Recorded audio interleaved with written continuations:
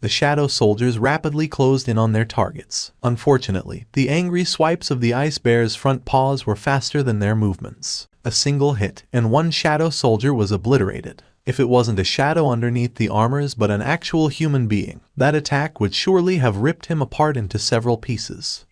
Jin-Woo frowned deeply. As I thought, did I ask for too much? Whether it was their physical strength or their body sizes, these ice bears were difficult enemies for the shadow soldiers to fight against. However, something quite surprising happened next. Jin-Woo's eyes opened wider. The soldier with its chest torn open by the ice bear's attack suddenly transformed into a clump of black smoke just before it fell to the ground. The black smoke coagulated in a spot a couple of steps away, and it reverted back to its original appearance. And so, as the infantrymen bought time out in front, the magic soldiers standing at the back had completed their spells. Boom! The balls of flames leaving the ends of the magic soldiers' hands exploded here, there, and everywhere. The shadow soldiers swept up and the explosions regenerated right away. But on the other hand, the ice bears could only roll around screaming in sheer pain and agony as their bodies caught on fire. Meanwhile, the shadow soldiers didn't waste time and swiftly approached the defenseless bears before stabbing down on them with their blades. Jin-Woo continued to spectate on the proceedings with an expression filled with great interest and happiness. The infantrymen and their quick regenerative abilities, the magic soldiers and their superb firepower. The overall combat prowess of the shadow soldiers had far exceeded his initial expectations. Soon, the ice bears were forced into retreat by the might of the shadow soldiers and were pushed back towards the entrance of the caves.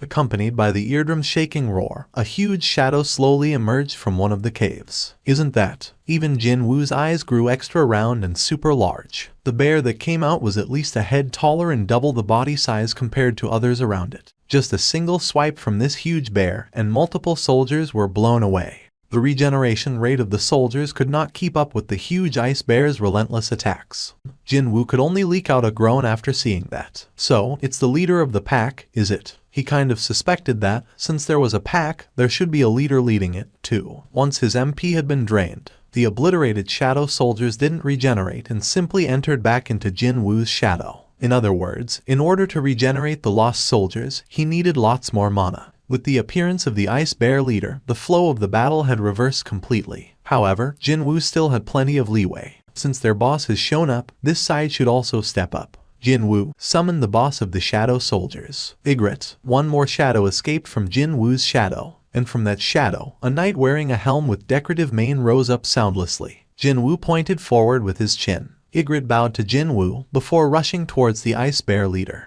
Ygritte unsheathed his longsword and deftly evaded the bear's enraged attacks, all the while shaving away at the giant monster's body with his blade. Tendons, claws, front paw, legs, torso, bits and chunks of meat from various areas of the monster sheared off and fell to the ground piece by piece.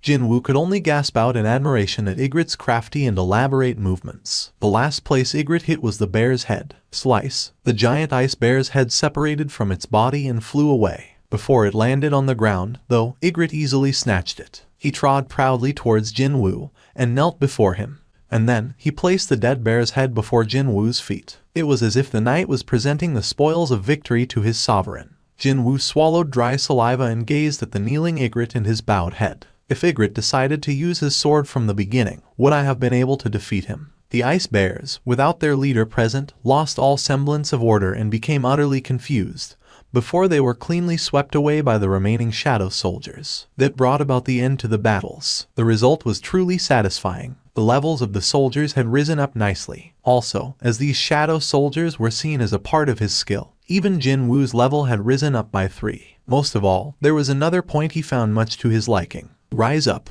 And that point would be the fact that he could recruit new friends now. From the shadows of several ice bears that Jin-Woo had selected, which obviously included the boss bear, black shapes began to slowly rise up. These creatures came with the name tag that said Shadow Beast Soldier. At a casual glance, they kind of resembled bears, but it was still difficult to tell whether these monsters were actually corporeal or not. They might not look that great, but they are definitely the shadows of the ice bears. That explosive strength, that destructive power. Without a doubt, they would prove to be useful. His comrades screamed in despair. Kim Cheol's bloodshot eyes shot open wide. No, this can't be. How can this Kim Cheol fail? He was supposed to become the elite of the White Tiger Guild. They even trained him with the special program so he'd enter the guild's main combat force right away. However, to fail like this, he could not acknowledge it. While enduring against the biting cold and starvation, they fought off against a group of snowmen. Then, they encountered snow giants. They lost 2 of their numbers, but in the end, emerged victorious against the giants. He thought that the conquest of this dungeon was going according to plan. However, as soon as the desperate struggle against the snow giants ended, the white phantoms sneak attacked from the rear as if they were waiting for this chance. These wicked, treacherous beastards had been in hiding, waiting for the raid team to exhaust all their stamina first. What happened next was a one-sided massacre. In the blink of an eye, the hunters were annihilated. See Captain, a fallen hunter reached out towards Kim Cheol with his bloodied hand. Kim Cheol could only retreat in faltering steps. Suddenly, a white phantom appeared on top of this fallen hunter. It pulled out a dagger and swiped it under the hunter's neck. The white phantom smiled as it sliced the neck off and raised its head to look at Kim Cheol. Kim Cheol could only scream in terror. And then, not even taking one look behind him, he ran straight into the forest. There were ice bears in the forest. Compared to snowmen, snow giants, and the white phantoms that appeared before him, those unseen ice bears came across as laughable existences right now. Kim Cheol summoned every ounce of his energy and then ran even harder. The white phantoms glared at the departing back of fleeing Kim Cheol and raised their bow. Just as they took aim and got ready to fire, a white phantom with white hair extending all the way down to its waist raised its arm and stopped the attack. The white phantoms lowered their bows. When the long-haired elf signaled the others to follow Kim Cheol, the white phantoms began disappearing from where they stood one by one. Kim Cheol ran out of the thick bushes. He couldn't catch his breaths at all. Still, when he recalled the derisive smirks on the white phantoms' faces as they massacred the hunters, he felt like peeing himself from fear. Once he walked past the trees and escaped out into an open area, he was greeted by an unbelievable spectacle. But how can this be? He found over 20 dead ice bears surrounding a cave entrance, and he thought it was odd to not see a single ice bear when every single tree was marked by them. What is going on here? Kim Cheol investigated the conditions of the carcasses. They all showed sword-inflicted wounds. Some of them even had signs of being burnt alive. Almost immediately, Kim Cheol thought about Jin-Woo and the hunters following him. Did they do this to these ice bears? No, it couldn't be. Kim Cheol shook his head. The wounds on ice bears were inflicted with long swords. As far as he knew, none of the hunters that went into the forest used a sword. Besides, the 2 ranky hunters didn't even wield any weapons. If you were to look at the situation objectively, then there was no chance that those people were still alive. In that case, there could be only one explanation. There are white phantoms nearby. His heart fell to the pit of his stomach. Kim Cheol walked as silently as possible and cautiously approached the source of the smell. And eventually, he hid inside the bush and discovered the hunters who had left along with Jin-Woo. Kim Cheol's eyes grew wider from the revelation. What the hell? The smell of meat was coming from the campfire they had raised. How can they still be alive? Kim Cheol began glaring. He couldn't find one ranky hunter among their midst. He must have been killed first after taking the lead like a fool. Something didn't add up. Wait, hold up. Their attire, clothes and blankets designed to keep warm, tents and several pieces of equipment could be seen. They were obviously well prepared. Just how can this be? Kim Cheol was getting flustered even more, but then his gaze had stopped by at a certain place. It was a piece of bread sitting next to sizzling meat, meaning these people even had food ready. His confusion immediately morphed into a rage. These beastards. Grit. Kim Cheol began gritting his teeth. They had enough supplies to ensure their continued survival, yet they wanted to hog them all for themselves. If my hands hadn't frozen up, no, if only I wasn't starving, I'd have easily dealt with those ice elves. Realizing that these beastards had snatched away the crucial supplies that should have been shared among the rest of the team, he couldn't hold back his fury anymore. Kim Cheol angrily ran out of the bush. You sons of bitches. Park Hye-jin quickly shot up from her spot, clearly surprised. Kim Cheol, how did you get here? She found it rather difficult to lie here and say it was good to see him again. Because Kim Cheol's glare was full of murderous intent. Indeed, he didn't even bother to mask his hostility. My raid team failed to conquer this dungeon because of the lack of supplies, yet how can all of you find yourselves with this much food and this type of equipment? That is, Park Hye-jin couldn't continue on. If she mentioned Jin-Woo here, then Kim Cheol's rage would be directed towards the youth. To her, Jin-Woo was her savior. Also, that man always looked at Jin-Woo in a suspicious manner. Park Hye-jin shut her mouth immediately. That prompted Kim Cheol's eyes to open even wider in anger. Even I don't think all of you are complicit in this crime. So, who had hidden these? Tell me the truth, and I will ignore everything else. A thick vein popped up on Kim Cheol's neck. Tell me who monopolized all the gear and drove his comrades to death. His angry roar reverberated throughout the forest. Kim Cheol was planning to shed blood here if it would appease the sin of betraying his comrades. I'll count to 3. If you don't reveal who it was by then, I'll take it as the sign of all of you being complicit in this matter. Han Song-yi tugged at Park Hye-jin's sleeve. Park Hye-jin hugged Han Song-yi. Both Go Myung-hwan and Yun Kai-jun swallowed their saliva as cold sweat soaked their backs. Kim Cheol was a rank. Even if everyone present worked together, they wouldn't be able to win against him.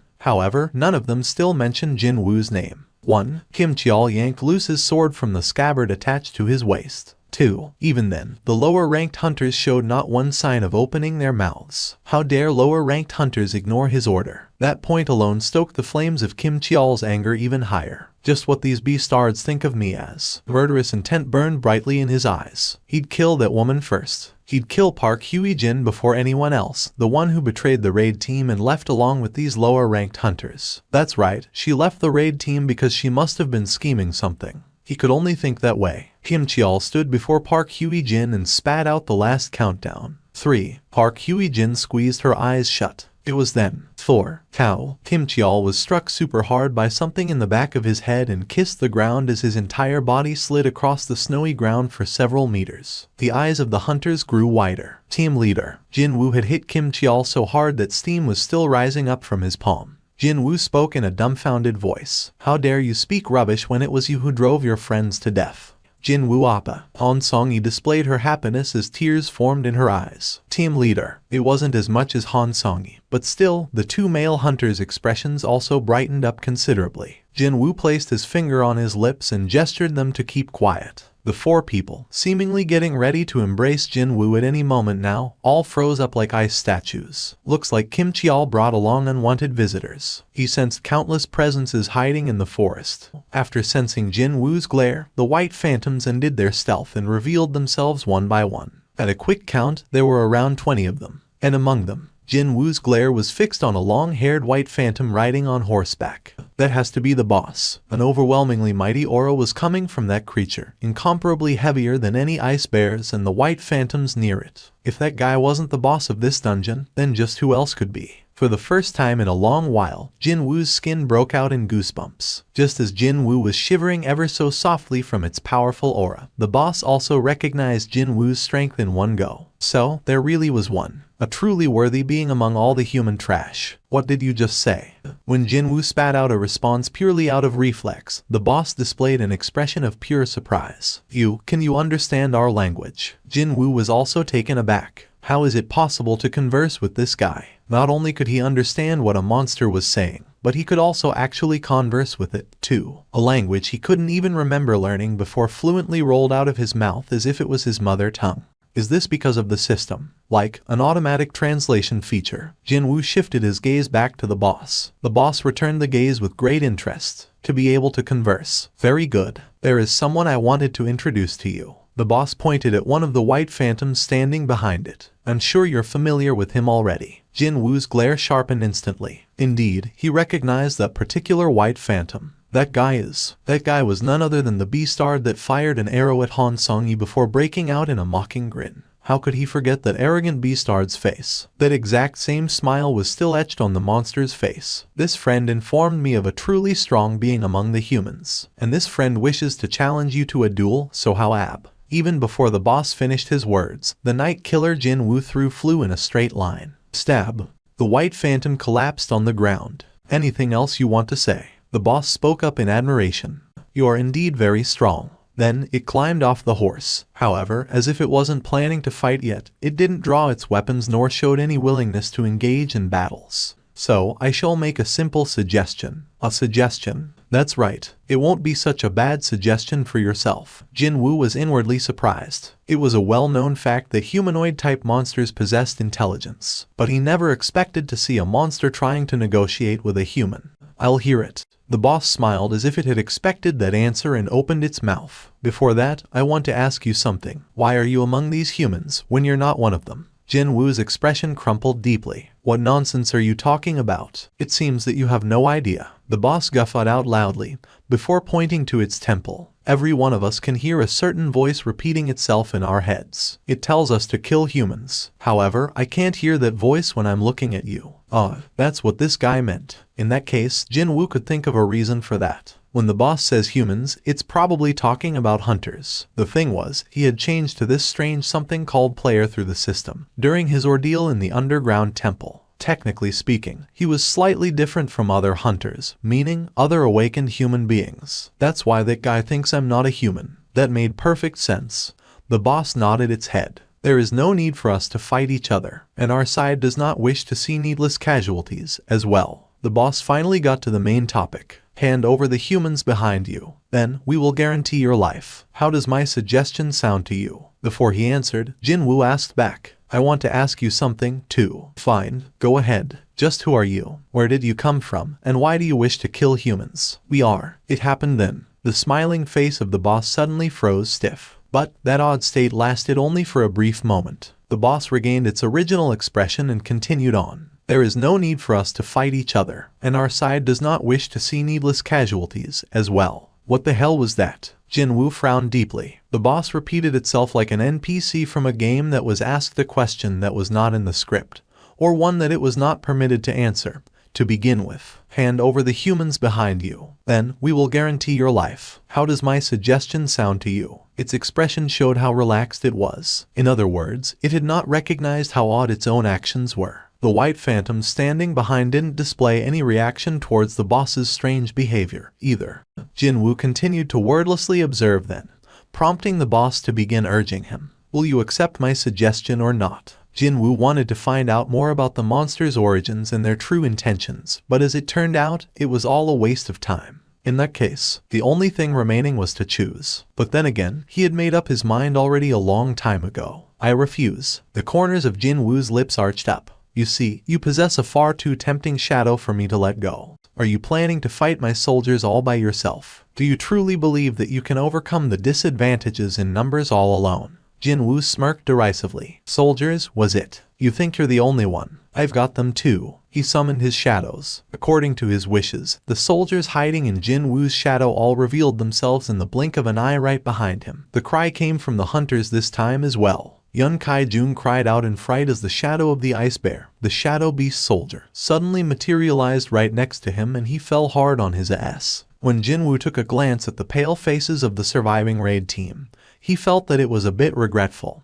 But this was an emergency situation. There was no time to explain things to them here. Well, I wouldn't explain things to them even if this wasn't an emergency, though. After summoning 29 shadow soldiers, Jin-Woo stood before them and glared at the boss. So, who's disadvantaged now? Finally, the boss displayed its hostility. You seem to know some petty tricks, don't you? Fine. If it's your wish, I shall grant your death. The boss unsheathed 2 daggers from his sides. Petty tricks, is it? The boss had a point there. Jin-Woo might hold an advantage in numbers, but his army was slightly lacking if he wanted to hunt the boss down. Jin-Woo knew this very well. The boss's self-confidence could have come from this fact. Indeed, he now needed more comrades. Powerful comrades. If it's a powerful comrade, then there was one candidate here. Jin-Woo sneaked a glance to his side. The still unconscious Kim Cheol was lying there, unmoving. Attack. When the boss issued the order, the white phantoms pulled on their bowstrings. Bears. Jin-Woo placed the beast soldiers at the front.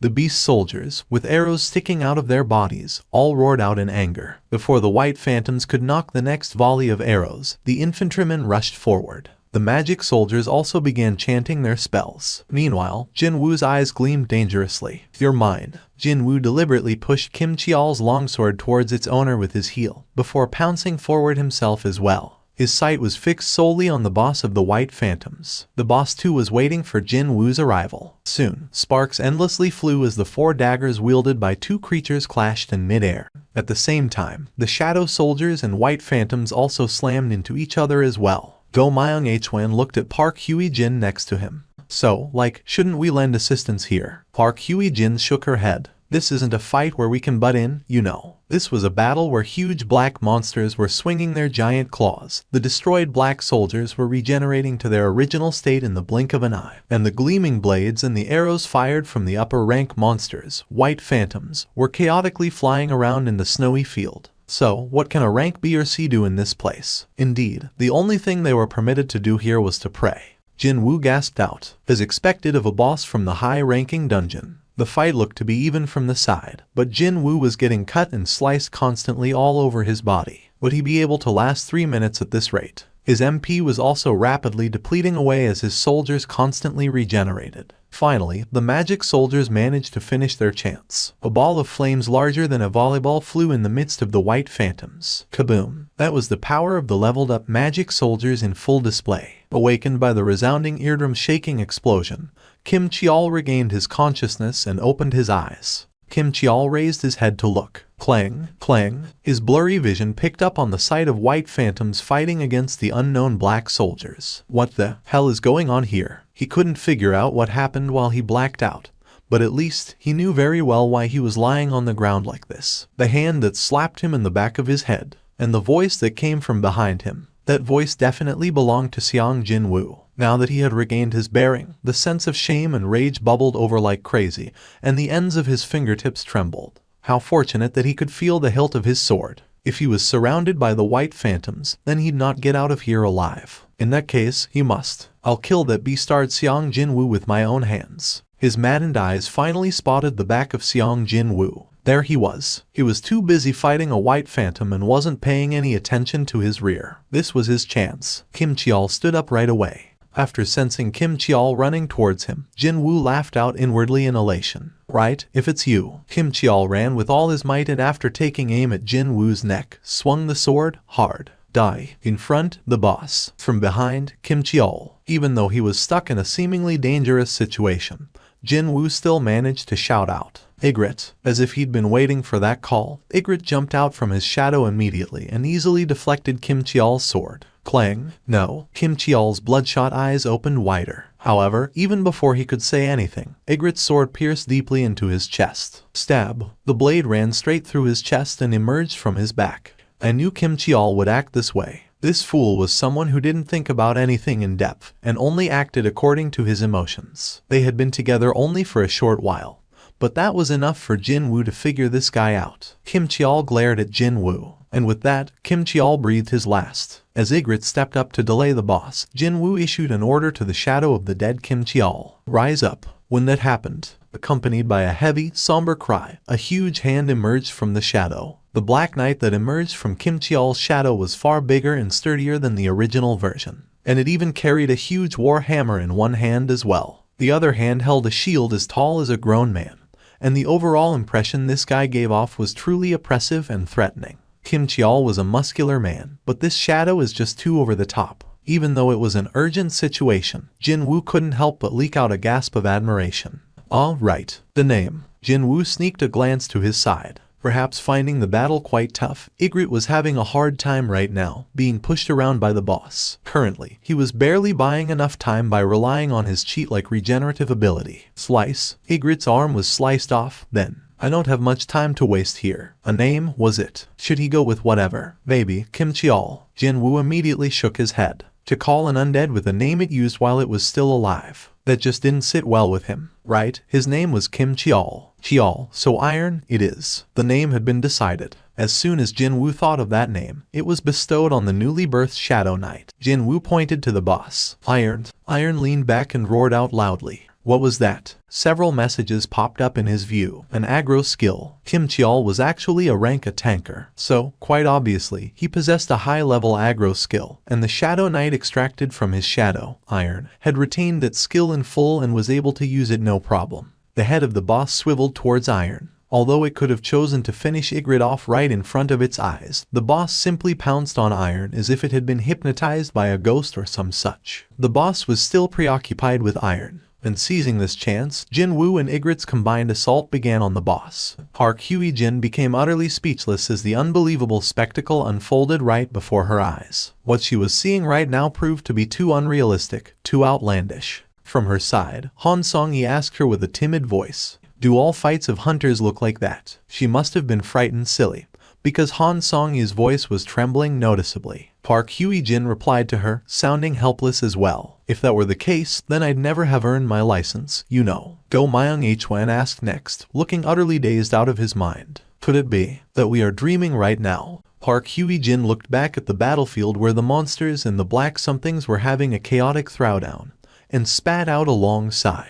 The poison fang of Kasaka stabbed into the boss's shoulder. With the increased levels of the enemies he'd been facing lately, the additional effects of the poison fang of Kasaka failed to activate properly more often than not. Still, inflicting injuries was a good thing in a fight. Nice. The boss's agile movements were being hampered gradually due to the increasing number of wounds being inflicted on its body. The smile had disappeared from the boss's face a long time ago. The boss had been dodging the combined attacks of Jin-Woo, Ygritte and Iron rather freely until then. But now, it was quite obviously running out of breath. Just a little bit more. Iron suddenly bear-hugged the boss. Now, when Jin-Woo gave the signal, Ygritte rapidly retreated. Jin-Woo too quickly stepped back. The boss's eyes widened in confusion. What are you trying? Before he could finish, the magic soldiers completed the explosion spells and they rained down on Iron's position. For the first time ever, the boss spat out a sharp cry of pain. The beastard twisted its body around, and Iron's arms fell off. Grit. The boss's enraged, murderous eyes were now firmly fixed on Jin-Woo. Seeing this, Jin-Woo could only feel admiration towards the boss once more. Even with such a heavy wound, it can still exhibit that much strength, as expected of a high-level dungeon's boss. Unfortunately for it, the scale had tilted away from it some time ago. Jin-Woo used stealth and dash skills to close the distance to the boss, and stabbed the poison fang of Kasaka deeply into the beastard's waist. The boss's eyes widened considerably. However, the boss still managed to grab Jin-Woo's wrist even in the midst of all this. It was not that hard to see the boss's desire to not go down without a fight from its crazed eyes. Just as the boss raised its dagger above its head to stab at Jin-Woo, Jin-Woo simply smirked. At the same time, a huge warhammer slammed into the head of the boss. Slam! The boss's face crashed into the snowy ground. Behind the boss, Iron was raising his hammer up high again, both of his arms already fully regenerated. The huge hammer flew down again. Splat! Ygritte was getting ready to attack, but then sheathed his sword back into the scabbard attached to his waist. Jin-Woo also stored his daggers back inside the inventory, and the expected messages popped up right away. It's finally over. Jin-Woo sighed grandly in relief. What a hard-fought victory this was. He was about to take a breather, but then saw Iron and his eyes went extra round in surprise. Hey, you can stop now. Jin-Woo hurriedly stopped Iron. He was about to smash down with his hammer again, but finally stayed his hands. Perhaps it resembled the original too much, because the guy turned out to be a bit simple in the head like the original. Meanwhile, the boss's corpse had been pummeled into a meat paste already. However, its shadow isn't affected, so it's fine. Jin-Woo smirked deeply. Finally, the reward for this incredibly hard battle, the one he'd been salivating over, was right by his feet, waiting to be taken. Jin-Woo issued his order. Rise up. It was now 3 a.m. The facial expressions of 4 men waiting around the red gate were, as expected, not so good. Unable to endure any longer, Hyan Kaichial finally opened his mouth. Guildmaster, we'll remain here and wait, so how about going home first, sir? My guild members are trapped in there, so how can I even think about going home to relax now? It was here that On Song-min's eye widened. Huh? Look, the red gate. Hyan Kaichial and Ju Sung-chan also discovered an oddity with the red gate. The red gate is opening up. The dungeon's been cleared. There are people coming out. Baek Yun-ho clenched his fists tightly. That Kim Cheol. Did he manage to pull it off? Everyone waiting there hurriedly rushed towards the front of the gate. Baek Yun-ho, unable to hide his excitement, began searching for the leader of this team, Kim Cheol. However, even though all of the survivors came out, the big guy couldn't be seen. This can't be right. The one who had been insisting on believing in Kim Cheol. Ju Sung-chan's previously confident attitude was gone now, and his expression was getting warped as well. After spotting Jin-Woo walking along with Han Song-yi right behind the others, On Song-min's face was quickly filled up with a huge smile. I thought as much. It was such a noticeable contrast from the face of Ju Sung-chan. However, his smile also faded away quickly. When 5 people, including Seong Jin-Woo, walked out from the gate, the portal to another world slowly disappeared from their view. It can't be. Is this everyone? Jin-Woo nodded his head, looking rather exhausted. Hyan Kaichiol had asked that question, and after getting that silent answer, his expression hardened instantly. How can this be? Hyan Kaichiol's eyes teared up, and he reluctantly began crossing out the names of the deceased off the member list. This was a terrible job, but it had to be done regardless. Baek Yun-ho had been staring at this in a daze, before gasping out in sheer shock and disbelief. Only the lower-ranked hunters returned. Never mind the A rank, only a single rank B survived. Such a thing should not happen. Just what on earth happened inside that dungeon? Let's go. I'll take you home. Jin-Woo was about to lead Han Song-yi and leave the location, but Baek Yun-ho reached out and grabbed his wrist first. Excuse me. Wait. Slap. Jin-Woo fiercely shook off that hand. Baek Yun-ho's eyes sharpened immediately. We need to talk for a second here. Jin-Woo turned around. I'm too tired. If you have questions, you should ask your own guild members. Baek Yun-ho couldn't hold back and revealed his identity. I'm Baek Yun-ho, the guild master of the White Tiger. Jin-Woo's eyes remained cold, however. So what? Being on the receiving end of Jin-Woo's cold response, Baek Yun-ho's eyes suddenly transformed to that of a monster's. No, they completely resembled a beast now, instead. We lost 9 guild members through this incident. As the master, I have the right to ask you a couple of questions regarding this matter. This was no longer a request. It was an order, or even a threat. Didn't matter what anyone thought of his words. He was not planning to let Jin-Woo go that easily here. But then, Jin-Woo too angrily glared back. He was not being cowered by the intense hostile aura oozing out in full force from the rank S hunter. Baek Yun-ho, I rescued 3 of your people. If you're really their leader, shouldn't you be saying thanks to me first? It was Baek Yun-ho who had to withdraw his threatening aura first, as he was bombarded with this incredible pressure emanating from Jin-Woo. Besides that, what he said was logical as well. Baek Yun-ho couldn't argue against the point raised.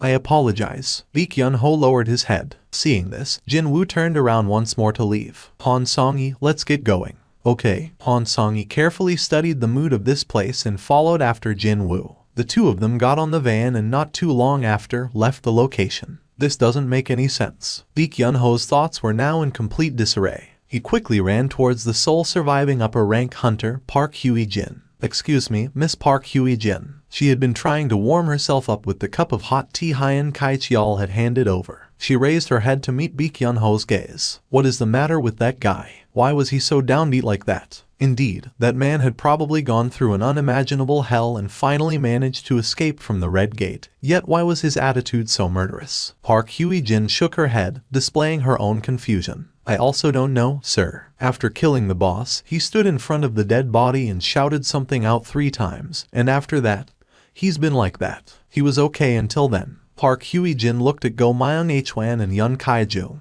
The 2 men nodded their heads simultaneously. What a strange man. Baek Yun-ho muttered to himself as he stared helplessly at the street Jin-Woo had disappeared in. On Song-min saw the state his boss was in, and became incredibly nervous as if he had done something wrong instead. My apologies, Guildmaster. I'm sure he's like that because he's just exhausted. He's not a bad person, I assure you. At least, I believe he's not. No, that's not the problem. Pardon me. Baek Yun-ho turned around to stare squarely at On Song-min. Why haven't you scouted that man already?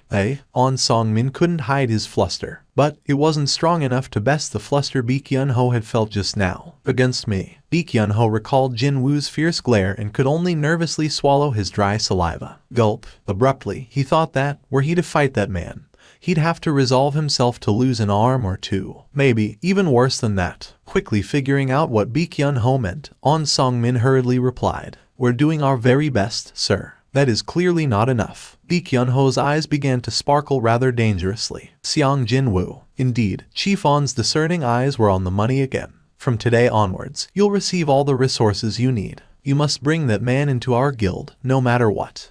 On the way home, Jin-Woo was busy licking his lips in unhappiness as he drove the van. Tisk, was it because the gap between his stat values and the extraction targets were too great? What a disappointment it was, but his extraction attempts ended in failure. What a waste, but there's nothing I can do now. Jin-Woo's hand left the steering wheel for a little while, as a dagger with an elegant, flowing, arched blade appeared in his grip. Rarity A. Type Dagger. A dagger used by the great warrior Baruka. Weight reduction magic has been applied to it, allowing the wielder's movements to become even more agile than before. Attack, plus 110. Agility, plus 10. Well, he didn't walk away completely empty-handed. This was the dagger the boss had been using. There were 2, but one of them was broken, so he threw that away and took the remaining dagger. The Baruka's dagger A. Not only did it feature high attacking power, but it also raised his agility too. On that front alone, there was no need to compare it to Night Killer, a dagger ranked B he paid handsomely for. Never mind the rank C Poison Fang of Kasaka. Its rarity alone was at a 2. This was probably one of the best weapons to replace the Poison Fang of Kasaka that had been losing its effectiveness lately. I like the way it feels in my hand, too. While he was mulling over the things that happened inside the Red Gate, they had arrived before Han Song-yi's home. Screech. She had been sitting in the passenger seat without saying a word, as if she wasn't even there in the first place. As soon as the van came to a stop, she climbed out of the seat and bowed her head. Drive safely. I will. Good night. Han Song-yi turned around to leave. Seeing her slumped shoulders and powerless gait, it seemed that the original goal of this trip had been met, one way or the other. Well, although things did get a lot complicated, I was trying to change her mind anyway.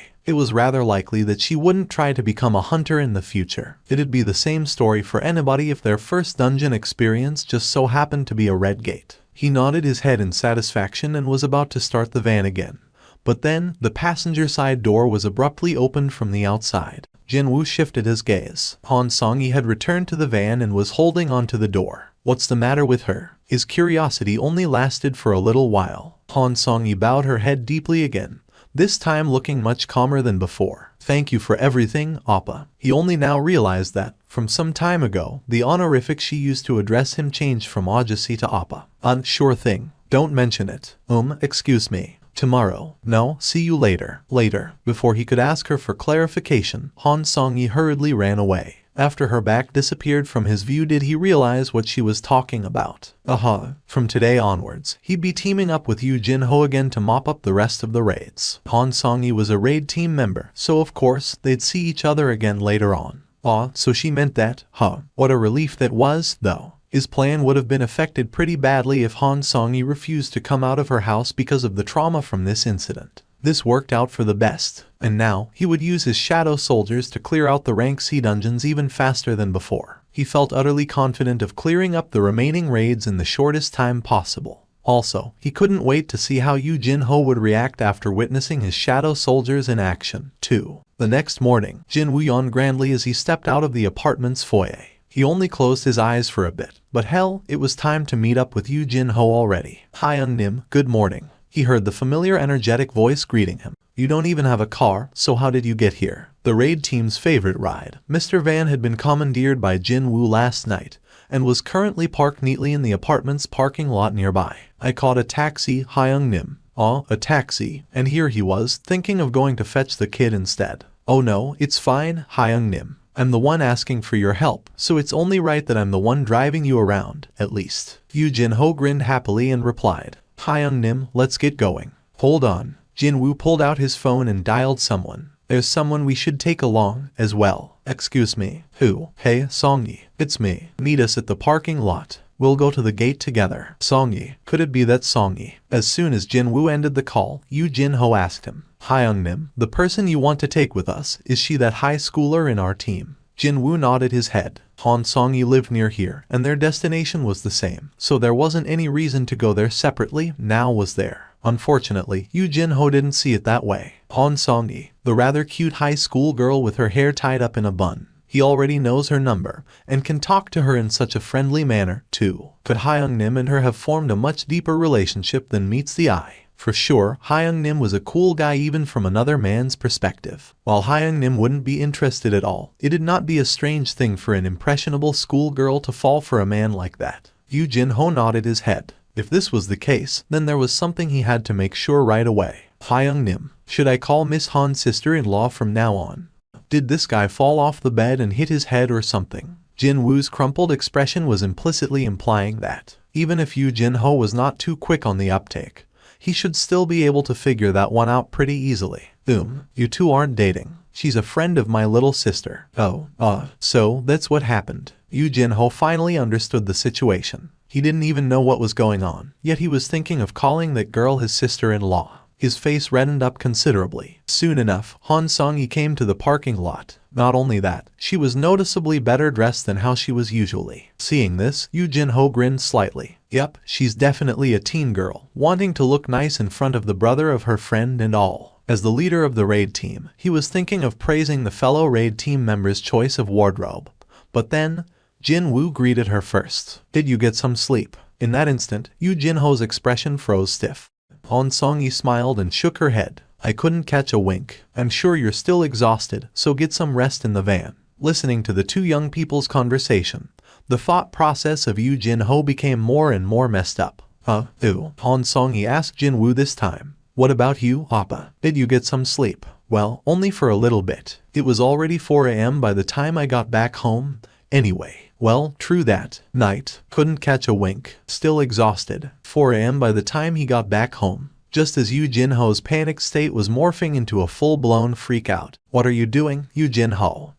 Well, Hyung-nim. Well, the thing is, this Han Song-yi is still a minor, Hyung-nim. Okay, so, never mind, Hyung-nim. Truly now, Hyung-nim was a man among men. Yu Jin-ho was deeply impressed by Jin-Woo, who didn't care about the glares of the public and thought that, indeed, he's extraordinary. He also began to reflect on his foolish ways of trying to apply the standards of the regular people on Hyung-nim. As soon as he stepped foot inside the dungeon, Jin-Woo took in a deep breath. After being confined to an open field type dungeon for a few days, the air inside the cavern type dungeon felt new and refreshing.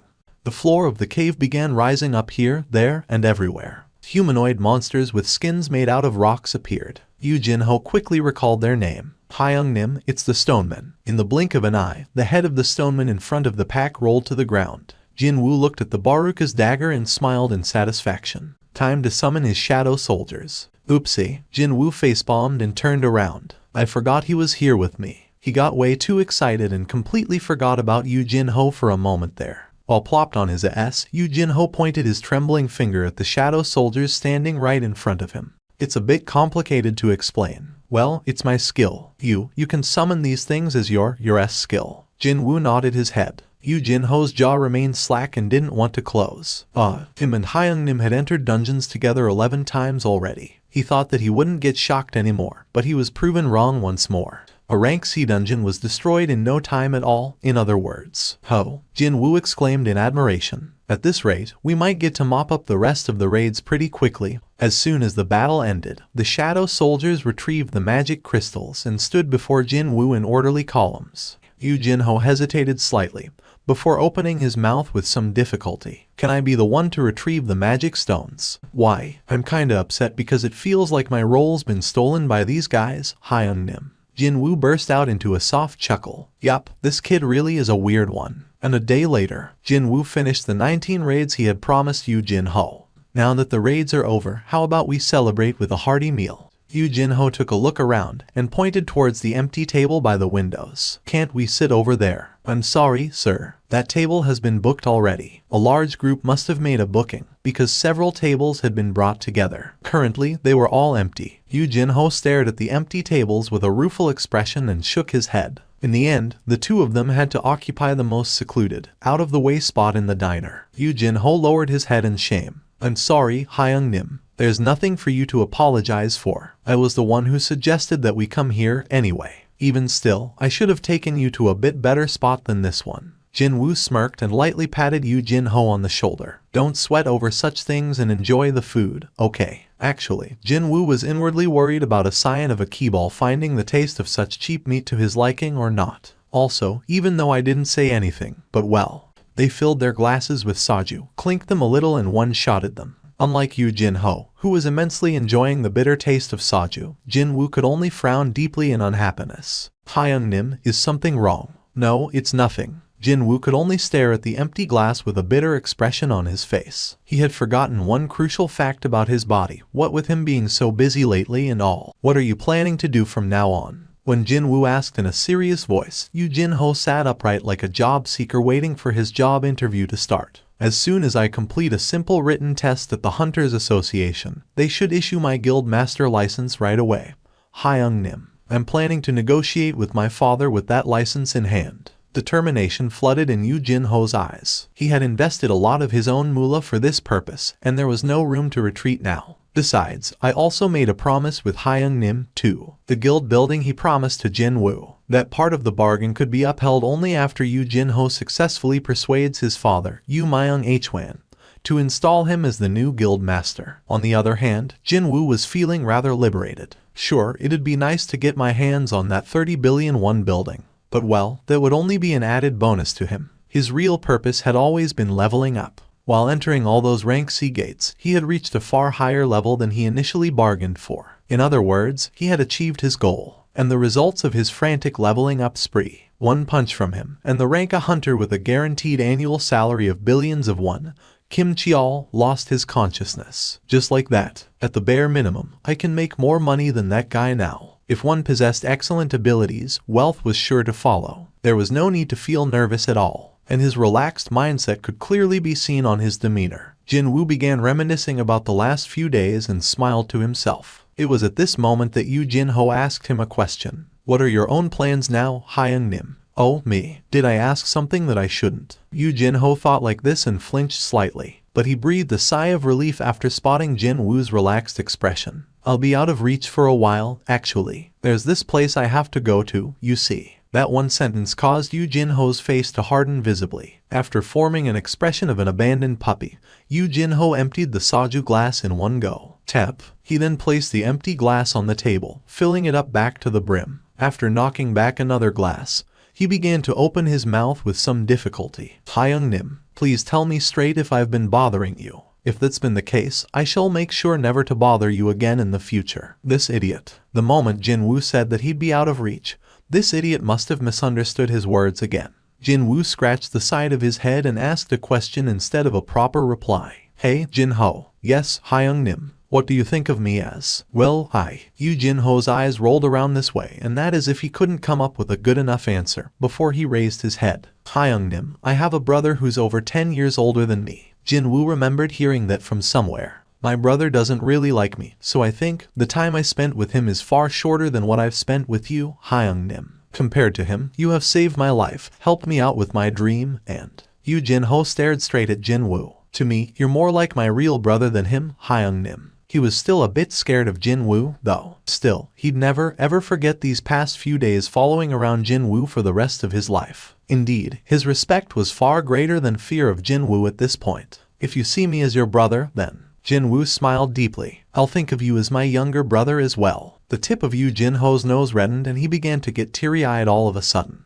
If that was all, it'd have been fine. But then, he tried to get closer to Jin-Woo out of nowhere. Hyung-nim, I want to give you a big hug. It's fine, right? Hey, you're drunk, dude. Stop it. No, that's not true. Hyung-nim, I've never been this clear-minded in my life before. Hyung-nim, say that with your eyes open, will ya? Soon enough, Yu Jin-ho fell asleep and the table had quietened down now. What a helpless kid. Jin-Woo leaned back on his seat and lightly clicked his tongue. A TV mounted on the wall of the diner was showing a news bulletin. Is it 9 in the evening already? He thought like that and stared the screen, only to spot someone rather familiar appearing there. Is it true that there was a huge incident during the training of your new recruits? Is it also true that only the lower-ranked hunters returned alive while all the higher-ranked ones had perished? What do you think about the rumor of a mystery person allegedly aiding the survivors during this incident? Lee Kyun-ho was doing his best to ignore the reporters, but in the end, he had no choice but to respond. This incident has been investigated by the association already. It was true that there was an incident, but there was no mystery helper at the scene. No, the White Tiger Guild's proud hunters combined their powers and managed to clear the upper rank dungeon. And many hunters lost their lives or got injured during the process. That is all. Another reporter quickly fired in a follow-up question. If that's the case, why are you forbidding us from interviewing the survivors? Those folks managed to avoid death's doorstep by a hair's breadth. So, why do you wish to speak to those people regarding this deeply traumatic event? That's as far as I'm prepared to answer you people. Lee Kyun-ho made a quick getaway from there after climbing into a car. Jin-Woo's eyes remained wide open. A little while ago, somewhere in the eastern United States of America, a shrill scream exploded out inside a certain dungeon. A hunter named James plopped down on his butt. His legs had lost all strength and he could only crawl on the floor to run away. But when he realized that he only managed to corner himself against a wall, despair quickly dyed his expression. Oh, dear God. The rank for this dungeon was estimated to be and in order to clear this gate, suitable hunters were recruited to form a raid team. However, every single one of them was annihilated. Technically speaking, they weren't dead, but unconscious on the floor, though. I can't believe this. When the raid team entered the dungeon, they could not find a single monster, because there was seemingly no monster inside. A dungeon without monsters. Can such a thing even exist? If that was the case, where did the magic power emission that the measuring equipment had picked up outside the gate come from? The hunters came up with all sorts of theories by themselves. This was already a hard-to-believe phenomenon, yet something even more shocking was waiting for them by the boss room. When they entered it, they did find a single monster, and it looked exactly like a human being. Indeed, there was only one, but from that monster's single attack, every raid team member lost their consciousness. This creature proved to be far, far too powerful for them. Only James had somehow escaped from the boss room. Wait, could it be that all the magic energy emission detected on the outside of the dungeon is coming from that thing alone? The measurement took place far away, from outside the gate itself, yet its magic power was already exceeding the level of a rank A. James shook his head again. That's just F-seeking impossible. But then, this, really now? That lone monster walked out from the darkness and stepped into the light. James began screaming once more after he saw the approaching creature. That hurts my ears, you know. The monster, no, an oriental man with long, unkempt hair and a bushy beard roughly scratched the top of his head. James no longer screamed but began leaking out scared gasps instead. The mystery oriental man stood before James and placed his hands on his waist. What the hell? So, who told you to attack first without warning? I told you that I'm not a monster, but a human being. I'm a human. Unfortunately, James could not understand a single word of this strange language. Naturally, his complexion progressively worsened. The Oriental man stared at the terrified American hunter with a troubled expression on his face. Eventually, he spat out a long, long sigh. Dang it, what a pain, trying to talk to these big-nosed foreigners. In any case, he tried to initiate another conversation one more time. He squatted down low enough to match the American's eye level and did his best to sound as friendly and non-threatening as possible. Hey man. He could recall a few English words. With such a poor grasp in that language, he couldn't really tell if he was making any sense at all, grammar-wise. I am a Korean. So, he tried to enunciate every word to the best of his ability. I want to go home. An event of an unprecedented scale. A trapped person walked out of a dungeon, alive. The U.S. Hunter Bureau went into overdrive right away. The deputy director of the bureau personally came down to the interview room after hearing this news. Beyond the one-way mirror, he could see an oriental man quietly sitting on a chair, with a pair of handcuffs on his wrists. Is he that man? That's correct, sir. He looks like a regular civilian, doesn't he? Yes, sir. It was as he said. Once that man's unkempt hair and the messy beard were taken care of, his facial features would be that of an average middle-aged oriental male commonly found everywhere. Have you found out his identity yet? He has repeatedly stated that he's a Korean hunter. South Korea. Yes, sir. How can a South Korean hunter come out of a dungeon on the other side of the world? He says that he was trapped inside the dungeon for the past 10 years after the gate closed on him. And when he reopened his eyes, he's in America. Is that it? That's what he'd been saying until now, sir. The deputy director massaged his forehead. How was he to explain this to the director? He felt a migraine beginning its vicious assault on his head. If that's the case, then what are you guys waiting for? Why aren't you in there trying to get more information out of him? Sir, we're currently focusing on the possibility of this man being a monster who possesses a human's memories instead. Okay, so, if it suddenly reveals its true intentions during the interview process, the entirety of Washington could be in danger. That made sense. A raid team consisting of several rank A hunters proved to be utterly helpless against that man, after all. They could not afford to be careless here. There is a rank S hunter who can converse in Korean residing nearby. The deputy director's expression brightened. He was none other than the deputy director of the Hunter Bureau. He had memorized back to front the list of all rank S hunters living in the States already. Mr. H. Wang. Is he coming here? Yes, sir. One of the main hunters of the Scavenger Guild, H. Wang Dong-soo. If he were to make a report to the higher-ups, he at least needed to know the subject's name. What was the name of that man? It was a difficult-to-pronounce name, that's for sure. The section chief confirmed it on the report submitted to him by one of his underlings and spoke up. His name is Seong-il H1, a hunter from South Korea. H. Wang Dong-soo had no time for such things as mercy, especially if it was against monsters. He lost his parents to a dungeon break many years ago and grew up with only his older brother as the sole surviving family member. That was why when he awakened as a rank S, he knew this was his heaven-sent opportunity. The opportunity to rip apart and kill as many monsters as I can. Perhaps that was the reason why the glare of H. Wang Dong-soo as he entered the interview room was icier than usual. A man who came out from a dungeon. Even the magic energy wavelength this man emitted apparently had a similar pattern to that of a monster. If a monster is pretending to be a human, then he'd kill this abominable creature right here, right now. His glare met the man's gaze. They silently exchanged their gazes. Wang Dong-su put the file with this man's information down on the table. It'll be better for you to cooperate with me. One word from me will determine how others will see you, a human or a monster. Got that? Understood. Before he got started, though, a deeply personal question floated up in Wang Dong-su's head. His older brother who died inside the dungeon. Was there any possibility that Wang Dong-seok could return alive? He wanted to know about that first. Is there any chance of other hunters returning from a dungeon, just as you have? The man shook his head. Wang Dong-su's brows quivered just then. How can you be so sure? Because I'm well aware of the reason why I came back. The reason? What is it? Let me ask you something before I answer that. I'll be the one asking questions here. Wang Dong-su's eyes narrowed to a slit. However, the man continued on with what he wanted to say regardless. The gates, monsters, and dungeon breaks. How much do you know about them? If this man had asked a stupid question, Wang Dong-su might have used force to shut this man up right away. But he couldn't do that right now, because that question was something that countless tried to answer ever since the first gate opened and awakened people began appearing 10 years ago. This very moment could be when the answer finally revealed itself. Deputy Director. Shush. The agents of the Hunter Bureau all nervously swallowed their saliva as they stared into the one-way mirror. Wang Dong-su asked, are you saying that you know? Dungeons, gates, monsters. All these are merely preludes to a true war about to happen soon. And recently, a being that will become the greatest calamity ever seen has opened its eyes. So, the reason why you returned here is, in order to stop that calamity. And what is, or who is, this greatest calamity ever seen? That, I can't tell you. Wang Dong-su smirked derisively. A man who came here to stop a calamity can't talk about what it is. I don't know what that thing could be. But surely, rather than trying to stop it all by yourself, wouldn't it be better to work together with others? The man shook his head. The number of people means nothing when facing this being. Doesn't matter whether lots of amateurs decide to work together or not. They will only become its prey, and become its pawns instead. So, you are saying that only you can stop it. The man nodded his head.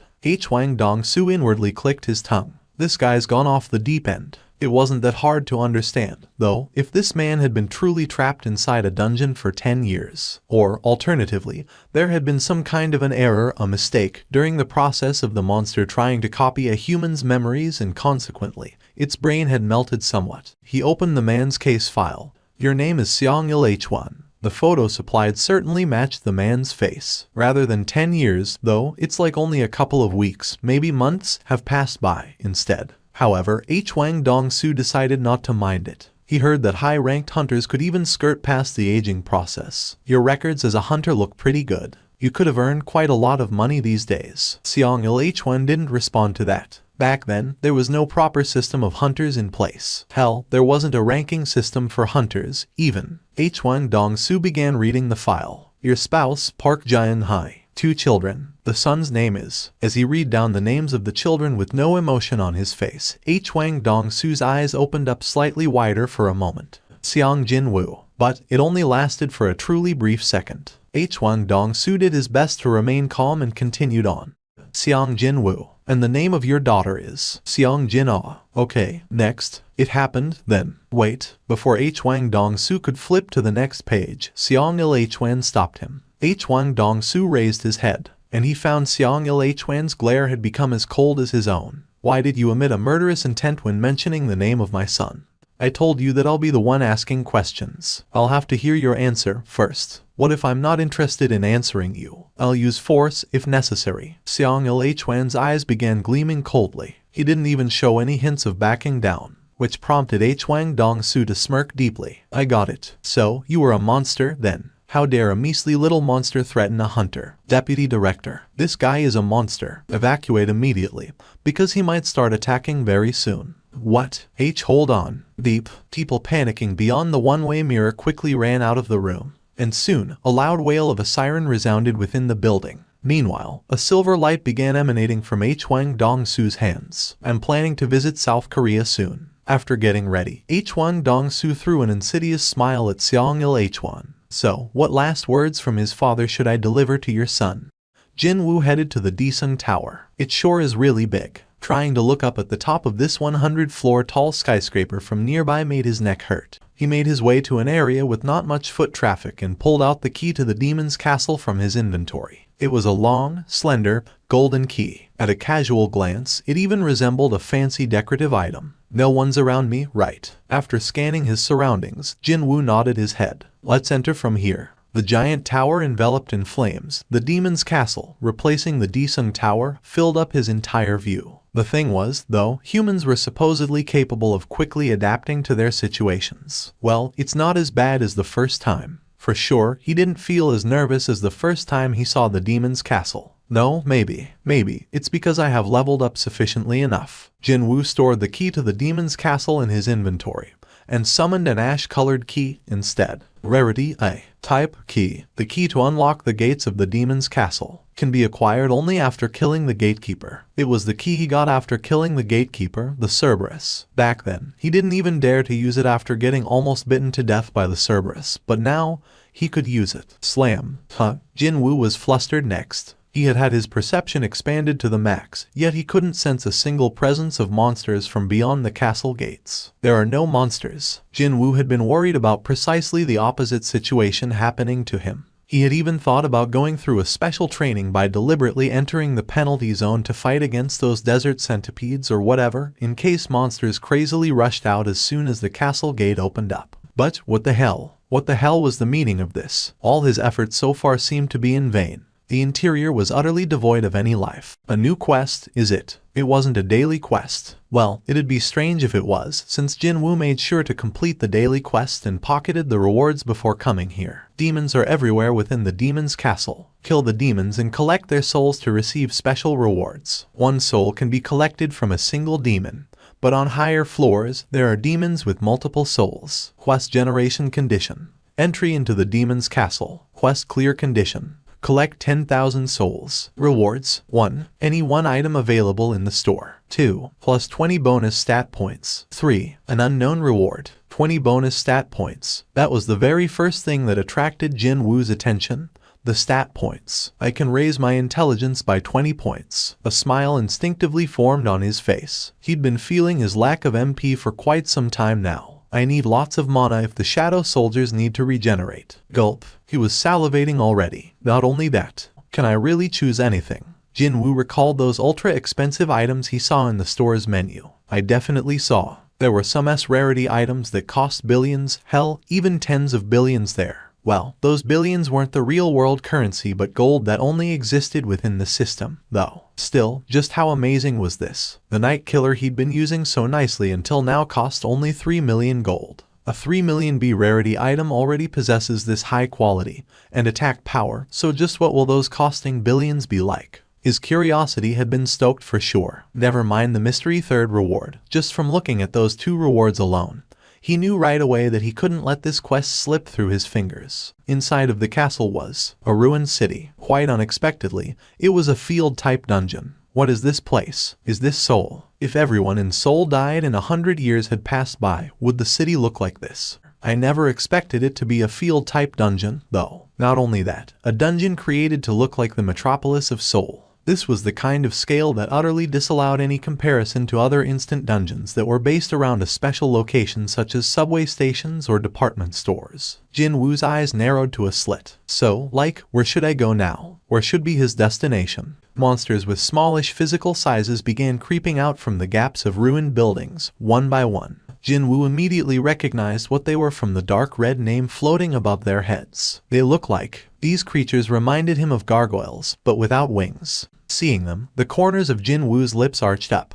The Baruka's dagger pierced deeply into the forehead of one of the demons. The moment the demon's attention had shifted to the one with the dagger stuck to its forehead, Jin-Woo rapidly approached another one to separate its head from its body. This one also gave him 100 EXP. And I need 60,000 experience points. If he hunted down 600 low-ranked demons, then he'd get to raise his level. The remaining demons were taken care of in the blink of an eye. He had collected 8 souls, and the experience points earned were 800. Hey, this is not too bad. And they said that the journey of 1,000 miles started with the first step. Jin-Woo's eyes began sparkling brightly as he began searching for his next prey. Inside the office of the White Tiger Guild's guild master, Baek Yun-ho was browsing through several documents he had been neglecting in the past few days because of his busy schedule. Beep. He picked the phone up after hearing that beep. Master, Min Byung-gu Hunter Nim wishes to speak to you. What should I do, sir? Let him through. Yes, sir. A short while later, a familiar voice came from the phone's speaker. Baek Hyung, why did you switch your mobile off? Baek Yun-ho spat out a long sigh. Because of the DMN reporters. I was thinking of being out of the public's eye until this whole thing dies down.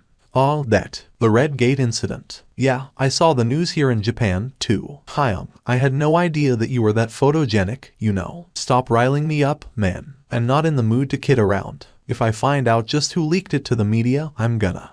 Hyung, don't sweat over it too much. The whole thing's gonna get buried soon. Anyway, you see, there is going to be bigger news soon. Big news, is it? From Japan. Yes, this is going to be a bigger issue than you can imagine. You'll most likely hear about it soon in Korea, too. What happened? About a week ago, the Japanese Hunters Association secretly contacted several of Korea's large guilds. They said that they needed advice from the Korean hunters. And so, 2 days after that, a few of Korea's elite hunters traveled to Japan. The hunter Min Byung-gu was one of them. Baek Yun-ho had been curious about that matter for a while now. Stop building up the suspense and tell me what happened already. This was the first time the Japs have asked for advice from us. What made them do that? What did those prideful beastards want? Baek Hyung, I'm sure you still remember the ants of Jeju Island. Yes, 4 years ago, a rank S gate opened up on the island of Jeju. Ants came out of there. There had been 3 separate subjugation operations since then, and all of them ended in failure. In the end, the Korean government gave up on the island, and it was now a barren land ruled by monsters. How could I forget? I nearly died back then. Well, looks like there's been some kind of a mutation. A mutation, is it? But what does it matter to us? Aren't they just going to fight among themselves while being confined to that island? Well, the thing is, the voice coming from the phone sounded rather troubled.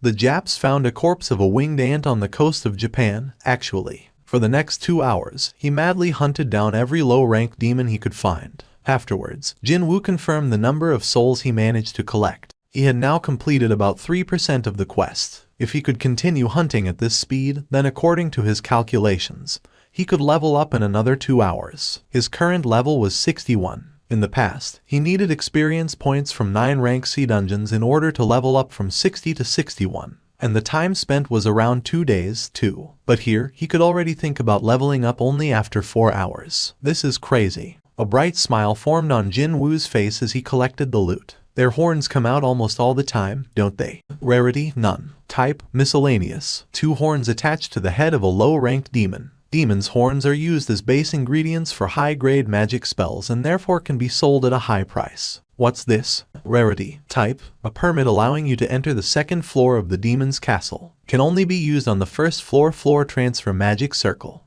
It was a document scroll, tightly rolled up. An entry permit. When he unfurled it and took a look, he found all sorts of undecipherable drawings and letters adorning its surface. In the end, the only thing that helped him understand its purpose was the item explanation. Jin-Woo's wandering gaze stopped at the pillar of light piercing the sky. Well, that has to be it. Getting there was his initial goal.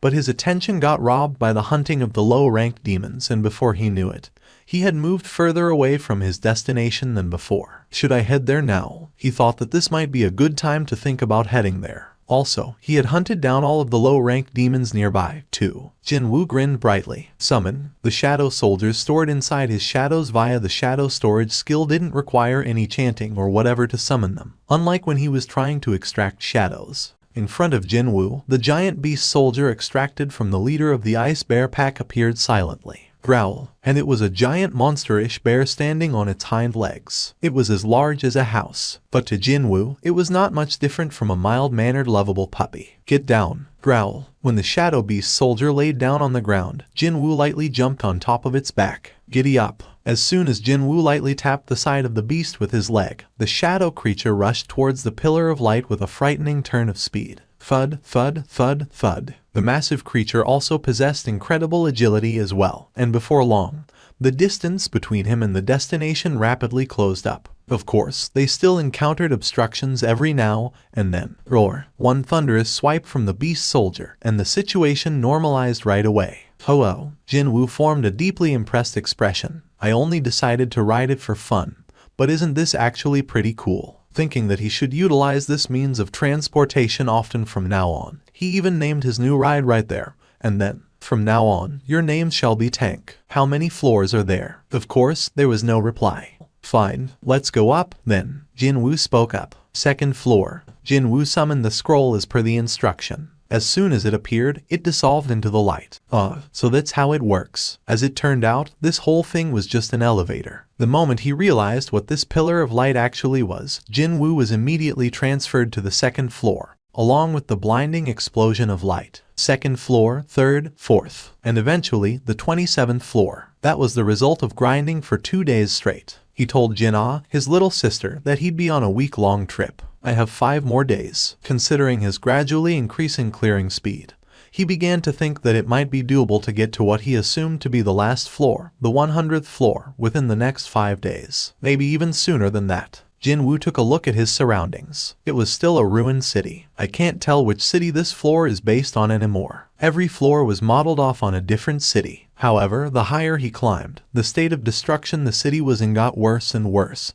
And on this 27th floor, he found it hard to tell whether this place used to be a city or not. Over 2,100, is it? Meaning, he had hunted down over 1,000 demons in a day. He had killed quite a lot during the last 2 days, that's for sure. It was still a long way off from the goal of 10,000 souls, but he was betting on the demons of the upper floors that allegedly possessed multiple souls. Right, getting to higher floors should remain as my priority. Yoo Jin-ho entered a luxurious traditional Korean restaurant with a determined face. He chose this place after taking into account his father's taste. Has the chairman arrived yet? Yes, he's waiting for you. He was guided to the private room where his father, Yoo Myung-han, was waiting for him. The traditional sliding paper door was opened and immediately, Yoo Jin-ho's nervousness increased by several folds after seeing his father's face. You wish to run the Yujin Guild, is that right? That's correct. It was at this point that a hint of a dilemma, alongside the emotion of shock, appeared on Yoo Myung-han's face. To think that father is pondering between me and my older brother. Yoo Jin-ho was genuinely moved inside. The fact that his father was thinking about this matter was a big win for Yoo Jin-ho. If it was in the past, he'd be satisfied with this much. However, he had no desire whatsoever to back off now. As you know already, father, giving the position of the guild master to an outsider carries too much risk. Enough. Yoo Myung-han raised his hand. At the same time, Yoo Jin-ho's mouth stopped moving. Father's enough was one of the most absolute commands that no one in the Yoo household could go against. There is someone I want you to meet. Pardon me. Yoo Jin-ho's eyes went round at that. He was the one who called and asked for this meeting, yet his father wanted to introduce him to someone. Who could it be? Just as Yoo Jin-ho's curiosity piqued, the door opposite to the one he used to enter the room slid open. Hello there. Was he in the late 20s or early 30s? A man around that age group awkwardly greeted Yoo Jin-ho as he entered the room.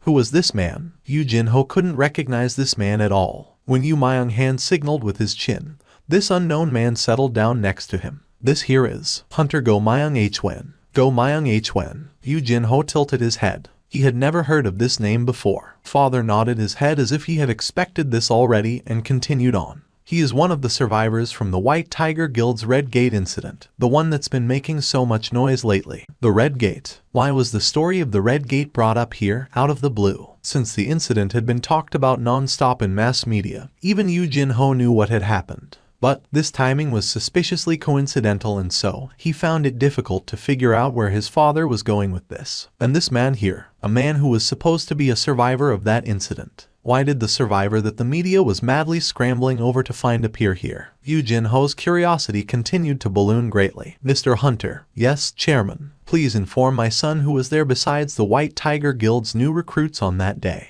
Understood. Go Myung-hwen's stare now was directed to Yoo Jin-ho.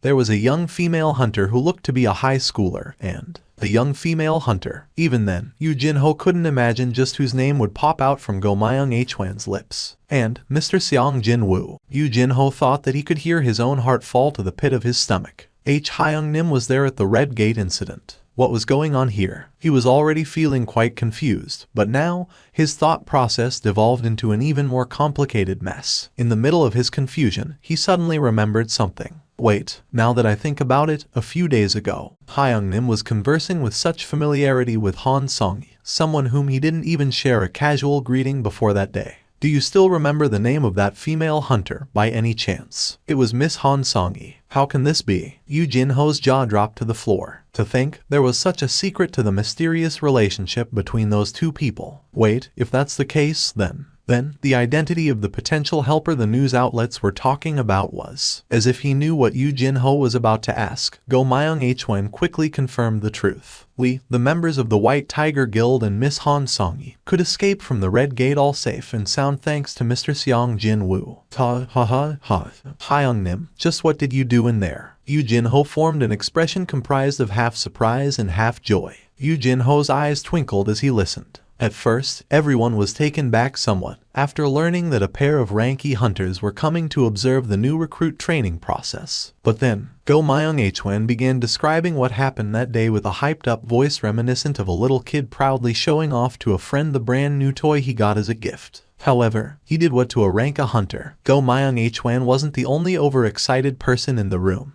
Exactly. With his palm, he went like, paw. He smacked the back of Kim Cheol's head, and as he listened to the exploits of Hyung-nim, Yu Jin-ho's heart beat faster as if he was there, experiencing everything personally. I really thought that we'd die for sure when dozens of ice elves showed up. But then again, was he paying too close an attention to the story? Time flew by really quickly. The definitely not short story of that day's events was finally coming to its end.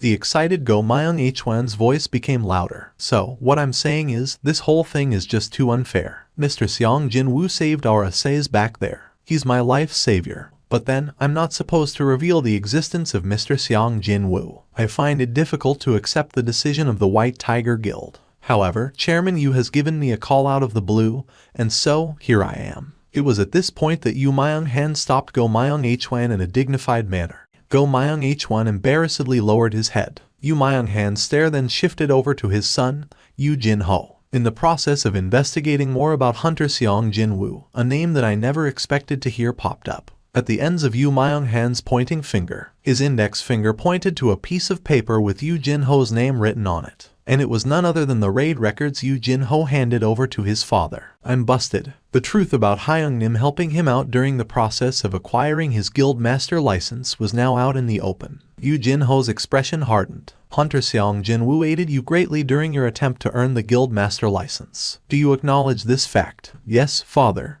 In the past, being subjected to that withering glare, Yu Jin-ho would lose all strength in his legs. However, he couldn't give up like this. For the first time ever, Yu Jin-ho summoned his courage in front of his father. He lowered his head and raised his voice. Can you entrust the Yujin Guild to me, father? I will. At that refreshingly simple answer, Yu Jin-ho hurriedly raised his head. I shall entrust the Yujin Guild to you. But why? Didn't you say it yourself? It is too risky to entrust the guild to an outsider. With you here, is there a reason to take on that risk now? But I tried to deceive you, father. You thought I'd scold you and kick you out because of that. What was going on here? Yu Jin-ho thought that his father was smiling, for some reason. But Yu Myung-han's lips would always remain in a straight line, no matter what the occasion was. So, how come? However, I have a condition. Yes, father, this Hunter Seong Jin-woo. Can you bring him over to Yujin? Yu Jin-ho's eyes opened wider. The light within Yu Myung-han's eyes flickered a little just then. But that didn't last for long. That's correct. Yu Jin-ho became speechless, then groaned. Even a snot-nosed brat would know that now was the right time to confidently say something in order to leave behind a positive impression. However, the one they were talking about was none other than Hyung-nim. Yu Jin-ho could ask, sure, but he wasn't confident of anything else besides. So, he replied honestly, I can't be certain. Very good. There is no meaning if the challenge is too easy for you. The chairman Yu Myung-han took a sip of water and lightly wiped the corners of his lips with a handkerchief. If you fail, I shall hand over the guild to your brother. So, how about it? Will you accept? This boy wanted Yujin Guild. He suspected something was up when they agreed to meet today, but he didn't expect his son to be this daring.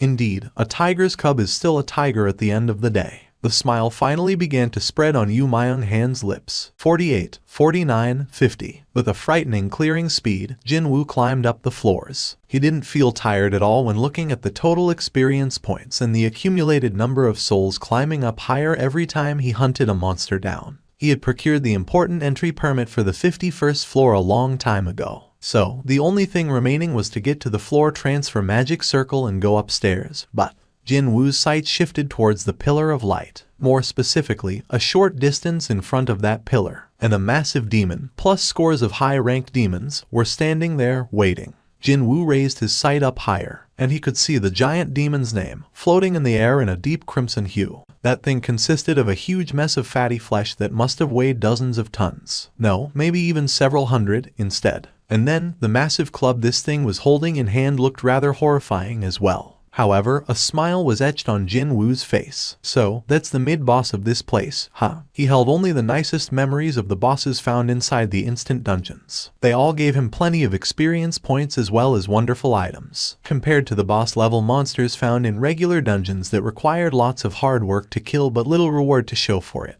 These boss monsters of instant dungeons were more like boxes of gifts, all nicely wrapped up. So, then, what items would that guy cough up? Gulp. Jin-Woo smiled brightly and began drooling.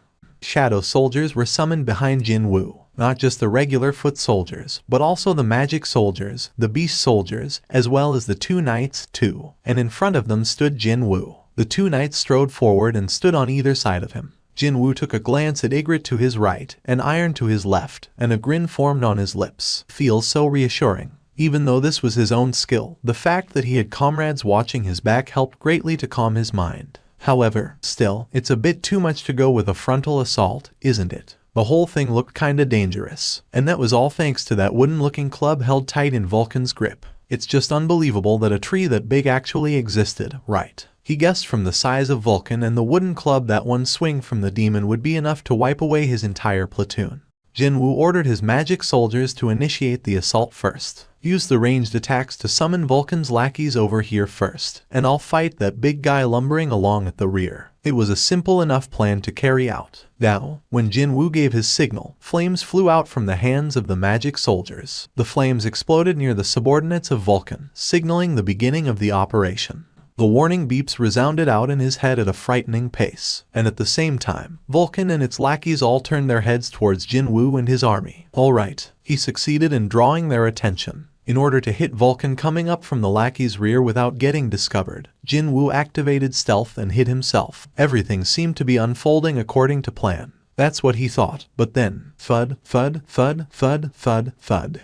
Vulcan broke his expectation and bolted forward like a streak of lightning. What the hell? What is up with that movement? It's like I'm looking at video footage sped up several times. Quite literally, in the blink of an eye, Vulcan had ran past its lackeys and arrived before the shadow soldiers. Oh crap. Jin-Woo's eyes widened considerably. This demon with a huge, mountain-sized body mass managed to exceed his imaginations. Vulcan lifted the club up high. Just before the club pointing to the sky fell down on the defenseless magic soldiers, Iron jumped out of nowhere and raised his black shield. Whoosh. The attack was defended against somehow, but both arms of Iron were shattered into pieces. The sturdiest, toughest among the shadow soldiers couldn't withstand a single attack and was rendered unable to fight any further. Scatter. The shattered pieces of Iron's arms fell to the ground and scattered away, perhaps finding its previous attack not to its liking.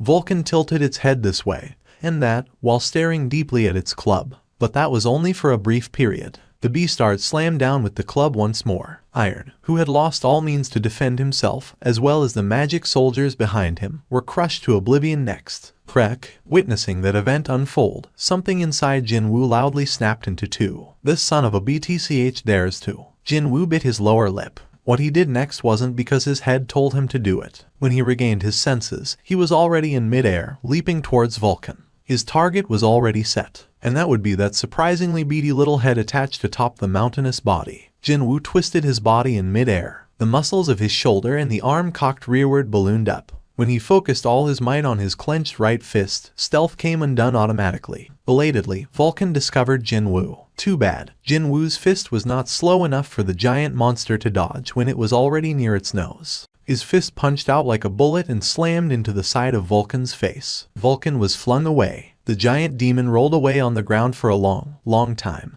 before crashing into the skeletal remains of a building and came to a stop.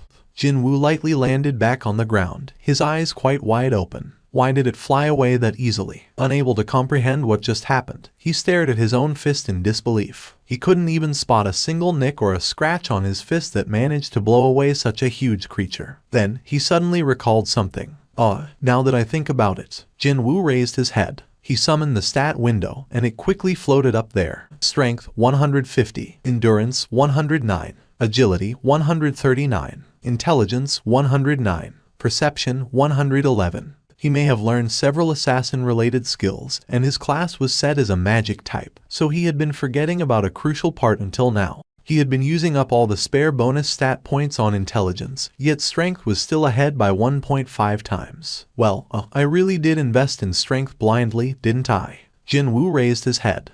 The fallen Vulcan used the club to prop itself and stood up from the rubble. Did the warning chime go off because the monster is getting up? Was his system that friendly to begin with? As Jin-Woo tilted his head, the culprit for that beep popped up in front of his eyes. Isn't that skill from? Even before Jin-Woo managed to recall the memories of Cerberus, Vulcan, with its two reddened eyes, rushed towards him like an unstoppable tidal wave. The ground rumbled, accompanied with the loud rumbling footsteps.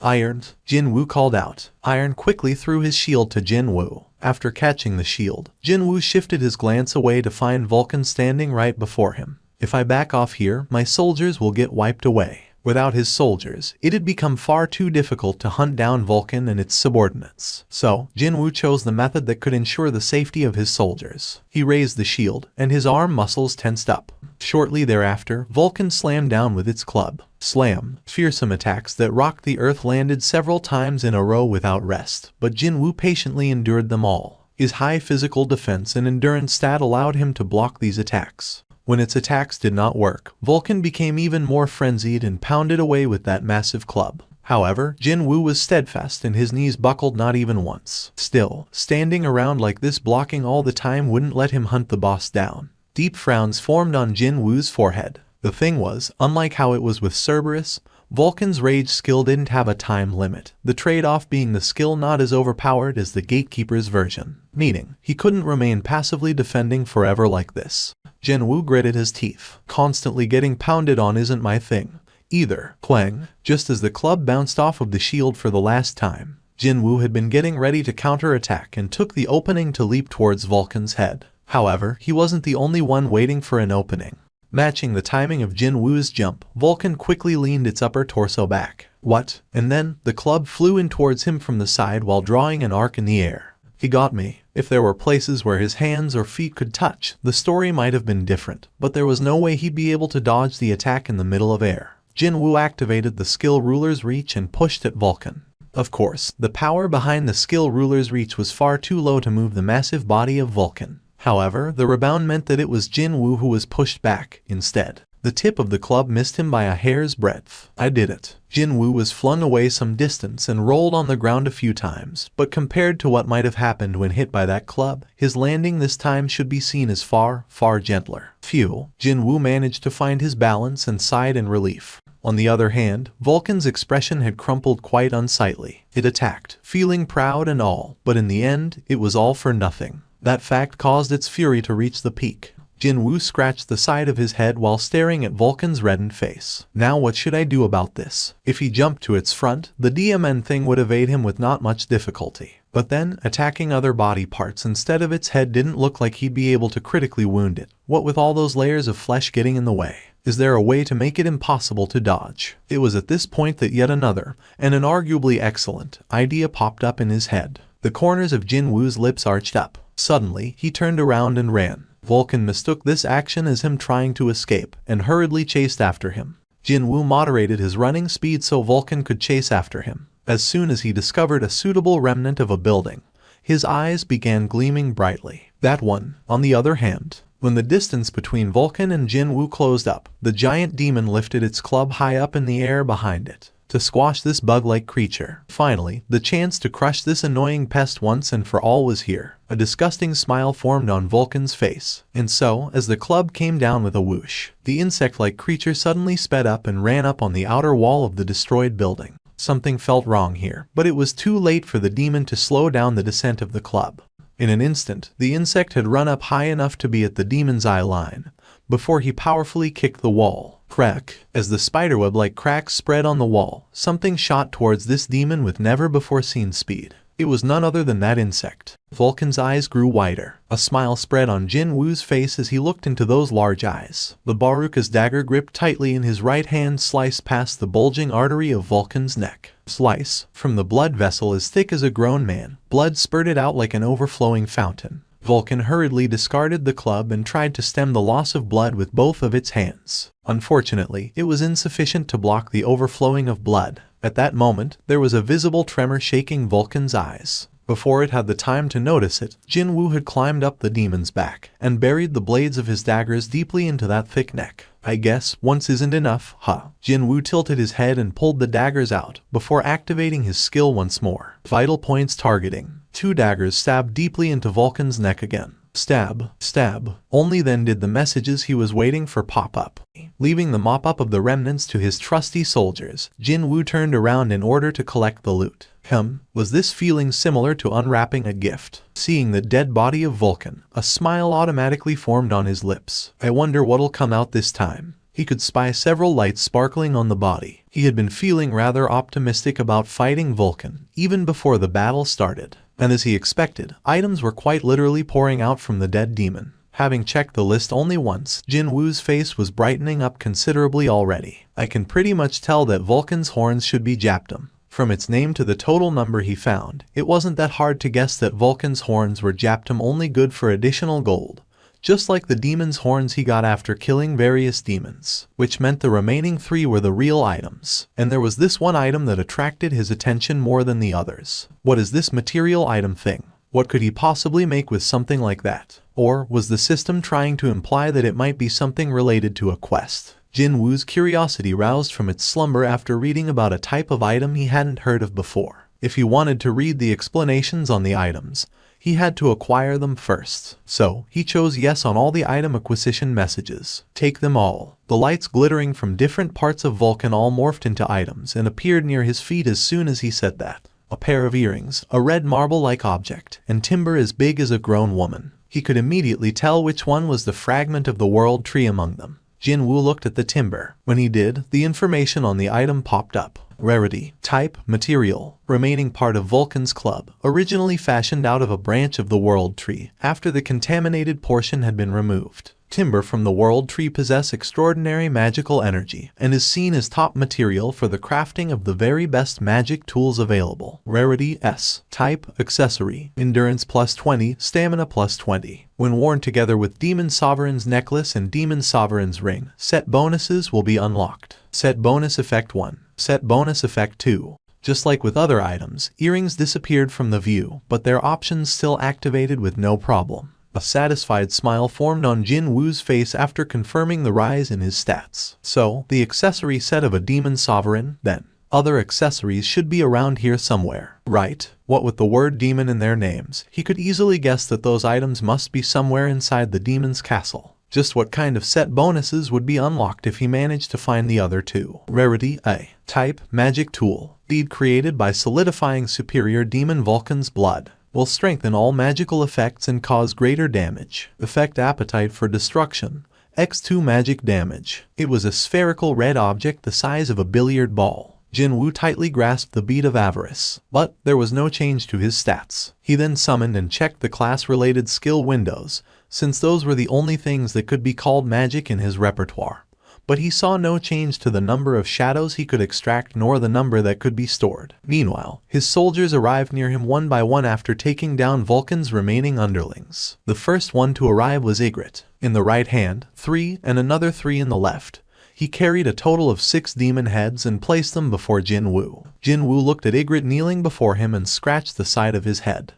Hey man, can't you stop doing that? Of course, Ygritte and his gravely lowered head didn't reply. Because of you. Jin-Woo's gaze slowly shifted over to Iron. Nobody could tell just when he did it, but Iron had cut Vulcan's head off and dragged it all the way to Jin-Woo, before kneeling on the ground. This guy is starting to imitate you, you know. More importantly, Jin-Woo hunted Vulcan down, not Iron. Jin-Woo spat out a long groan while keeping his stare fixed to Iron. It was at this point that an amusing idea popped up in his head. Just like how I used Iron's shield, maybe should I try and let these guys use this bead of avarice? What a good timing it was, since he spotted the magic soldiers slowly walking behind the regular infantrymen. They were far slower compared to normal shadow soldiers, never mind the 2 knights. Jin-Woo summoned the first of the 3 magic soldiers to arrive in the vicinity. When he beckoned with his hand, the magic soldier decked out in the black robe hurriedly walked towards him. Since all shadow soldiers could be controlled via his will, he didn't really need to issue any particular commands here. Jin-Woo simply gave the signal. Fire. Right at that moment, a ball of flames that was double the size of the usual attack suddenly materialized at the tip of the magic soldier's raised hand.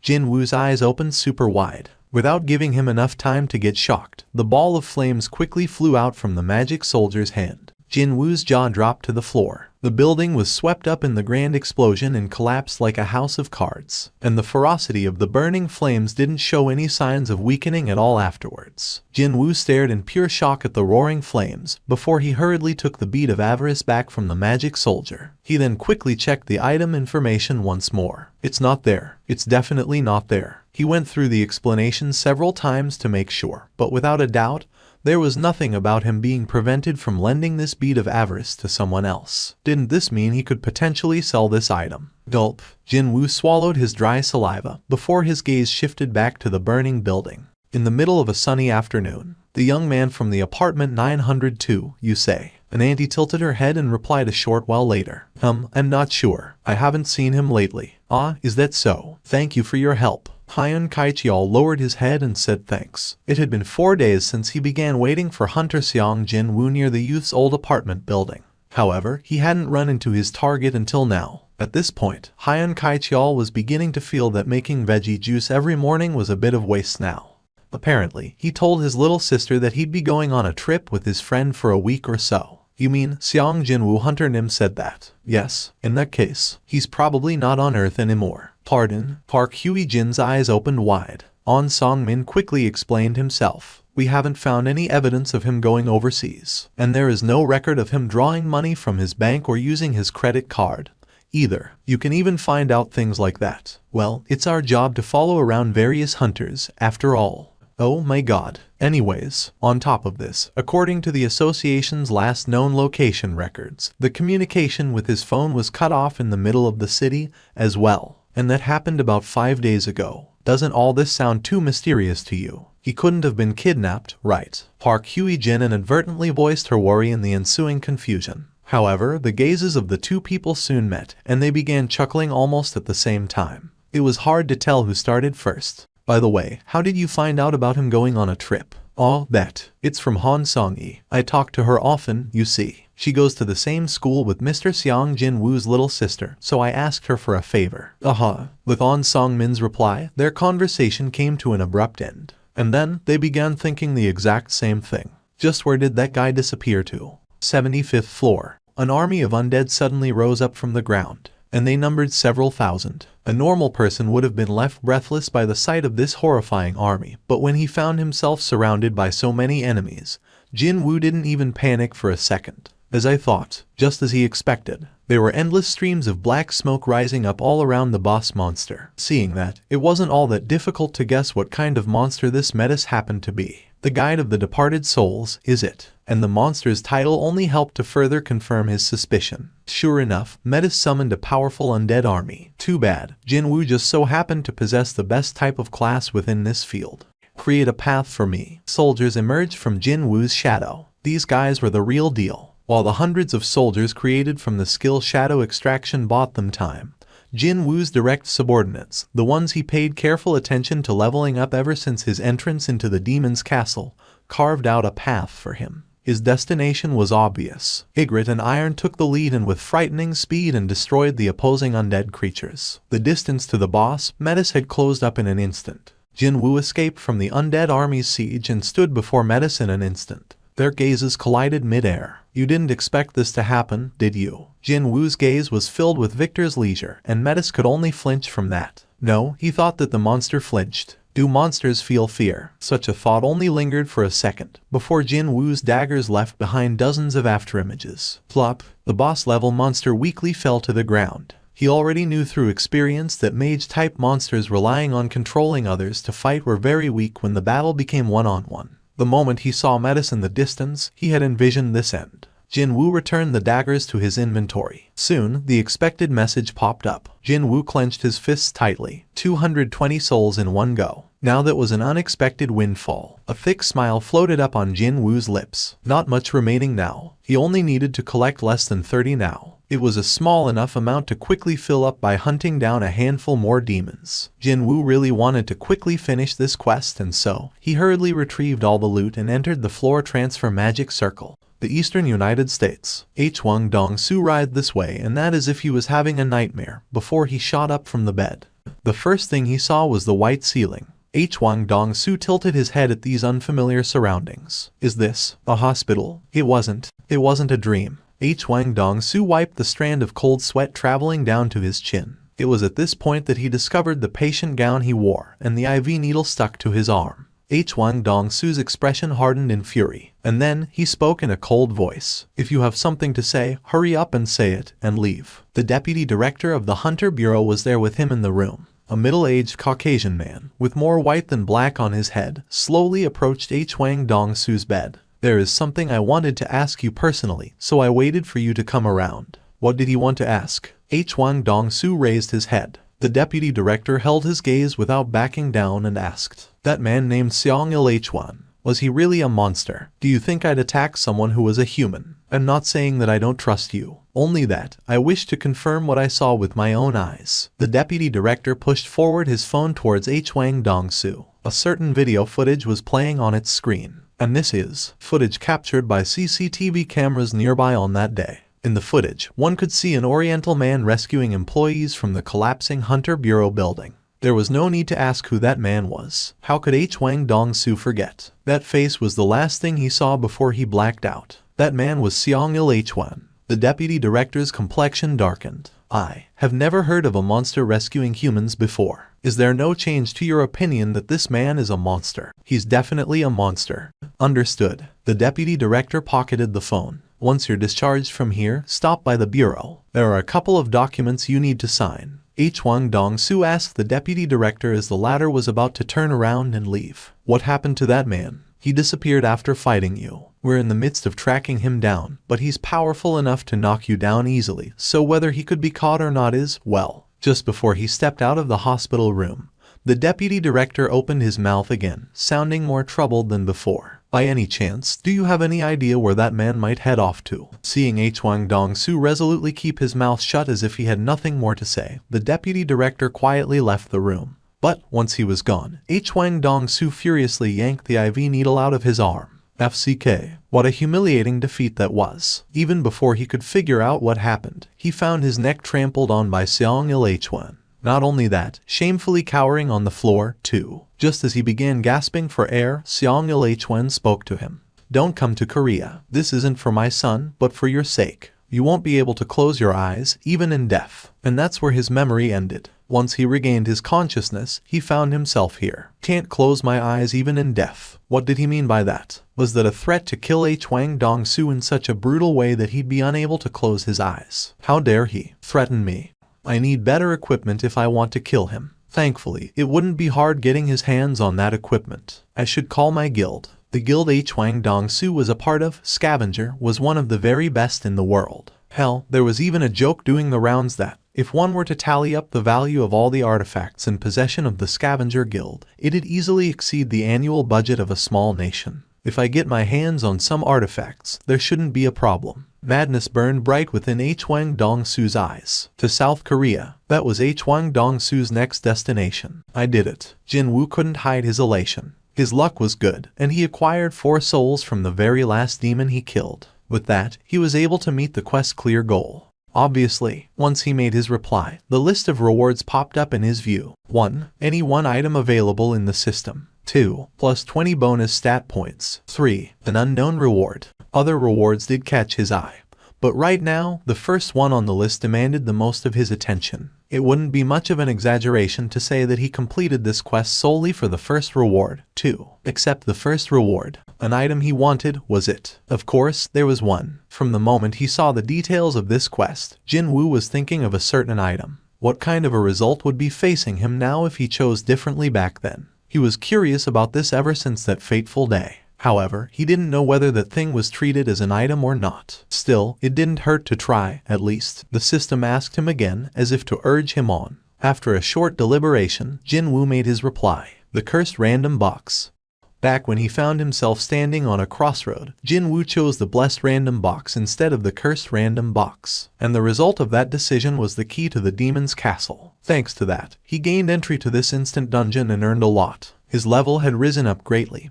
He acquired lots of items, and as for gold, well, it was overflowing to such an extent that he was beginning to think he should start spending some very soon. Even if I was given a chance to do over, I'd have chosen the same. However, just because he chose to take this path, that didn't mean he was not curious about the potential result of choosing a different path. The blessed random box supposed to give him what he wanted, and the cursed random box that was supposed to give him what he needed. Just what could be inside the latter. I did get what I wanted from the blessed random box, that's for sure. And so, the perfect chance to satisfy that curiosity once and for all had landed in his lap.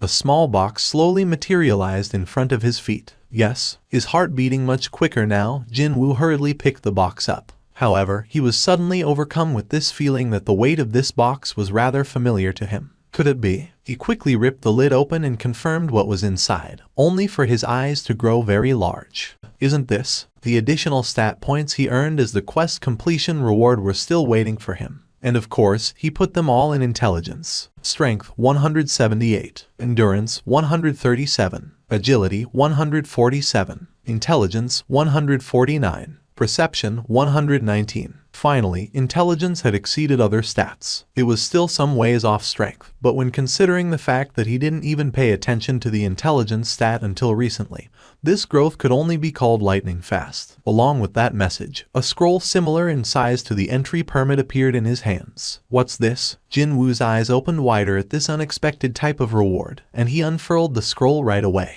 You can learn the crafting methods of divine water of life. Jin-Woo's eyes widened even further. I can craft an item with this, and here he was, thinking that only those who had awakened as mage types could craft weapons containing magical energy. Now that he thought about it, though, he was also a mage type, wasn't he? Rarity S. Type, consumable. A mysterious liquid medicine that cures any and all illnesses through the powerful magic contained within. The effect will only manifest after one whole bottle has been consumed. Cures any and all illnesses. The moment he read that information, he thought about his mother, still confined to the hospital. He had already confirmed through Jin-Ho multiple times that effects of various potions still worked on other people. If he could truly make this divine water of life, then it meant that he'd be able to save his mother. His hands holding the scroll trembled from excitement. The ingredients were also on the simpler side, so to speak. Fragment of the world tree. He earned that after killing Vulcan on the 50th floor. Spring water from the Forest of Echoes. He got that after killing Metis the Necromancer on the 75th floor. And finally, purified blood of the Demon King. This item hadn't shown up yet. However, thinking back to the two ingredients that had come out so far, he could easily guess where he might find some of this purified blood of the Demon King from. The upper floors. I'm sure it's with the final boss of the demon's castle, probably on the top floor. In other words, simply by clearing the demon's castle dungeon, the ingredients to craft the divine water of life would fall into his lap one by one. It happened then.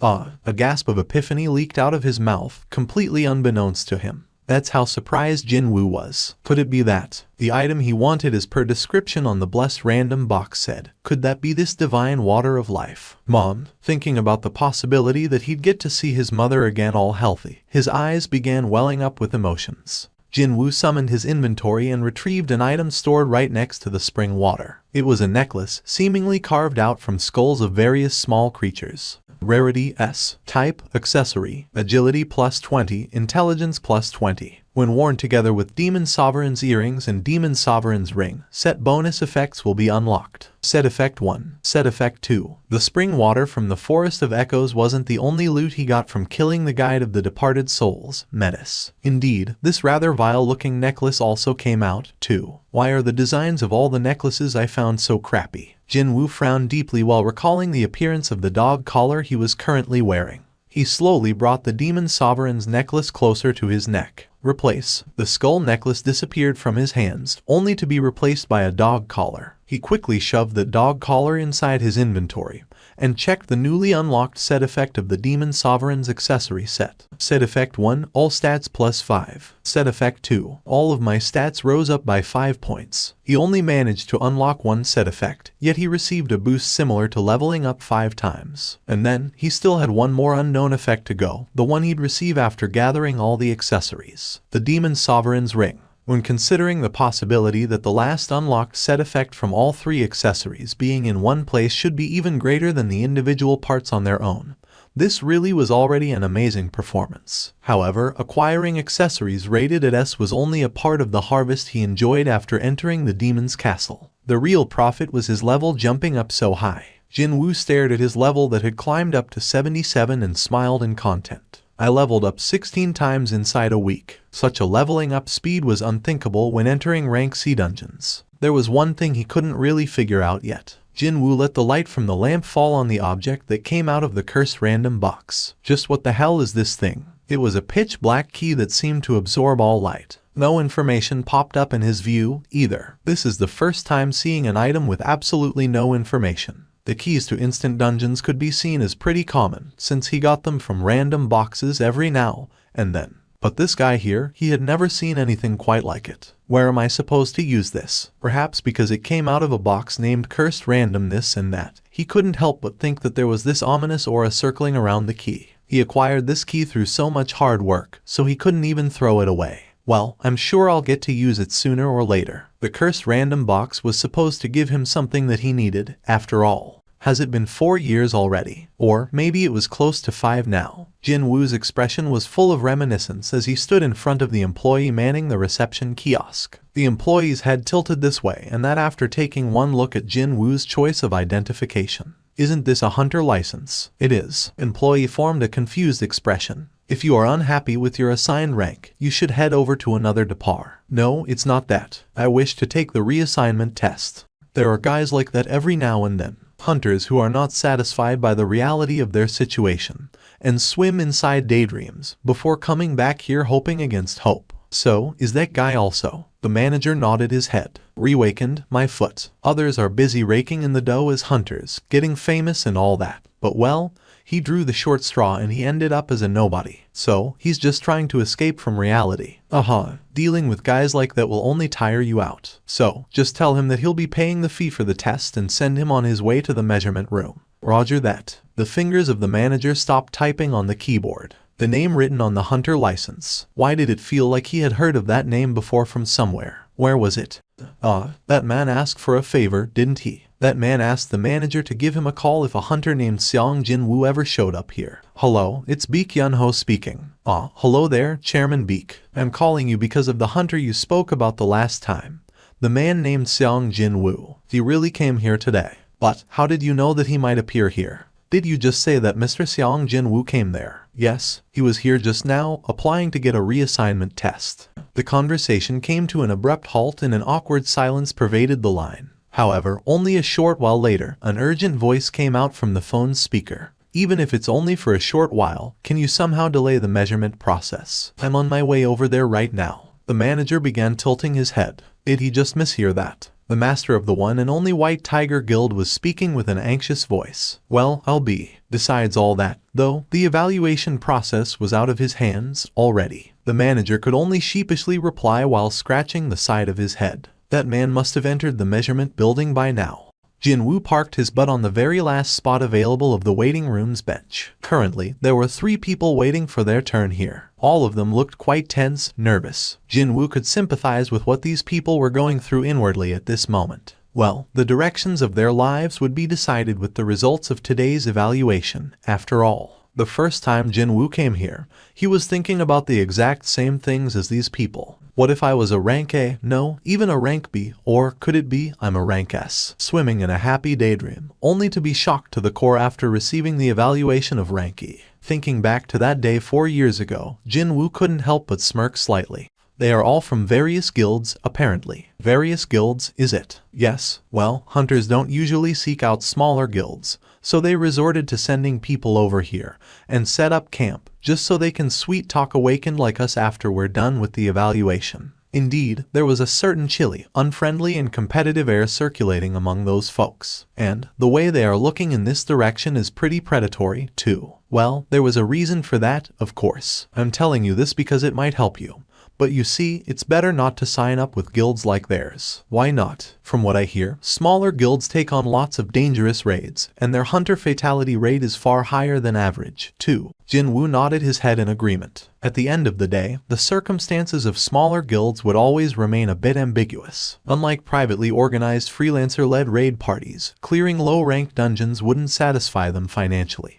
But then again, the skills of the hunters signed up with them wasn't quite good enough to clear higher-ranked dungeons. So, accidents happen frequently during their raids, which means recruiting new hunters becomes doubly important for them. And so, they arrived at a point where they had to follow the potential newbies right into the association building and prey on them. Next, please. Since the location for the evaluation itself was wide open, one could easily read the expressions on those who finished the test, as well as the employees performing the said test. And the expression of the guy who had taken his test just now didn't look so good. I'd guess it's either a D or an E. Those folks from the smaller guilds must have thought about the same thing as Jin-Woo, because they showed no interest whatsoever even when an Awakened walked right past them. Wasn't that too honest a reaction from them? Well, if high-ranked hunters appeared frequently, they wouldn't be paid big bucks anyway. For regular citizens, even being a rank C would be a huge jackpot. One could still earn a fair bit of money by entering freelancer raid parties, or if one's luck was good,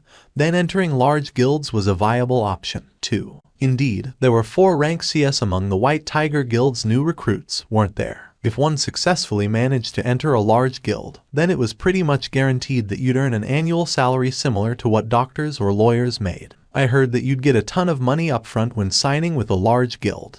Actually, I owe some money, you see. Because of that, I had to separate from my little girl and must live alone for the time being. Maybe it's because of that, but I'm feeling really nervous. Meanwhile, another Awakened walked out and, next up, please come this way.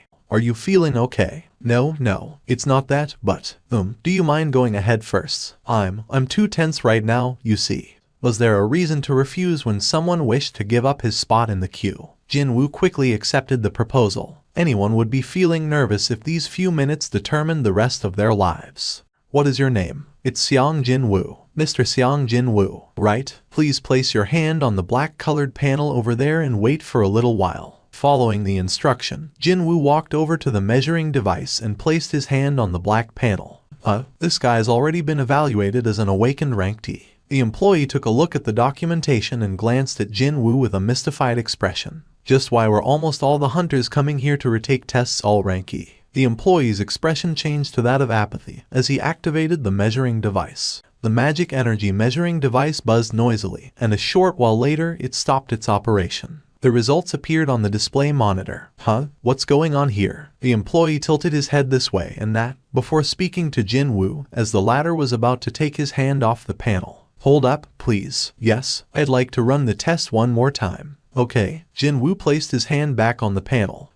But something like this never happened before. The expression of the employee gradually hardened. Why was the measuring device malfunctioning all of a sudden? The employee asked for Jin-Woo's cooperation once more. I'm truly sorry, but one more time, please. Even before he was asked to take the test again, Jin-Woo had already decided to wait and thus didn't bother to lift his hand away from the panel. Why is the device behaving like this? Cold sweat drops formed on the employee's forehead.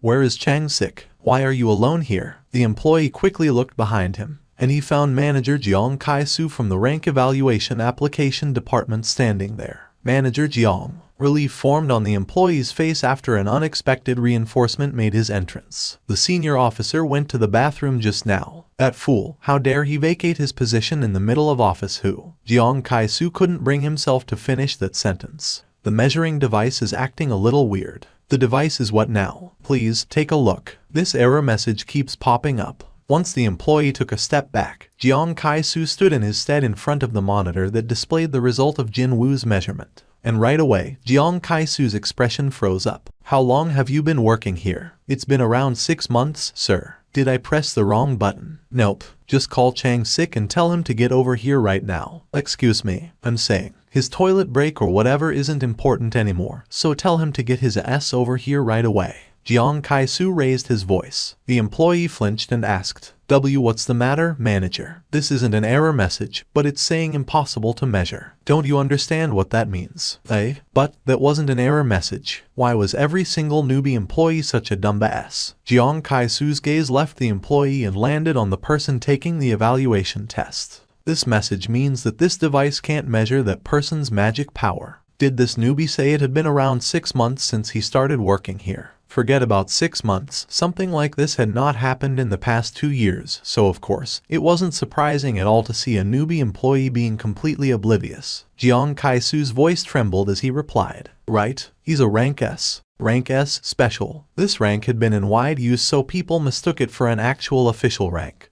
But in reality, this rank simply existed to group those awakened who couldn't be measured by any device. Excuse me, Mr. Xiang Jin-Woo, with the current device. Kim Chang-sik immediately remembered that Jin-Woo was already a hunter, so he changed the way he addressed the youth. No, wait. Allow me to start over. It's impossible to measure your magical energy output with this device. Xiang Jin-Woo Hunter Nim. We need to ask for permission from the higher-ups if we want to use the precision measuring device. So would you mind if you come and visit us again in 3 days' time? By the way, it sounds like Block B is a bit noisier than usual today. Block B, you say? Truth be told, Chief Park couldn't hear anything at all. However, Choi Jong-in was a rank S hunter. His 5 senses should never be compared to that of a regular person's. If Choi Jong-in said it was getting rowdier down there, then something must have happened for real. An honorable guest had come to visit, so what a shameful blunder this was. Chief Park frowned slightly and spoke up. Let me go and find out what's happening. No, wait. I'm also getting curious, so. Choi Jong-in raised his head, and a mysterious flash of light could be seen in his eyes for a moment, and an equally mysterious smile formed on his lips. Why don't we go together? The entirety of the Block B had become deathly silent. Just now, definitely impossible to measure. Does that mean that guy's a rank S? I've only ever heard of it, but seeing an impossible to measure rank with my own eyes is... Gulp. The recruitment agents dispatched by various smaller guilds were busy swallowing dry saliva as they stared at Jin-Woo turning in their direction. However, none of them tried to talk to him. If he was a rank C, then they would have started a war of nerves trying to sign him up to their respective guilds. They would have formed the proverbial queue just for a chance to talk to him. What about a rank B, then? They would pounce on him like crazy while throwing around quite attractive-sounding offers, such as guaranteed spot as a high-ranking officer in the guild, or shares in the guild, etc. This man, who got his magic energy measured just now, was supposedly a rank S. Not an A, but an S. It might be an easy thing to say, but the truth was, that single letter was only used to denote the very best awakened in the country, with only 9 of them existing in South Korea. With that man included, it'll be 10, isn't it? The 10th rank S hunter. This youth was not someone these headhunters from the various small guilds could even attempt to talk to. Wait a minute. Couldn't this be my opportunity? A handful of quick-witted scouts suddenly had this remarkable idea. How about acting as a middleman? Just as the scouts sneakily glanced at their peers and began inching forward, someone suddenly pointed towards the entrance of the Block B. Huh? Isn't that? Was it because everyone was so tense already? No one could tell who did it first. Everyone seemingly shifted their gazes over in the direction the first man to open his mouth pointed at. The eyes of the scouts widened immediately. Yuck. A man wearing a stylish business suit was entering Block B. There wasn't a single person present who didn't know that man's name. Choi Jong-in. Why is the leader of the hunters here? Sure enough, Choi Jong-in felt the gazes of the crowd and lightly tidied up his suit, before walking straight towards Jin-Woo. But isn't this too fast for him to get here after receiving an alert? No, wait a minute. Did he already sign up with the hunters? Did the hunters know about him? Well, the top guild sure operates on another level. Scouts present all readily accepted the inevitable conclusion to come. Perhaps it was a relief that none of them stepped forward and tried to chat up the youth. How embarrassing would it have been when one of them started yapping on and ended up running into Choi Jong-in instead.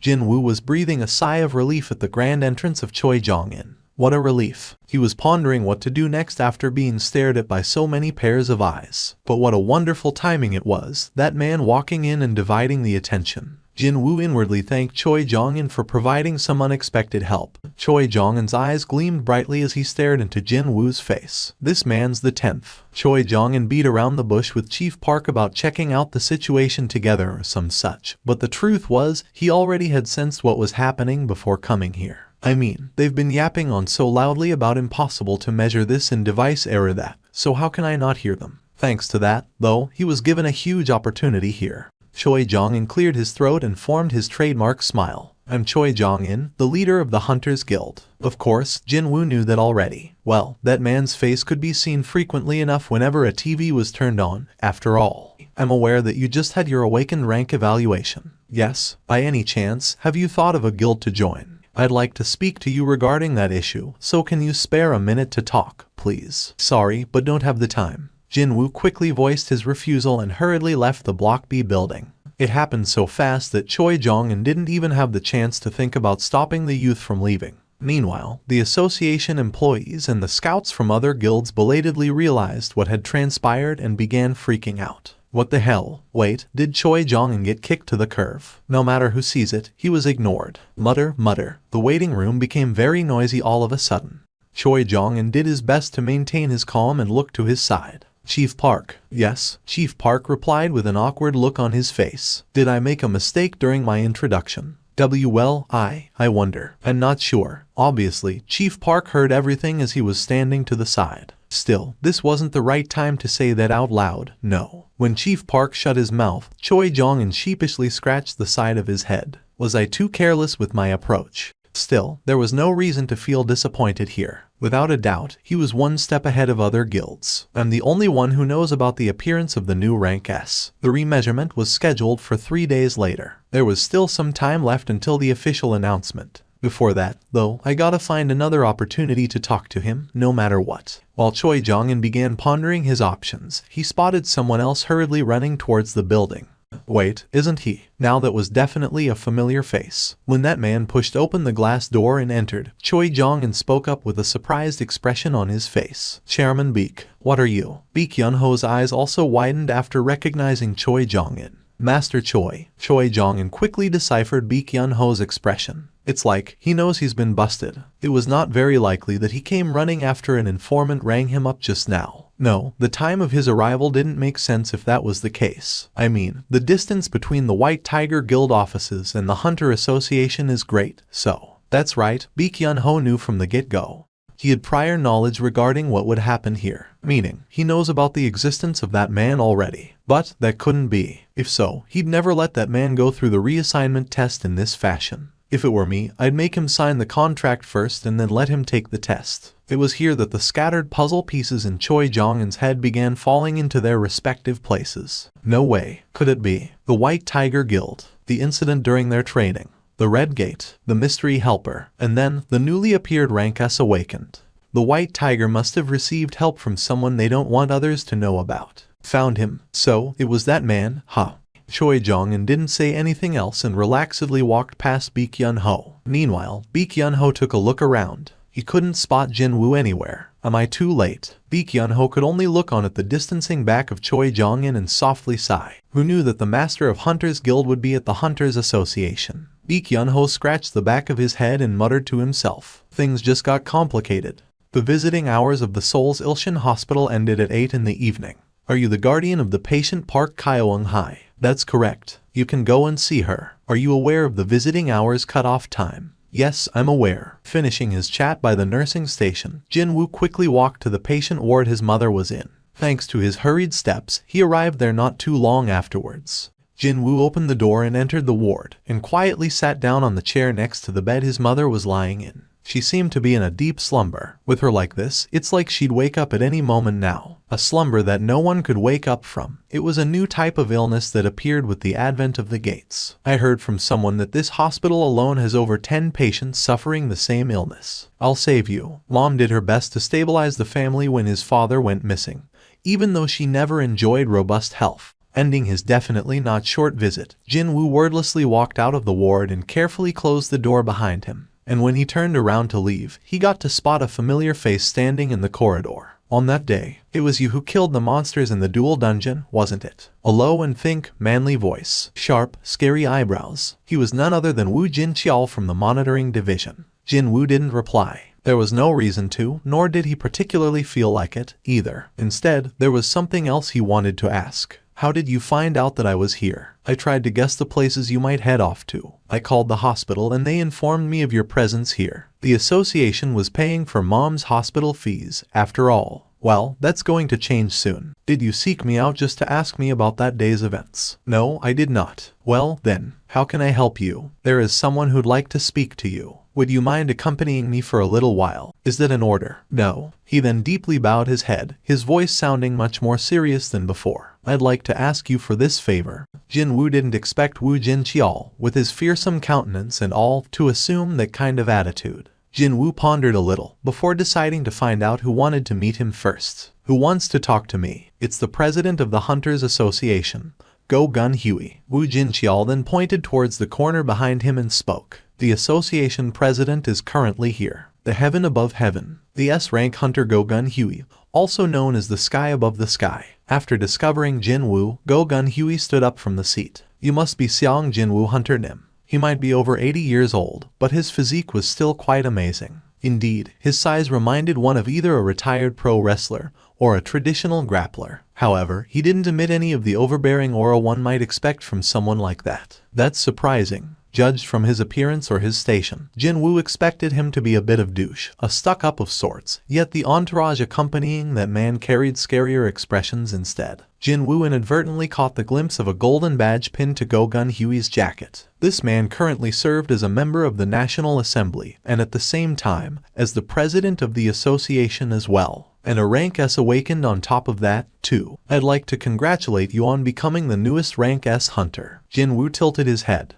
But the result of the reassignment test hasn't come out yet. Go Gun Huey shook his head immediately. Actually, the test itself does not have much of a meaning. Excuse me. While Jin-Woo formed a confused expression, Go Gun Huey was forming a gentle smile. The truth is, the so-called precision measuring device is used to draw a finer line on the level of one's powers. It's not designed to sense something that already has exceeded the scope of other devices' measuring capability. Then, how come? Do you wish to ask me why we created another process called reevaluation? Indeed, he did want to ask that. If the end results were going to be the same, then why go through yet another cumbersome process? Go Gun Huey answered in rather a straightforward manner. It's because we were looking for a grace period. A grace period? Even before Jin-Woo could ask what he meant by that, Go Gun Huey spoke up first, looking somewhat embarrassed. It's to create an opportunity where we can meet and speak to someone like you, Seong Jin-Woo Hunter Nim. Listening to the association president, Jin-Woo finally figured it out. As you may well know, there aren't that many excellent hunters in the association.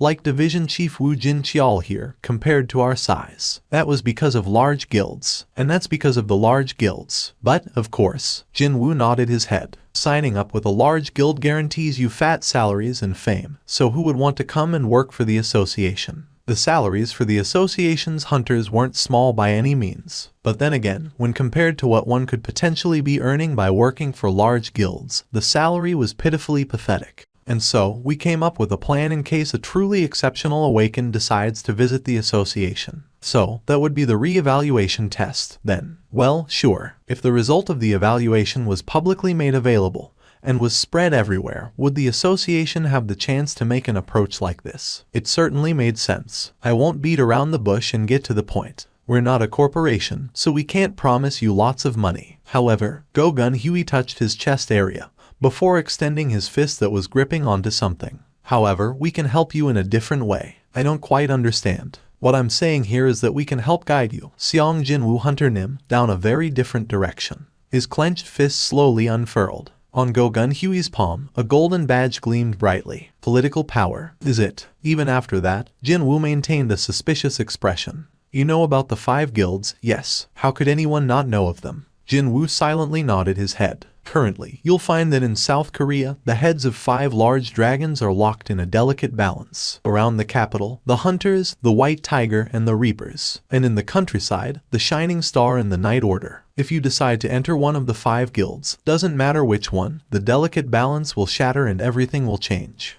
Even now, the status and authority of large guilds were soaring into high heavens. However, what if one of them managed to sign up another rank S hunter and used it as the springboard to soar even higher? Would they listen to the association anymore? The association's sole role was to remain as the center of the balance among the hunters by using power. It is simply far too inadequate to control, and tie down hunters with laws and regulations and the threat of prosecution. Jin-Woo too thought like that before. Monsters found in dungeons weren't the only monsters out there. Hunters were also, in a way, monsters. If one were to look only at the strength aspect, then hunters were far more dangerous monsters than regular monsters found in dungeons. That is why the association exists. Go-Gun Huey's expression became far more grave. And the association needs your help, Seong Jin-Woo Hunter Nim. For the first time in a long while, Go-Gun Huey was feeling nervous and expectant at the same time, as he asked the next question in a soft but firm voice. What will you choose, Hunter Nim?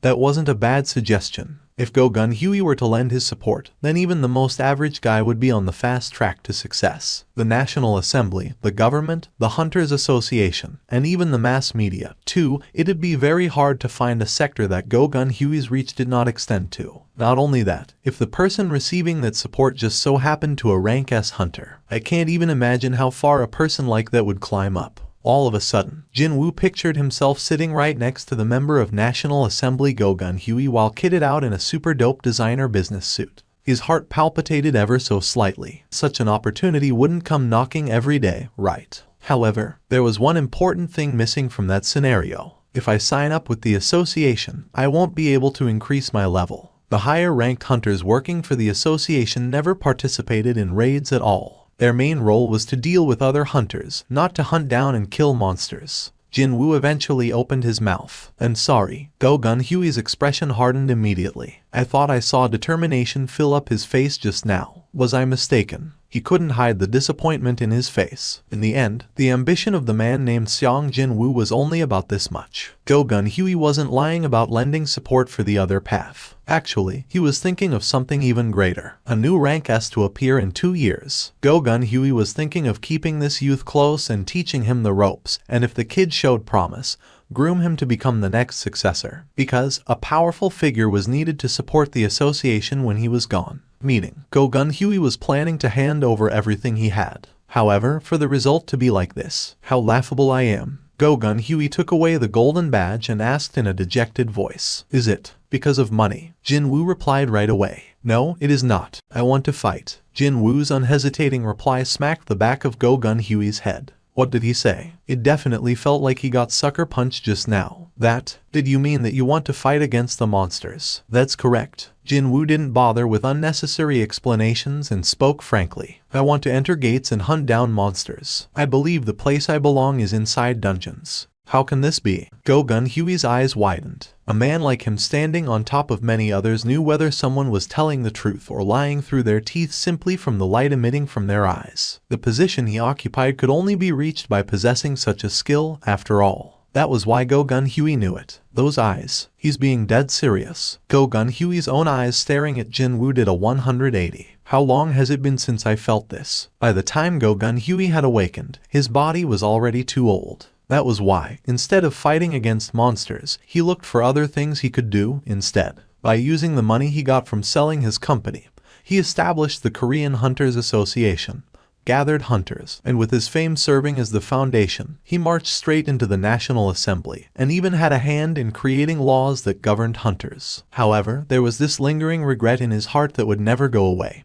even though he worked tirelessly all this time. If only I was younger by 10 years, I'd been. Go-Gun Huey pressed his hand on his chest. His heart that threatened to quit at any time was pounding quickly, rather noticeably, now. My heart can still make a noise like this. The rhythmic beating of the heart felt good. On the other hand, Jin-Woo was tilting his head. Isn't this strange? He refused the suggestion of Go-Gun Huey, fully preparing himself to be at odds with the association in the process, yet the president seemed to be happy about something, instead. My younger sister is watching the house alone, so I should get going now. Thank you for your time. Go-Gun Huey got up along with Jin-Woo and pulled something out from his inner pocket. And, please take this. It was a business card. If you require my assistance, don't hesitate and give me a call. Go-Gun Huey was smiling brightly. Phoo. While letting out a sigh, Go-Gun Huey plopped down on the chair. Are you all right, sir? What an enjoyable meeting this had been, a first in such a long while. Go-Gun Huey sat there smiling for a long time.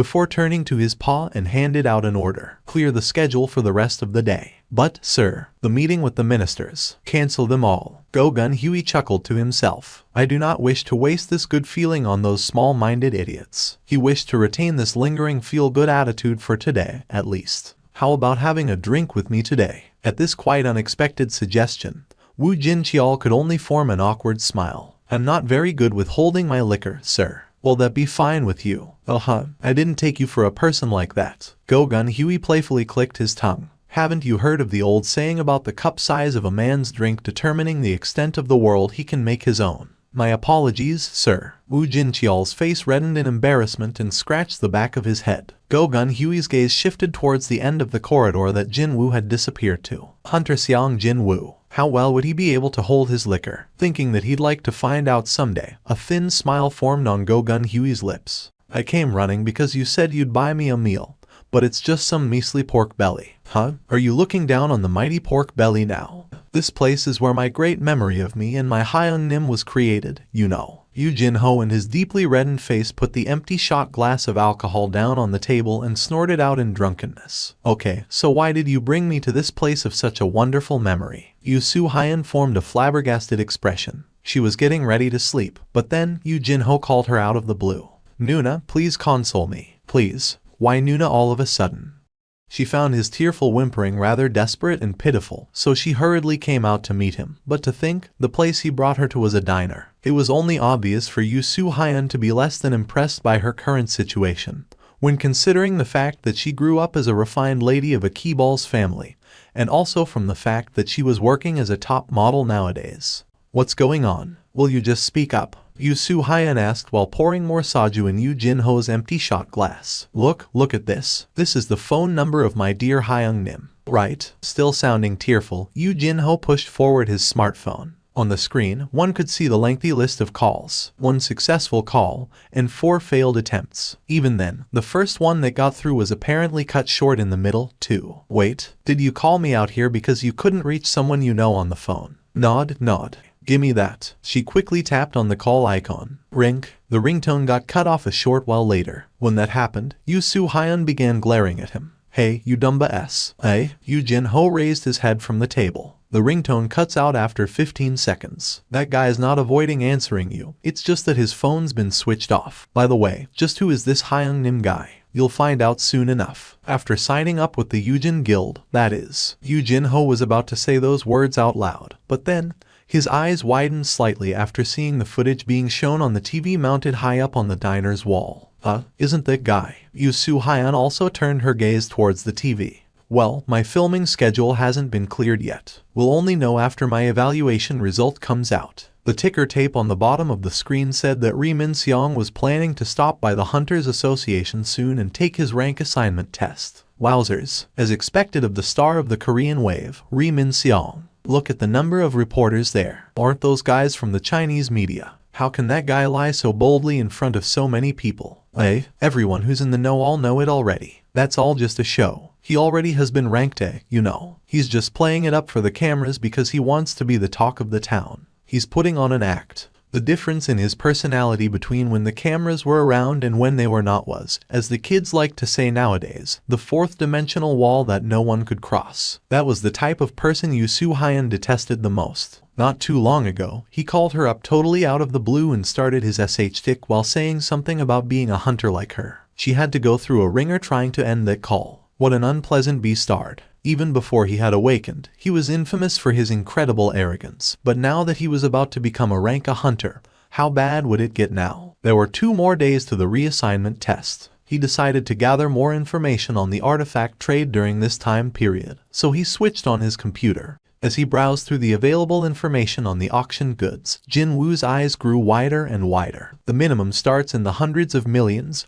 Was that all? Items that looked okay to his eyes commanded an average of several dozen billion. Then again, to hunters, good equipment was like their lifeline. There was no need to even mention the obvious fact that using better, more expensive equipment made you safer. Most hunters made quite a bit of coin, and when given the chance to buy tools that would allow them to hunt faster and safer, was there a reason for them to hold back with their money? Jin-Woo could understand it. Indeed, he could, but that didn't change the fact that he was taken greatly by surprise. Seeing the pricing of various artifacts, he was getting more nervous by the minute.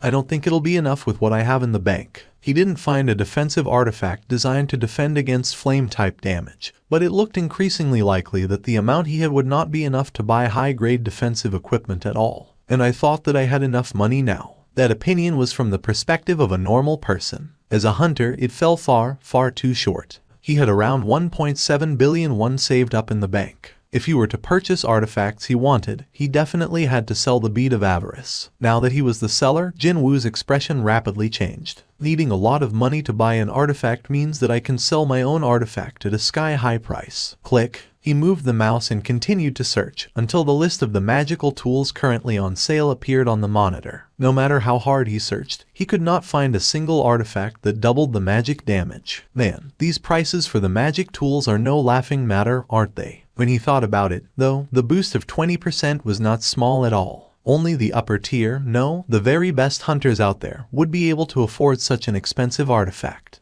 The best available option was to let the artifact specialists handle the bead and sell it via auction. Sure, there was the issue of taxes and commission fee, but this was still the best and quickest method that wouldn't produce any unnecessary baggage in the long run. So, the only remaining issue would be with me providing the information on where I've found this thing. A ranky hunter showing up with a crazy artifact that shouldn't even exist in the first place. Would anyone quietly accept that? That is why I need my new license. The new hunter license with rank S nicely printed on it. He took the reassignment test solely for that license, and the result was a resounding success. If he went by what the association president Go-Gun Huey had said, he'd be able to get his hands on that license in 2 days' time without an issue. Jin-Woo leaned against the back of the chair. 2 days. It was a bit too short to do anything substantial, and maybe a bit too long to do nothing but lounge around at home. Should I just take a look anyway? Feeling half interested, Jin-Woo moved the mouse cursor to the recruitment notice board in the hunter forums. You're a ranky. Yes, you've never done anything like this before. No, never. Well, your speciality is, I'm a close-quarter combat type. Well, at least that's a relief. The foreman wearing a hard hat swept his gaze up and down over Jin-Woo. For a ranky, he's got a pretty impressive physique, doesn't he? His eyes look okay, too. Jin-Woo patiently waited for the answer from the foreman. The foreman returned Jin-Woo's hunter license and smiled jovially. Ha ha ha. There are quite a few people similar to you here, Mr. Jin-Woo. Don't be too nervous and let's get along well. The sizes of high-ranked dungeons were so great that a single raid team couldn't do everything in one go. That was why the labor was divided. The raid team that cleared the dungeons, the mining team that mined minerals from the dungeon's interior, and finally, the retrieval team tasked with collecting the remains of the fallen monsters. Both the mining and the retrieval team entered the dungeon once all the monsters inside except the boss were eliminated. Jin-Woo applied to the mining team. Wait, is this all the so-called equipment there is? With a somewhat unconvinced expression, Jin-Woo picked up one of the pickaxes. Even though it was faint, he could sense the flow of magical energy in it. It's got magic energy inside. Modern technology that utilized electricity didn't work inside dungeons. Because of that, the old-fashioned tools like this pickaxe were used instead, with magic energy enhancing their performance. Once he held the pickaxe tightly, he felt certain. It was not for nothing that hunters in the mining team were roundly berated by others as dungeon miners. Jin-Woo shifted his gaze over to the gate. A giant hole was silently floating in the air. A gate with a humongous size that no rank C gates could even hope to compare filled up Jin-Woo's vision. So, that's the rank A gate. That guy was his sole reason for showing up here today. I want to see high-rank dungeons with my own eyes. Even though all the monsters inside, except the boss, of course, were dead, he still wanted to confirm the interior layout of the rank A dungeon with his own 2 eyes. Well, I'll be entering one sooner or later. Knowledge was indeed power. However, there would always be a limit to learning from books and internet articles. Didn't the newbies of the White Tiger Guild meet with a huge misfortune simply because they had overlooked that crucial fact? If I wasn't there, none of them would have survived. Knowing something and personally experiencing it were 2 different things. When the opportunity arose, Jin-Woo readily applied to enter the mining team in order to get used to rank A dungeons. He did feel a slight pang of regret when holding that deeply uncool pickaxe, but when staring at that massive, fearsome gate, such misgivings flew out of his mind. Looks like I've made the right choice. He still had some time left to kill until the reassignment test, so what a good opportunity this was. Knock, knock. Here are the requested files, sir. As soon as opening the file Wu Jin-cheol handed over, a familiar youth's face could be seen. It was none other than Jin-Woo. The Jin-Woo in the identity photo looked immature and the atmosphere exuded seemed quite different compared to now. But it wasn't enough to make it impossible to recognize him. Reading the youth's prior records, Go Gun-hui gradually became serious. 4 years of hunter activity as a rankie. Not only that, the lowest grade there is. This was no different than him trying to kill himself. Jin-Woo had spent as much time in the hospital as he was active as a hunter. Even with all these frequent injuries, he still managed to tough it out. Apparently, he couldn't quit the association because of his mother's hospital fees. A rare type of youth in this age, indeed. An unreadable light flickered in Go Gun-hui's eyes. In place of his missing father, he has been looking after his sick mother and a younger sister who is still a student, all by himself. After learning that Jin-Woo was a reawakened, Go Gun-hui decided to take a peek at the youth's files half out of interest.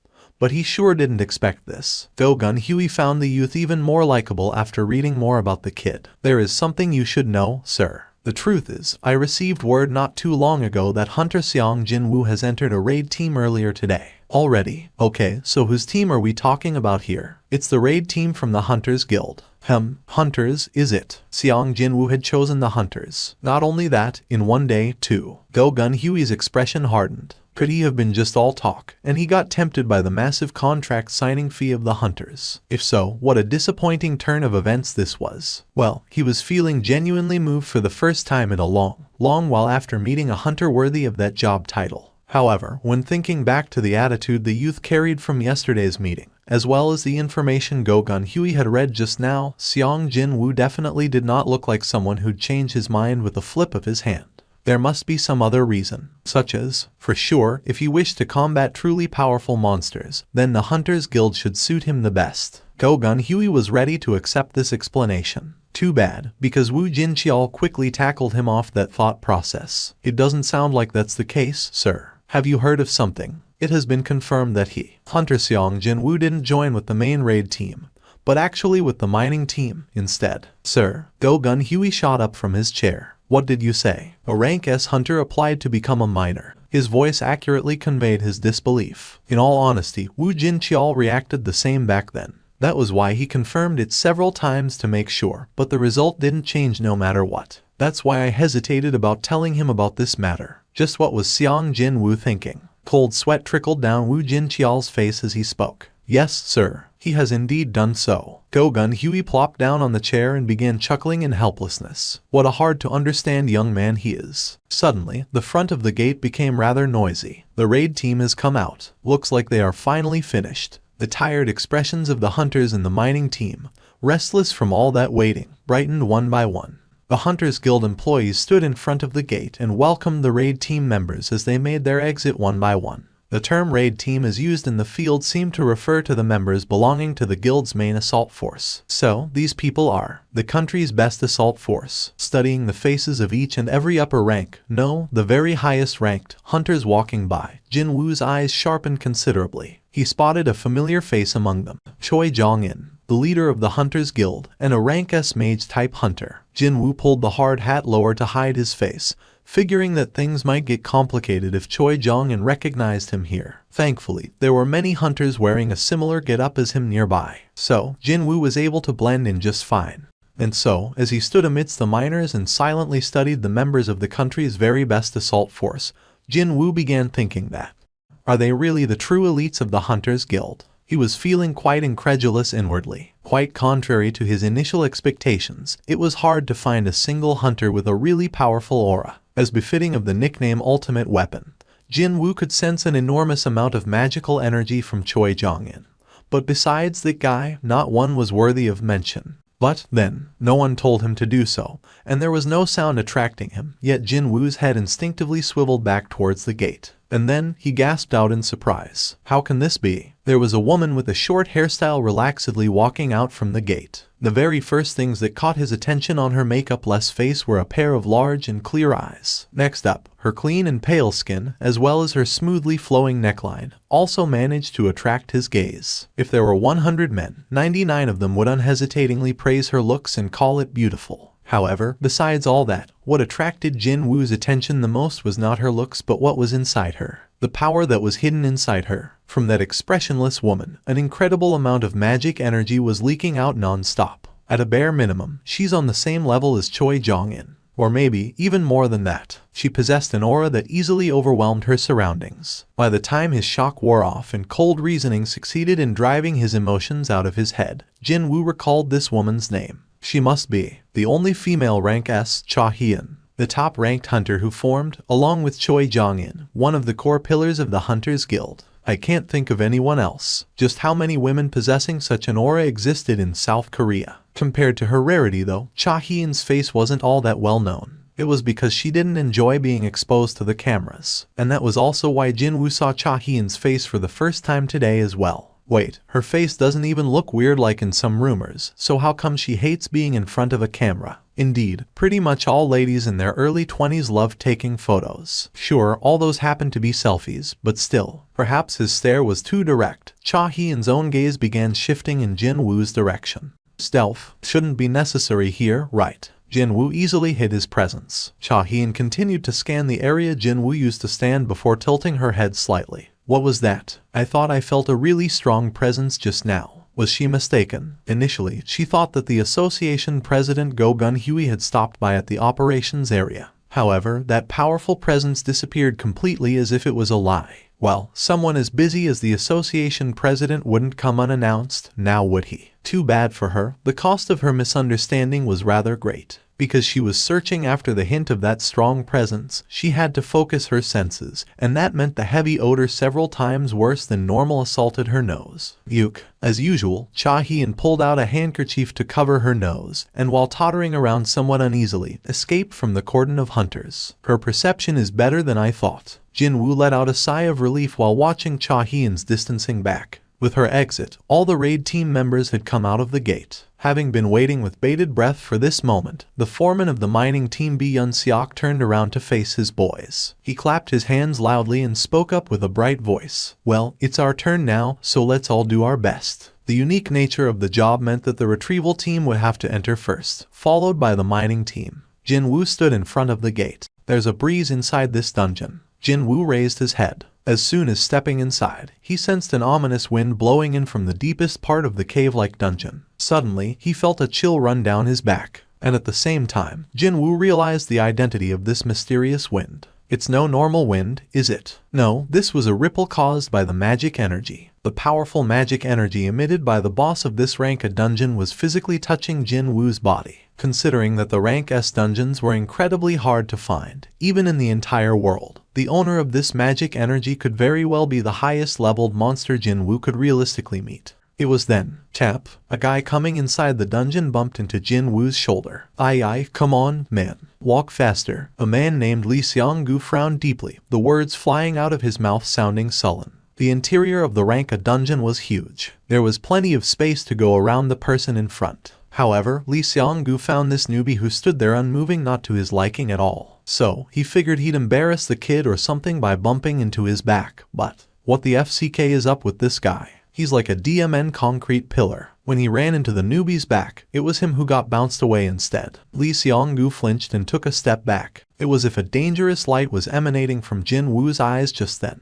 While being pressurized by an aura that robbed away his breaths, Lee Seong-gu began panicking greatly. Lee Seong-gu stuttered before managing to squeeze his voice out. Well, mistakes happen. His voice sounding unexpectedly meek now, Lee Seong-gu lowered his reddened face and hurriedly walked past Jin-Woo. Only after distancing himself far away from the newbie did Lee Seong-gu find some leeway to pat his pounding chest. What the hell was up with those eyes, man? And why was he smiling so creepily like that? The retrieval team that had entered one step earlier than the mining team was already in the middle of their operation. And that would be to drag a corpse of a huge monster outside using the ropes tightly tied around it. 1, 2, 1, 2. The physical strength of the close-quarter combat type hunters was excellent, to begin with, so they didn't require help from specialized tools to smoothly carry out their work. Jin-Woo imprinted every step of a high-rank dungeon's conquest into his brain. First of all, the raid team enters before everyone else and eliminates all the monsters found inside, with the exception of the boss. Afterwards, the retrieval team entered to drag out the monster remains, and finally, the mining team entered to extract various minerals embedded in the dungeon's walls. In order to maximize profit, none of these steps could be omitted. Both the mana stones and magic crystals were a given, but the high-ranked monster's body could be utilized in various ways as well, and thus was worth a lot of money. Bones, hides, flesh, etc. Not one part of a high-ranked monster is useless, and that was one of the differences between monsters found in low-ranked dungeons and those from the high-ranked ones. After sweeping away every single thing worth money from a dungeon, they kill the boss and close the gate. Only after going through all 4 stages of this process could one declare that the high-ranked dungeon was perfectly conquered. I heard that all the regular monsters have been killed off, but the boss is still alive, isn't it? That's right. Well, if the boss dies, the gate will close down, after all. His answer implied that, until the retrieval and mining operations were completed, the boss could not be hunted down. What if the boss comes out of the boss room? Well, such a case is almost non-existent, but in that case, everyone remaining inside would be dead meat. Now that would be an obvious result. The raid team exiting from the dungeon would take an extended break until the boss raid. And quite obviously, the hunters in the mining team or the extraction team didn't possess enough power to fight against a boss of a rank at dungeon. However, the commonly accepted belief was that, before the dungeon break occurs, the boss would almost always remain inside the boss room. Perhaps that was why there was no trace of fear on the foreman's expression. But such a horrifying monster is not too far from us. You aren't even remotely scared. Not at all. The foreman B sounded confident. In the last 3 years I worked for the Hunters Guild. Not once was there an incident similar to that. So, you can rest easy, Mr. Seong. Jin-Woo stared at the grinning foreman B, lightly tapping him on the shoulder, and couldn't help but find it rather envious. Ignorance is a blessing, isn't it? The ripples of magic energy coming from the boss were powerful enough to shake his body even when standing still. It looked like only Jin-Woo could pick up on the boss's aura in this place. Oh, so it starts from here. The foreman B discovered mana stones on the cave walls and smiled brightly. The experienced miners began occupying their natural spots in front of the stones even though no one directed them to do so. They put down their gear and hefted the pickaxes up. Jin-Woo too stood towards the end of the cavern wall filled with mana stones. So, am I supposed to just strike down? He grew worried that, were he to use his real strength and strike down, both the mana stones and the pickaxe might shatter into tiny little pieces. He was able to take in the sight of Mok Jin-Soo, the supposed veteran of the mining team as referred to by the foreman B. Wow, now that was some skill worthy of the veteran label. Jin-Woo observed and learned Mok Jin-Soo's postures and breathing patterns, as well as the movements of muscles. And soon, Mok Jin-Soo's economical but effective movements were being replayed countless times in Jin-Woo's head. I think I get it now. Indeed, he thought he understood it, more or less. Jin-Woo lifted his pickaxe up. It was as if he was the mirror image of Mok Jin-Soo. Swish, crack, swish, crack. Even if their movements were similar, Jin-Woo's strength was on a completely another level from Mok Jin-Soo's. Whenever Jin-Woo struck the cave walls, larger, more intact mana stones tumbled down in droves. Oi, what's up? Look over there. Yuck, what the hell is up with him? The hunters stopped what they were doing and dazedly stared at Jin-Woo. Even Mok Jin-Soo's tireless hands came to a stop, too. The supposedly mining virgin Ranky hunter was currently making easy mincemeat out of the mana stone wall with practiced movements. Is he really a Ranky? I confirmed it with his license, obviously. You think I'll let a complete stranger into my team without confirming his hunter license first? Well, then, how do you explain that? Wordlessly observing Jin-Woo, the foreman B nervously swallowed his saliva as excitement dyed his expression. Without a doubt, Mr. Seong is the heaven-sent miner. An alarm went off from Foreman B's wristwatch. He raised his wrist to confirm the time. It was lunch hour already. Everyone, let's take a break and have lunch. Yes, everyone dropped their tools and dusted their hands. While the miners were walking towards the exit in pairs and groups, Jin-Woo showed no hint of moving from the spot. Foreman B got closer and asked him, Mr. Seong, aren't you going, too? I'm not feeling all that hungry at the moment. Even then, you should eat something if you plan to continue working in the afternoon. No, I'm fine. I did eat my breakfast a bit later than usual, anyway. Really? Well, nothing I can do about that, then. B was planning to talk about the future together with this young man during the lunch break. But that didn't mean he should forcibly drag the kid away, no. Foreman B ruefully turned around towards the gate's exit. It was at this point that the corners of Jin-Woo's lips arched up. Watching the distancing backs of the miners, he formed a deep smile. I can't miss such a wonderful opportunity, right? Finally, he was left all alone. Both the mining team and the retrieval team had left the dungeon. For about 1 hour, he was free to do whatever he wanted, meaning this was the best chance for him to seek out the boss hiding in the deepest part of the dungeon. Jin-Woo put the pickaxe down and slowly shifted his gaze to the direction of the boss room. He could still sense the thick aura of the monster. I'll just go and take a quick look. He wasn't thinking of doing anything at all. No, he just wanted to see what the boss looked like. A long stroll later, he finally arrived at the entrance of a huge chamber. It was the boss room. The cavern itself was already pretty huge, but the boss room was even bigger. Was every high-ranking dungeon as huge as this one? Just as he began wondering like that, he discovered the boss and automatically accepted that this dungeon simply had to be this big. If a monster like that gets outside, his eyes spotted the lone humanoid monster standing still at the far end of the boss room. Jin-Woo's eyes began gleaming brightly like a young kid who got his hands on a toy he wanted so much as a gift. A giant-type monster. He heard a few things about this type of monster before, but this would be his first time looking at one. Because a giant-type monster's corpse was so huge, it was practically impossible to retrieve it in time, so most people would hardly ever get to see one outside of dungeon breaks. Such a creature was right over there, and that was causing his heart to palpitate faster and faster. That thing's really strong. The hair on his body was standing up. But, for some reason, he didn't think for once that hunting that thing down was impossible for him. The current Mikam, he'd be more than enough. The moment he thought like this, he reflexively swallowed his saliva. Gulp. Just how much experience points would he earn by hunting that guy down? Even though he was telling himself he shouldn't, both the Baruka's dagger and the Night Killer were summoned into his hands already. More importantly, his expression wasn't of someone stuck in a dilemma, wondering whether he should do something or not. Should I just go ahead and do this thing? A soft but excited grin formed on his lips. However, while Jin-Woo stood there deliberating with a smile on his face, a certain woman's incredibly sharp voice flew at him from his behind.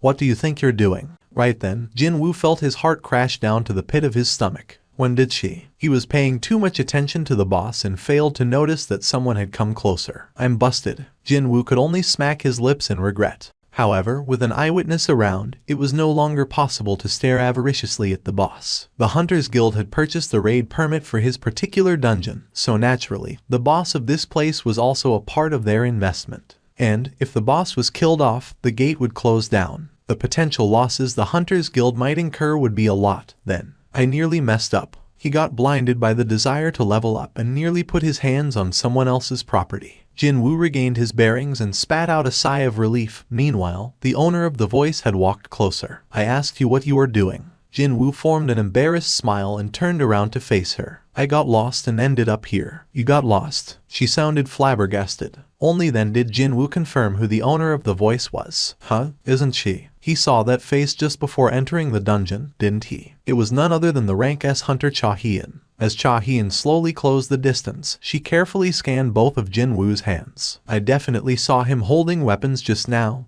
though. Was she mistaken? Whatever the case might have been, they had disappeared without a trace. Cha Hien's gaze scanned the entirety of Jin-Woo, up and down. A hard hat and a worker's overall. Is he from our mining team? She honestly believed him about getting lost here. She didn't know how he got this far, but well, the boss room was a very dangerous place to hang around. Discovering the reason was secondary. For now, Cha Hien figured that the priority should be on helping this man to leave this place. That chamber is where the boss is. Cha Hien covered her nose with her handkerchief as usual and stood before Jin-Woo. Please exit from the dungeon as soon as possible. If you manage to attract its aggro, people inside this dungeon could all die. I'm sorry. It seemed that his acting worked. Jin-Woo formed a satisfied expression and walked past Cha Hien. It was then.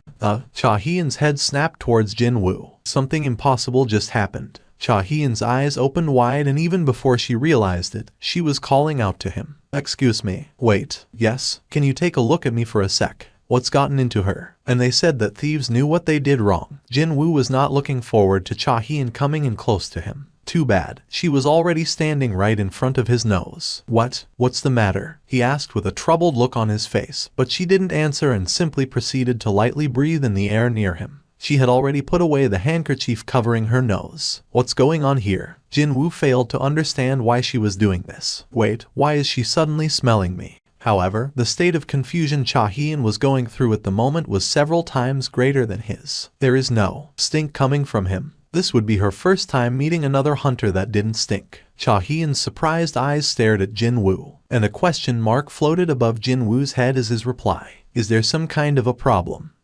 Are you a hunter for real? Was there a need for words here? Jin-Woo pushed forward the hunter license hanging on his neck. Cha-hyeon took the license and her gaze quickly alternated between Jin-Woo's face and the ID photo. Rank E, Seong Jin-Woo. Was this because his rank was too low? She could not pick up any type of smell coming from this man named Jin-Woo. No, wait. Actually, a pleasant odor was gently wafting out of him instead. Jin-Woo sneakily extracted his license out of Cha-hyeon's hand. Can I go now? Well, Cha-hyeon did call out to Jin-Woo, but then realized that she had nothing else to say nor had a reason to keep him here. It's nothing. Please be careful on your way out. This dungeon is rather large, you see. Of course. Jin-Woo lightly nodded his head and turned towards the location of the mining operation. His back soon disappeared around the corner of the cavern. However, Cha-hyeon's lingering gaze didn't shift away from the path Jin-Woo had walked down on. He smelled really nice. Hunters of the mining team were returning to the mining operations area one by one after finishing their lunch. Foreman B was walking with a toothpick stuck in between his teeth. Once he saw Jin-Woo appearing from the deeper parts of the dungeon, though, he flinched greatly in shock. Mr. Seong, why are you coming from there? I got lost while searching for the bathroom, actually. How did you find your way back to here? Oh, I ran into Cha-hyeon Hunter Nim on my way back, so...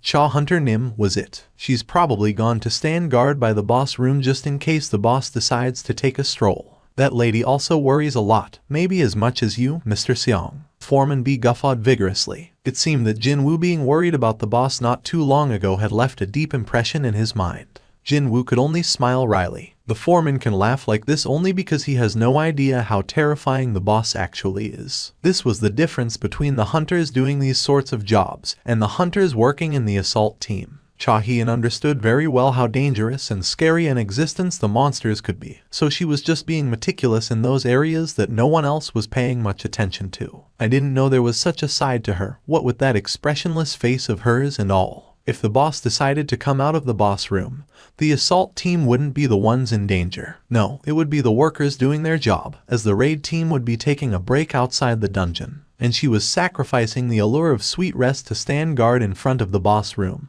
just for the sake of total strangers. She's an amazing woman. That was Jin-Woo's honest impression of Cha-hyeon. It was at this point that he suddenly recalled her odd habit. Why was she covering her nose with a handkerchief? Thinking back, she never let go of the handkerchief not even once, except for their meeting a few moments ago. Hunter Cha can supposedly smell a kind of body odor coming from other hunters, and I hear she finds them pretty horrible. She can smell other hunters. I heard something or other about her special constitutions and stuff. Her special constitutions, he said. Jin-Woo also possessed something similar to that, his excellent sense of hearing. Even from his early years, his hearing could be considered better than average, but once he awakened, it developed even further. I heard that she finds it really hard to breathe near other hunters because of the stink. Was that why? Asking me if I was a hunter. Was it because, unlike other hunters, he didn't smell at all? Back in the Red Gate, the leader of the White Phantoms said something similar. Every one of us can hear a certain voice repeating itself in our heads. It tells us to kill humans. However, I can't hear that voice when I'm looking at you. Wasn't this a bit similar in context with what that creature told him? He didn't have the hunter-specific stink, and they couldn't hear the voice telling them to kill him.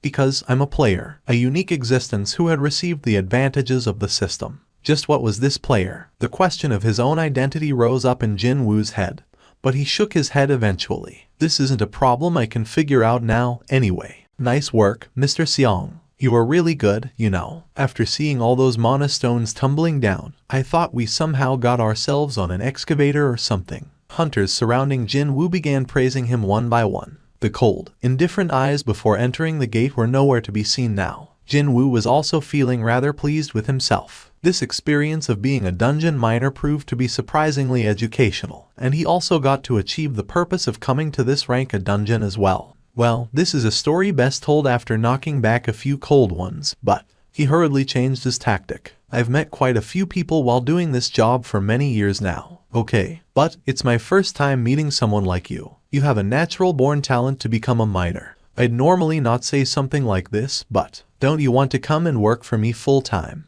I will definitely not treat you poorly, you see. This young man named Seong Jin-Woo, even though today was his first day as a miner, he managed to outperform the veterans by 3-4 times the amount. If he couldn't hold on to such outstanding talent, wouldn't he be a failure of a foreman? He was even thinking of discussing the matter with the person in charge and have Jin-Woo's wages paid separately from others. That was how badly he wanted to reel in this young man. Too bad, Jin-Woo remained resolute. Thank you for your kind words, but actually, I'm getting ready for something else at the moment. What about tomorrow, then? Can you come to work tomorrow as well? Tomorrow?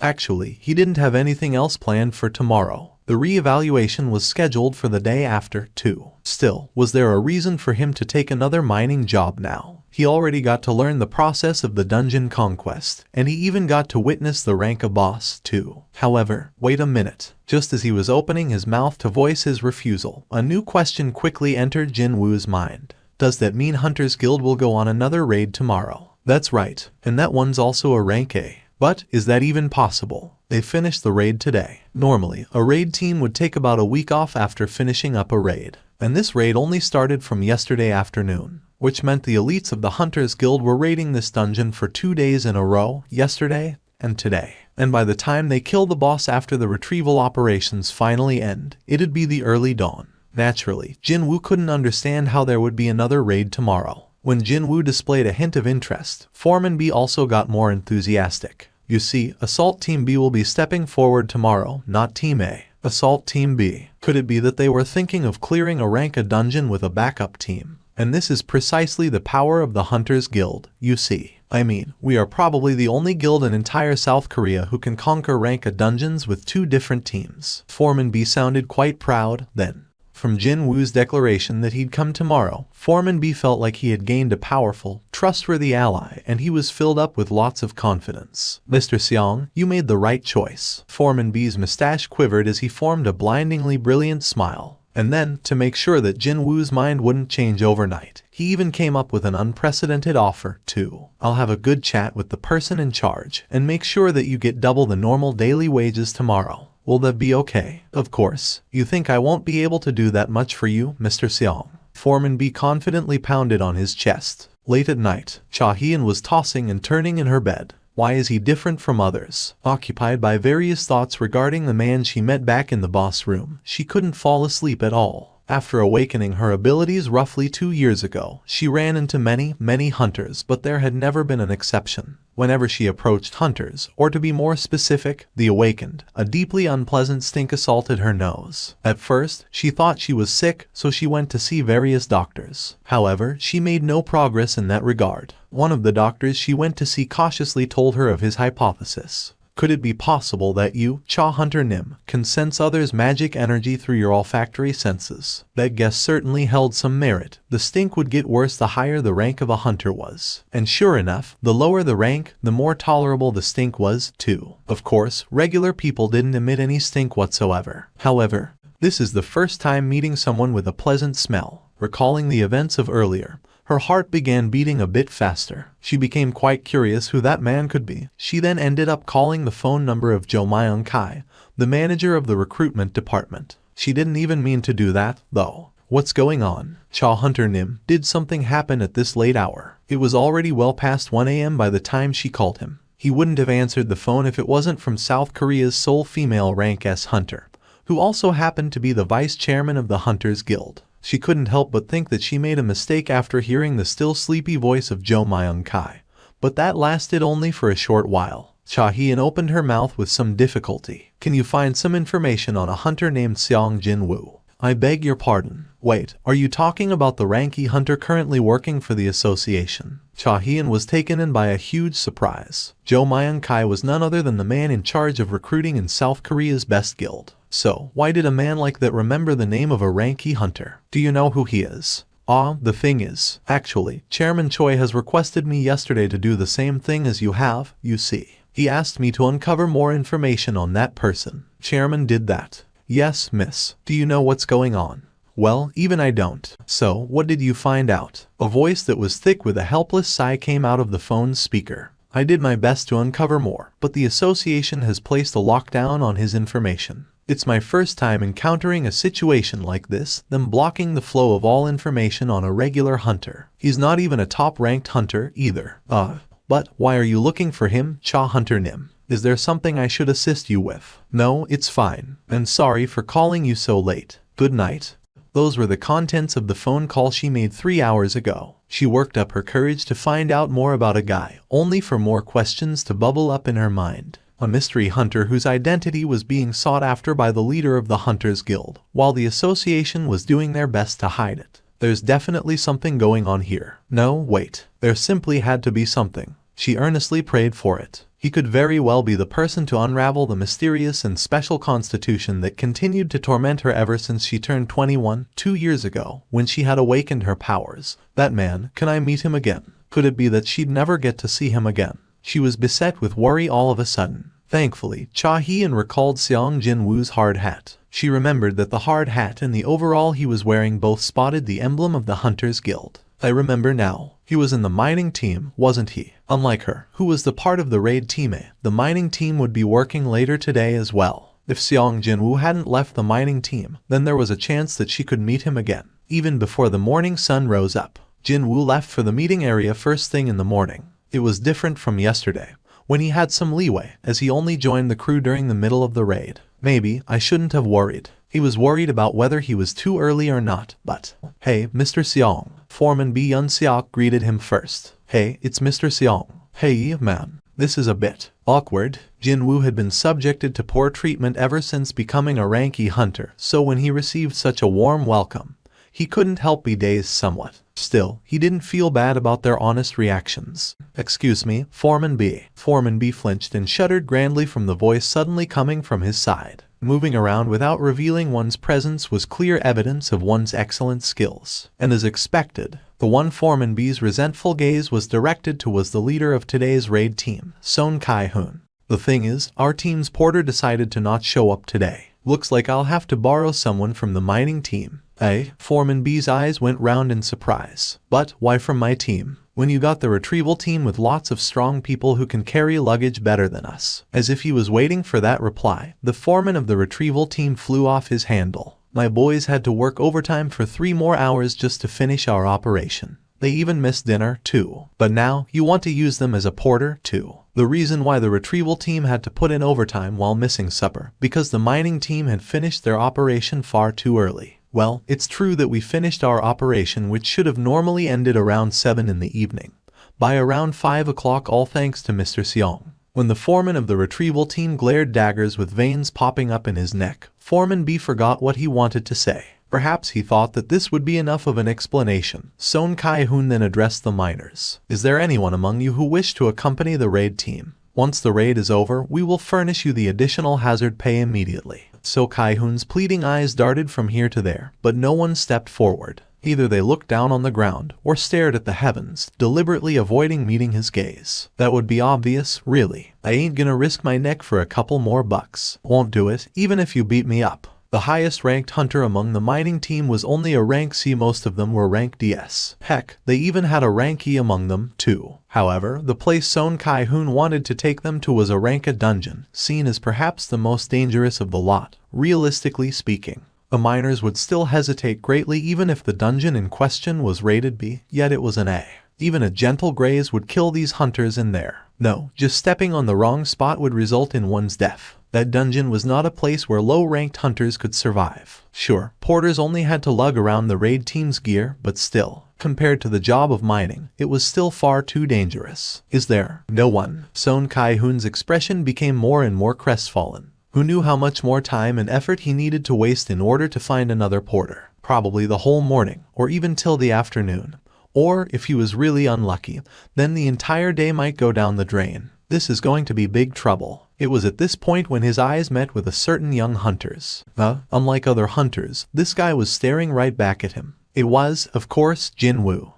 While Son Kai-hoon was staring at him, Jin-Woo too was slowly scanning that man's appearance. Isn't he a bit sharp for a tanker? Common sense dictated that the leaders of raid teams were tankers most of the time. Compared to other tankers, though, Son Kai-hoon was a bit on the lankier side. He was also quite tall, so, rather than a hunter, he looked more like a basketball player more than anything else. When Jin-Woo took a step forward, he became the center of the attention. I'll do it. A rank E hunter wanted to enter an uncleared rank A dungeon. Pure pandemonium broke out. Upper rank monsters are waiting with bated breath inside, yet you wanna go in. Mr. Seong, what do you think you're doing? You still have a whole life ahead of you, so why are you risking it all for a measly few extra bucks? The members of the mining team surrounded Jin-Woo in no time. That friend only started this job yesterday, so he probably raised his hand not knowing anything. What's his rank? His rank is too low, so how about going with someone else? It'll be far too dangerous to take that friend along with you. The rank of a porter isn't all that important, is it? Indeed, a porter only needed to carry luggage around well. If the luggage carrier located at the very back of the raid team found himself in danger, then one should look at that raid as a complete failure. In a case like that, not even a rank could guarantee his survival, so would it really matter if the porter's rank was a C or an E? They'd die regardless anyway.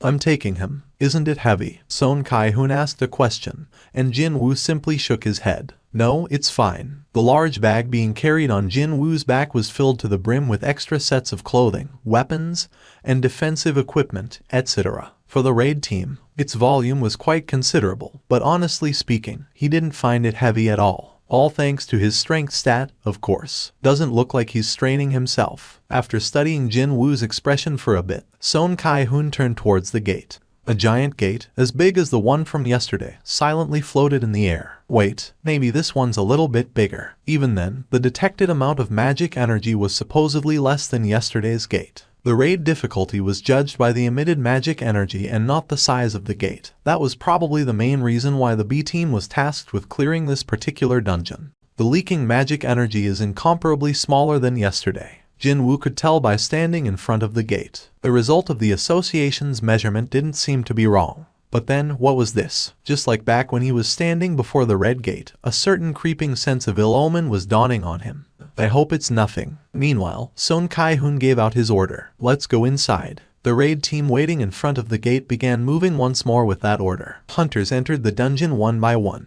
Jin-Woo stopped staring at the gate and followed them in. The interior of the dungeon was rather plain. Jin-Woo had been tense after picking up on that odd feeling, but he let off a sigh of relief after seeing the passage that was noticeably smaller than yesterday's dungeon. Phew, thankfully, he wasn't forcibly transported to another world. The thing was, though, the members of this team were plenty good enough to clear a red gate, were they to step into one. 11 rank as, and 6 rank BS. If it weren't the Hunters Guild but somebody else, these guys wouldn't have been assigned to a B team at all. Jin-Woo smirked softly. I'm not here as a part of the raid team anyway. Let's not sweat over stuff like this. Yesterday and today. If you were being honest, he only came here to have fun. You don't have to be that nervous, you know. A female hunter, a healer, engaged him in conversation from his side. Was her age around the late 20s or so? Because his expression was stiff, it seemed that she just wanted to help alleviate some of his tension. You see, every single member present here, not just Kai-hoon Appa, the leader of the team,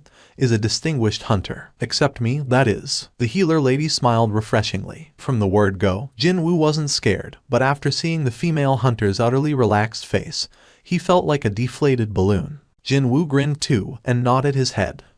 Okay. The healer formed a content expression, evidently satisfied by her efforts. At the same time, the leader confirmed that there were no monsters near the entrance and gave the signal to advance. Let's move. It was then Jin-Woo's steps came to a halt. A beat later, the hunters of the raid team also sensed the change in the surroundings. They are coming. Even before Son Kai-hoon finished giving his order, the hunters of the raid team got into their battle formation. It happened literally in the blink of an eye. Jin-Woo was inwardly impressed by that. So, this is how the high-ranked hunters raid. They were definitely a world apart compared to the ragtag raid teams he was used to until now. Beasts, canines. Son Kai-hoon's eyes narrowed to a slit.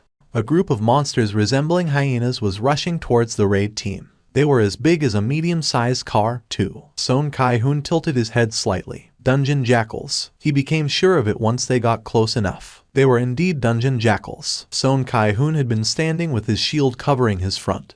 But then, he relaxed a bit and didn't even bother to activate his aggro-attracting skill. And then, he simply used his shield to batter down the dungeon jackal aiming for his neck. What's this? Aren't they dungeon jackals? Other team members, deeply tense until then, began tilting their heads and straightened their hunched stances. Soon, the short death throes of the dungeon jackals filled the cavern's interior. The jackal monsters were quickly taken care of. Over a dozen dungeon jackals were turned into corpses in the blink of an eye. Hunters dusted their hands, still confused by what happened. But why are the monsters from rank C dungeons appearing here? Son Kai-hoon scanned his surroundings, looking somewhat dumbfounded. Everyone else was forming similar facial expressions, with the exception of one person. Only Jin-Woo was staring at the dead jackals with a grave expression on his face. They are no normal jackals. Jin-Woo's eyes narrowed. He could definitely see that the fur around the jackal's neck had been flattened down by something until recently. It was clear evidence of them being tied to something, somewhere. Meaning, the ones that reared these monsters are somewhere else inside this dungeon. Monsters with intellect, in other words. Jin-Woo recalled the white phantoms he met back inside the Red Gate. It was now a well-established fact that, regardless of what species it was, intelligent monsters were quite difficult to deal with. Somehow, my premonition might be right after all. It was not a good omen, by any stretch of the imagination. From the deeper parts of the cave, he could hear the matched footsteps getting closer. The real enemies are coming. Jin-Woo stood back up. Other hunters also belatedly realized something was wrong. Oh my god. Get ready for battle. Son Kai-hoon forcibly squeezed his voice out. Finally, the real enemies revealed themselves from the darkness of the cave on the far side. The eyes of the hunters grew wide from shock. High orcs. What the hell? Why high orcs? Many well-trained high orc warriors now stood in rows before the hunters' eyes. Their number was 22. Not just any high orcs, but they were 22 high orc warriors, which meant they would be very difficult opponents to fight. Something's wrong. Someone muttered softly under his breath. To think, right after the attack of the low-ranked monsters, they now had to battle these high-ranked monsters famed to be the toughest even among the high ranks. The high orcs pointed their lengthy spears at the hunters. Looks like the momentum of the hunters and the high orcs are about even. Jin-Woo quickly retreated to a corner, so he could quietly observe the unfolding situation and find the right time to step forward. Towards the attacking high orcs, Son Kai-hoon activated his aggro skill. However, these orcs didn't really fall for his provocation. And soon, high orcs and melee-type hunters engaged in a bitter close-quarters battle. Blood splattered to everywhere and a scream reverberated out. Not too long after that, magic spells fired from the mage-type hunters slammed into the high orcs. The heads of the high orcs exploded after getting struck by the arrows of brilliant light. Unfortunately, there was no follow-up attack. The effects of magic spells were good, but there was the distinct disadvantage of the lengthy casting time. In a close-quarters battle, high orcs definitely held the upper hand. Heal, hurry. The wounded appeared pretty quickly, and healers were kept very busy. Healer Nim. The female healer was also kept very busy, running here and there non-stop. I'm coming. The female healer knelt down next to a heavily groaning hunter with a missing arm. She then quickly began chanting. And then, along with blinding light, the lost arm slowly grew back. That was the light of regeneration only the healers ranked or above could perform. Just as she concentrated on the injuries of her patient, a tall shadow suddenly loomed over her. The female healer raised her head. A high orc, previously assumed dead, was holding an axe while breathing heavily right beside her. The female healer's face was drained of all color. Then, unfortunately, there was no one who could save her nearby. When the orc raised its axe up high, the female healer chose to hug her patient and shield him instead. However, she couldn't feel any pain, no matter how long she waited. Each passing second felt like a minute or more. The female healer sheepishly raised her head up, and she got to witness a rather amazing sight. The orc was actually floating in the air, its entire body trembling quite noticeably. But what was happening here? The female healer's eyes opened even wider. But then, snap, the head of the high orc was literally ripped off of its body, and then even the part of its spine got dragged out as well. Now that was a display of terrifying power. Plop. While staring at the headless body of the high orc now on the ground, the female hunter formed a totally confused expression. Because the separated head of the high orc was still floating in the air, that was why. Blood got splashed on my clothes. Jin-Woo frowned deeply and threw the head of the high orc. Currently, he was in stealth. Both the high orcs and the hunters couldn't sense his presence at all. Jin-Woo had been sitting back quietly, waiting for a right chance to step forward, because he feared being accused of interfering in other people's raid. But then, he belatedly recalled that he had the stealth skill. Wouldn't he be able to do whatever he wanted without running into problems with that skill? The corners of Jin-Woo's lips arched up. Dismantling these high orcs would be too easy at this rate. But, if he did that, there was no meaning in hiding himself with stealth. Hunters around him, including Son Kai-hoon, were the elites of the Hunters Guild, often referred to as the best in South Korea. If these high orcs were ripped apart by some unseen force, then they would pretty soon figure out that stealth skill was involved here, as they weren't the same as the scatterbrained female healer. Well, it's not like there'll be trouble from getting discovered, but he was only a day away from the result of his reassignment test being made public, so he didn't want to raise any unnecessary fuss today if he could help it. That was why he was waiting for the raid to fail completely, but the losses to the hunters would be far too severe by then. For example, that female healer almost got killed just now. That was why a certain light flickered in Jin-Woo's eyes. So, choose only those that won't get me noticed. He decided to go with this type of method. First of all, that one. Jin-Woo moved. He crouched, and the reverse grip dagger drew a line on the Achilles heel of a high orc. The high orc warrior roared out in pain as the back of its ankle was sliced open without a warning. That was only the beginning. As if he was dancing, his smooth, unbroken movements led him to stab the Baruka's dagger into the side of his first victim. He then pulled the dagger out and proceeded to cut open the back of the knee of another high orc. That was enough. Just like how the opening of the sluice gate caused a flood, Son Kai-hoon seized upon the opening created by the high orc's fluster to start his counteroffensive. Son Kai-hoon raised his head. The long sword held out in his hands was piercing through the heart of the high orc. Thud. Son Kai-hoon clenched his fist. Yes, I can do this. Just as Son Kai-hoon was crying out inwardly in elation while still cutting down the surrounding high orcs one by one, Jin-Woo was making himself busy by going here and there. Whenever Jin-Woo brushed past, wounds large and small appeared on the bodies of the high orcs. For some reason, it's easier to fight now. What's going on? Could we be winning against this many high orcs without a casualty? Even though members of the raid team were growing rather suspicious, hope and excitement were filling up their hearts at the same time. They were resolved to lose one or two of their own before they had entered the battle, but exceeding their own expectations. They were fighting quite well until now. Pow! A mace swung by one of the hunters cracked open the head of a high orc warrior. It was then Jin-Woo got to hear a rather welcoming message. Oh, indeed, there was a reward for him going around and spending his energy. His level had actually gone up. It seemed that him not actually killing the enemy outright or wounding them critically still netted him some experience points. And I did kill 2 of them with my own hands, too. He then aided in killing more than 13. Unless he was earning no experience points whatsoever, his level rising up did make sense. Even more excited than before, Jin-Woo's movement became a lot faster than before. Thanks to Jin-Woo's timely and sneaky maneuvers, this battle was rapidly coming to a close.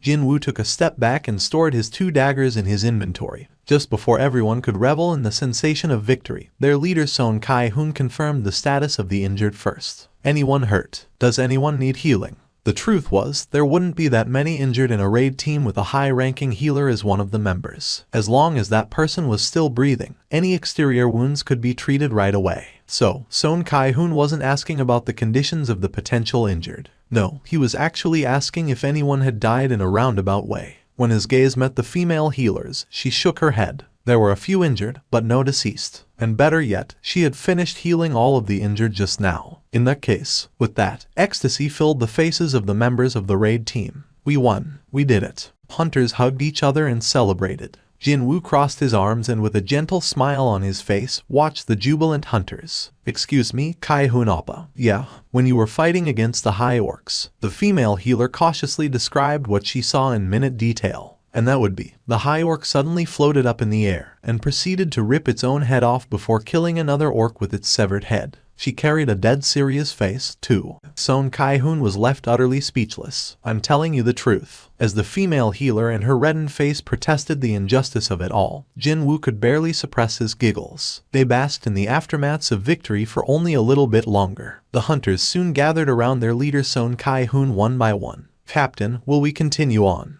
Isn't this going to be too dangerous? We aren't even that far from the entrance, yet we ran into a whole bunch of high orcs already. How about a strategic retreat? Son Kai-hoon cast his gaze over to the deeper part of the cave, his mouth closed tight. It won't be easy. Jin-Woo could sympathize with Son Kai-hoon a little bit here. While working for the Hunters Guild that boasted 2 rank S hunters in its ranks, today's raid might be the one and only time Son Kai-hoon would get to lead a raid team. And to think, he'd have to retreat so quickly in his very first hunt as a leader. Anyone in his shoes would be tempted to push forward and clear this place. However, if you were a smart, wise leader, then, as if he had made his mind up, Son Kai-hoon's lips quivered slightly. Jin-Woo's eyes narrowed to a slit. Fortunately, as it turned out, Son Kai-hoon wasn't a fool. For the time being, let's retreat. The leader's choice was absolute inside the dungeon. The unspoken rule said that as long as one was a part of the raid team, one had to absolutely follow the commands of the leader. One used to say that. Before in war, insubordinate soldiers were executed right away, didn't they? In a certain way, dungeons were a far more dangerous place than any war zone out there. And so, the question of the team's survival or annihilation depended on who the leader was. Thankfully, Son Kai-hoon didn't disappoint his team members. After hearing his order to retreat, everyone lightly patted their chests. I was really worried that Son Hyung would insist on going till the end, you know. Son Kai-hoon grinned and slapped the person who said that on the shoulder. I'm not a blind idiot like that. I know that. But, look here, Hyung. Look at my shaking hands. Jin-Woo picked up the luggage and placed it on his back. Along with Son Kai-hoon's orders, the raid team began moving again, although their direction had reversed. Jin-Woo smiled wryly, and here I am, hoping to go in a little bit deeper. Regardless of what happened, he was nothing more than a guest. And as a guest, he had no right to run his mouth on this and that about the decision of the house owner, now did he? It was indeed a bit regretful, but it'd have to end here today. Everyone, stop. There was confusion evident in his voice. The fatigued hunters walking cautiously forward came to a stop, and so did Jin-Woo as well. He had been keeping an eye towards the rear in case the monsters decided to chase after them. What the hell is the meaning of this? What is going on? Why is the path blocked? Wasn't it fine when we entered earlier? Jin-Woo walked past the noisy hunters and got to the front before reaching out with his hand, and his eyes widened as well. It's been blocked off. The path had been blocked off by an invisible barrier. He immediately recalled the instant dungeons. More specifically, the wall that demarcated the border between the instant dungeon and reality. But he soon shook his head. No, this is different from that. He could detect a certain sense of artificiality from this invisible wall, seeing that there was a trace of magic energy mixed in.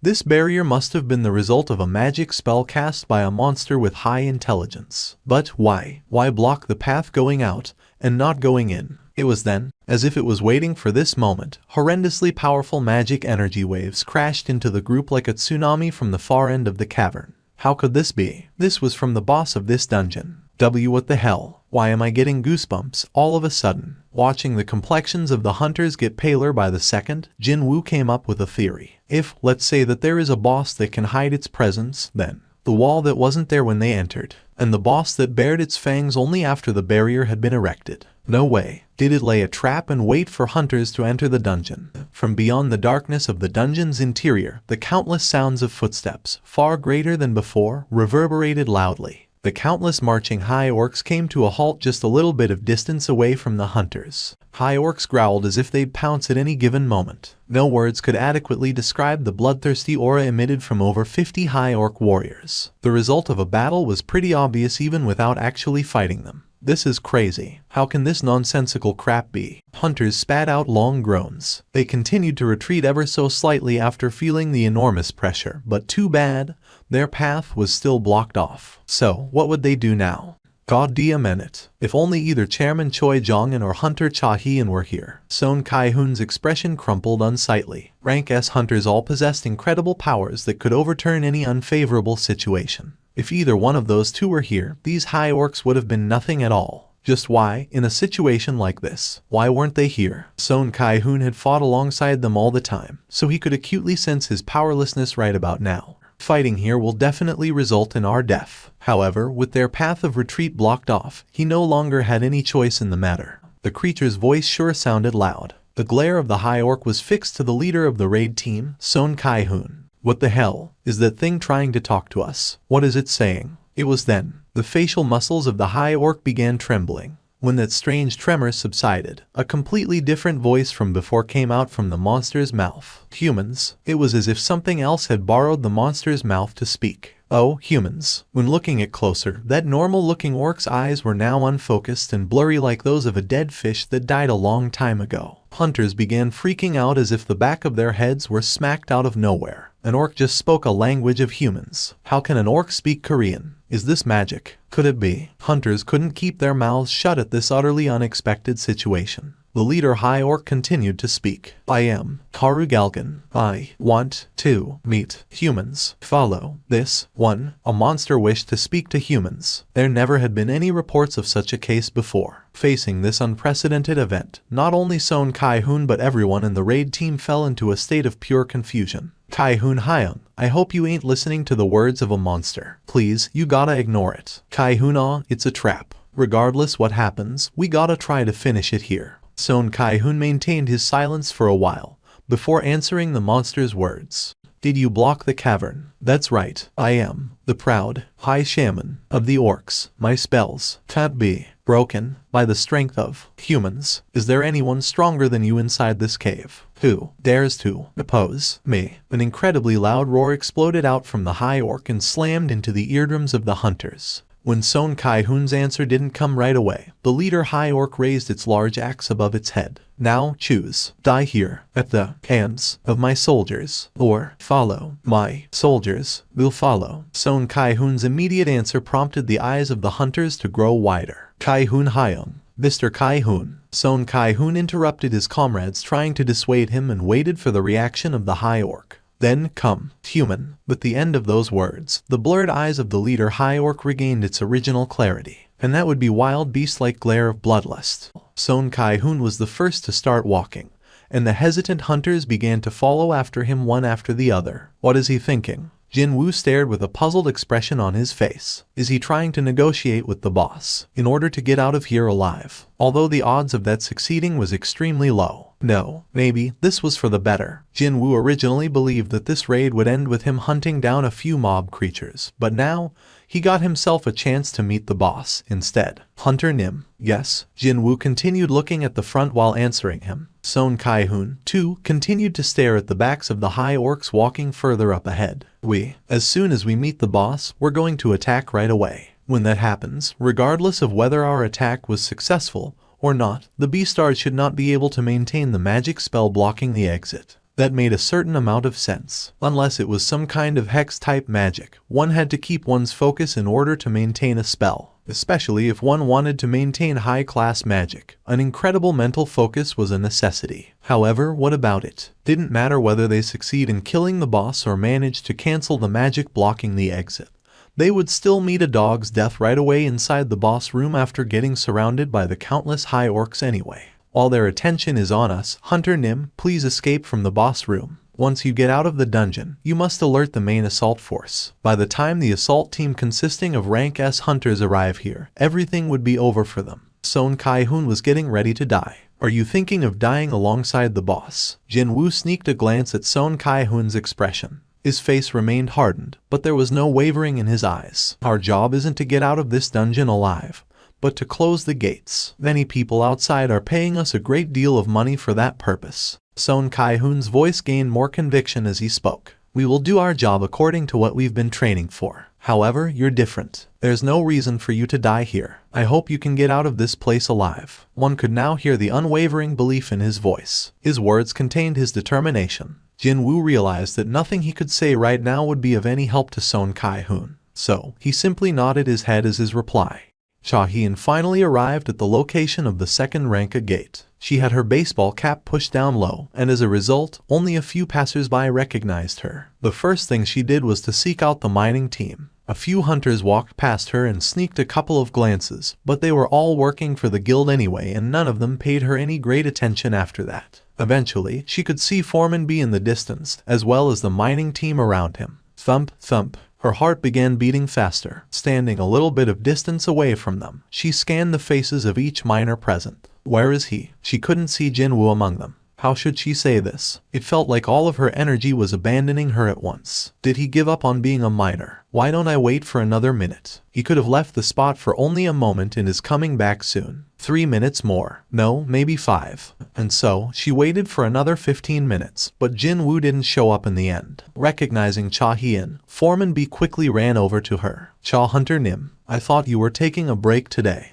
Hello there. Cha-hyeon shared a simple greeting with Foreman B and after making sure that no one was eavesdropping on her, she cautiously asked him a question. By any chance, is there a hunter named Seong Jin-Woo working for you? Mr. Seong. Hearing an unexpected name being mentioned out of the blue, Foreman B formed a surprised expression. If you're looking for Mr. Seong, he subbed for a porter's job. A porter? Cha-hyeon gasped out in shock. Are you saying he actually went inside the gate? Foreman B nodded his head vigorously as if to show that he, too, couldn't believe it. Yes, miss. That's what happened. A Ranky hunter volunteered as a porter and entered a Ranka dungeon. And he didn't even have dozens of lives or anything, too. What was he thinking? But when Cha Hyun thought about it, didn't she find that man loitering around the boss room yesterday with weapons in his hands? Indeed, she did not see wrong back then. One more thing to be suspicious of, then. Even though she ended up letting go of yesterday's event as a coincidence, when she really thought about it in detail, it was a rather strange thing for a hunter with 4 years of experience getting lost inside a dungeon like that. I need to find out. Cha Hyun lightly bit into her thumb while pondering her choices, before swiftly making her decision.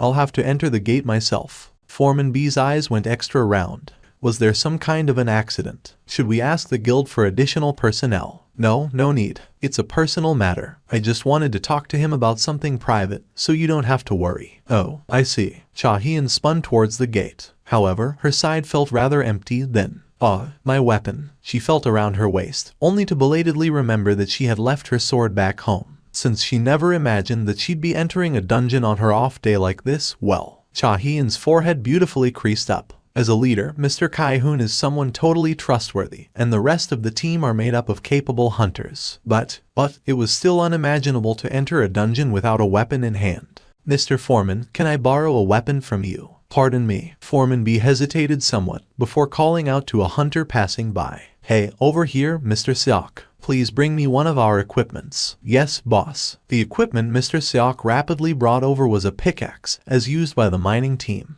Cha Hyun's expression stiffened. Excuse me, don't you have anything else? Such as, for instance, swords or spears. But, if you ask us for such things, well, Cha Hyun sighed out under her breath. I understand. She then carefully rejected the pickaxe Foreman B tried to hand over and quickly walked towards the gate. He anxiously asked her as he watched her distancing back. Cha Hunter Nim, will it be fine for you to be empty-handed in there? Cha Hyun came to an abrupt halt and stood there for a moment, before hurriedly walking back to take the pickaxe from Foreman B. He guffawed out in a genial manner. I think that's for the best, miss. I mean, it'll be dangerous to be weaponless inside a dungeon, regardless of what. Well, then, as she turned around to hurriedly leave, Foreman B unluckily didn't get to see her ears dyed in deep shades of crimson. Soon, their eyes caught the sight of the boss room. The anxiety felt by the hunters came over the air, and could be felt on his skin. They were greeted by a huge open space. Jin-Woo scanned the boss room. It was smaller than yesterday's boss room with the giant in it. However, quite unlike yesterday, he didn't get the impression that the boss room was huge at all, and that would be all thanks to countless high orcs completely filling up the chamber. As a matter of fact, there were over twice as many orcs here as those that escorted the raid team. At least 100. No, maybe it's a bit more than that. While there were no monsters inside the rest of the dungeon, they had been gathered inside the boss room instead. Seeing the masses of high orcs waiting inside, Son Kai-hoon's complexion paled in an instant. If this many high orcs managed to escape from the gate, then this was a large enough horde to utterly destroy a small city, even before the top hunters had the chance to do something about them. Cold sweat trickled down his backside. At the very least, we gotta eliminate the boss. Just like how he resolutely swallowed the dry saliva, he did his best to keep his determination burning in his heart. Shark, the leader high orc beckoned again. The raid team and the escorting high orcs walked over to an altar located in the corner of the boss room. Over there, one of the hunters pointed towards the top of the altar, and that's where the high orc shaman stood, dressed in all manner of accessories adorning its entire body, including a mask, bone necklace, and earrings. So, that's the boss. Son Kai-hoon's expression hardened. He immediately realized that the terrifying magic energy filling up the interior of this dungeon was being emitted from that creature. And then, surrounding that beastard was, from the 4 guards possessing an air of alertness standing around the boss, he also sensed a rather ominous aura as well. This isn't good. Could the raid team get past those guards and kill the shaman in one fell swoop? The hunters were all thinking roughly the same thing. The hunters stopped in front of the shaman. A certain intangible tension flowed in between the high orcs surrounding the human hunters as they kept a certain distance away. However, the shaman didn't seem to care about the mood of the place. It simply opened its rather malformed jaw, visible below the mask, and cackled out. "Oh humans, welcome." The hunters of the raid team exchanged glances. As soon as Son Hyung gives us the signal, we attack together. However, suddenly, the air around them began freezing up. Hunters of this raid team were some of the very best out there. They all shifted their gazes at the same time at this sudden outpouring of chilling aura. The source was the shaman. The creature finally took the mask off. When it did, the magic energy it had been hiding until then exploded forth, unchecked and unhindered. Rumble. The freakish magic power spread out in circular waves with the boss as the center. As if they were normal, powerless civilians that ran into a lion or a tiger, the hunters froze up on the spot like a bunch of statues. Oh my god, how can a magic power of such magnitude be? We gotta fight against something like this. Despair, lamentation, resentment, even regret. The shaman formed an ominous grin when facing these varying forms of hopelessness. Are you scared of me, humans? Son Kai-hoon bit down on his lower lip, hard, and took a difficult step forward before asking a question. Why did you summon us here? Your warriors would have been enough to kill us back there. The shaman grinned again. Simply looking at the grin chilled the backs of the hunters. It's for entertainment. What? Son Kai-hoon was left utterly speechless. Were they brought here just for that purpose? The shaman continued on. While we wait out the remaining time, I will kill you one by one and entertain the soldiers. High orc warriors all roared out in frenzy and excitement. Hunters were ruthlessly forced down by the enormous pressure emitted from the orcs and couldn't even breathe properly. One of them even began crying, no less. However, the shaman briefly stopped talking, then the boss's gaze shifted and stopped at the rear of the humans group, where Jin-Woo was. I see that a strange being is mixed among you, humans. It was then Son Kai-hoon's eyes gleamed dangerously. With the shaman looking elsewhere, this is my chance. Veins bulged in his neck. Now, Son Kai-hoon roared out at the top of his lungs, unsheathed his sword, and rushed out. However, it was eerily quiet behind him. How come? He glanced behind him while running, and discovered his comrades rooted to their spots, not daring to move an inch. They had lost their fighting spirit a long time ago from the display of the boss's overwhelming might. Son Kai-hoon's heart fell to the pit of his stomach. Still, someone had to do this. He couldn't stop now. His gaze shifted back to the front. Perhaps his attack wasn't expected. The shaman was still smiling, and its guards weren't showing any urgent reactions, either. This could be his one and only chance. Didn't matter if it was pure luck. He'd accept fluke, too, as long as his sword could reach. Son Kai-hoon fiercely rushed forward and cocked his sword behind him. But, even before he could swing the sword with all his might, he collided with something invisible, and was flung away. Boom. At first, it was shield magic. Flung away from the rebound, Son Kai-hoon landed on the ground and rolled backwards. But that lasted only for a short while. Looks like we have our first volunteer. Along with the shaman's mocking words, Son Kai-hoon's body was lifted up into the air. And now, it was the anti-gravity magic. The lips of the shaman were moving up and down non-stop. When Son Kai-hoon was lifted up as high as a 2-story building, the shaman began chanting a different spell. Next to come was gravity acceleration. Kaboom! Son Kai-hoon was slammed into the ground. He didn't even have the time to writhe in pain as he was lifted up in the air again.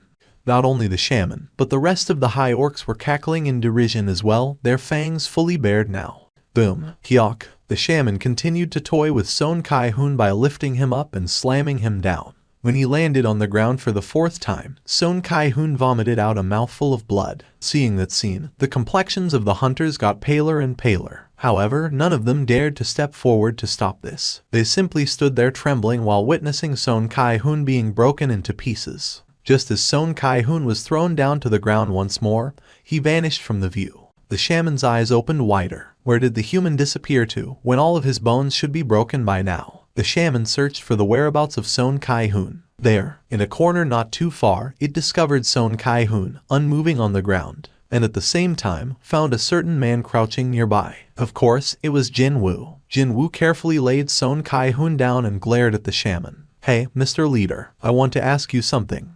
Will it be okay if I kill all of the monsters in here? The shaman frowned and gestured with its chin, and one of the guards swung about its scimitar and ran to where Jin-Woo was. As Jin-Woo glared at the monster rushing towards him, a light of fury lit up in his eyes. He reached out with his hands. Ruler's reach. When he did, it was as if a giant, invisible hand grabbed the orc guard, and the monster was cleanly picked up from the ground. The monster kicked and struggled in the air. What? The eyes of the shaman opened wider. Jin-Woo pointed down towards the ground. Slam! The guard crashed down to the ground. The impact force was so great that deep cracks spread out on the ground. However, Jin-Woo didn't stop there. Just like how the shaman manipulated Son Kai-hoon's body, he lifted the guard up in the air again. Slam! Like a basketball bouncing between the ground and one's hand, the orc guard continuously slammed into the ceiling and the ground non-stop, a helpless cry coming out from its mouth. Eventually, its head pierced into the ceiling.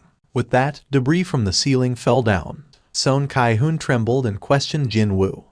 Just what is your? I'll ask you again. This here was a hunting ground the Hunters Guild paid for, and there was only one person present that could speak for the guild at the moment. Jin-Woo asked for the last time. Monsters in this place. Can I have them all? What was this? Son Kai-hoon realized now that the identity of the porter or whatever didn't matter anymore. No, he was just set off. He was angry at himself for being toyed around with by the monsters like that. Tears rolled down Son Kai-hoon's face. Please, I beg of you, do something. With that, it was done. When Jin-Woo stood back up, High Orcs approached him. The boss began smirking in derision. For a measly human, you know some interesting skills, don't you? The boss gestured, and the High Orcs quickly surrounded Jin-Woo. However, just how far do you think your tricks will get you? Jin-Woo's glare became so much colder. He never really cared for any of the monsters he killed so far, but this would be his first time wanting to slice one up this badly. I'll take care of you last. If the boss knew the meaning of enjoyment, surely it'd know what fear tasted like. Jin-Woo slowly murmured out, "My shadows." 2 daggers appeared in Jin-Woo's hands. "Come out and play." The black sedan stopped by the side of the road. The man climbing out of the driver's seat, kitted out in a pair of sunglasses and a black business suit, was none other than Woo Jin-cheol, the section chief of the monitoring division, the Hunters Association. Soon after his exit, 3 more men climbed out of the car from the passenger and rear seats. All of them were from the monitoring division as well. Woo Jin-cheol frowned deeply. If that giant hole opened up like a door and monsters trapped inside emerged outside. Just imagining that made him shudder. However, why did that man apply to become a miner in such a horrifying place? Not only that, for 2 days in a row, too. Even if Association President Go-gun Huey hadn't asked him, Woo Jin-cheol would have personally come here to find out. Anyway, what brings the hunters from the monitoring division to this place? The members of the mining team had been relaxing until then overheard those words, and tension briefly flashed by in their eyes. The oppressive pressure hunters felt from the words monitoring division was rather huge. The people whose job was to arrest the awakened that the normal laws couldn't do anything about. They then either reformed the troublemakers or simply eliminated them. The monitoring division was where those kinds of people worked for. Do you know by any chance where Seong Jin-Woo Hunter Nim is? I bloody knew it. Suddenly, a man jumped out from among the miners. It was Lee Seong-gu, who had run into Jin-Woo's shoulder yesterday. Lee Seong-gu passionately spat out his complaints, flying spittle accompanying his rapidly firing words. When that beastard looked at me and began gritting, I was terrified that he might eat me alive or something.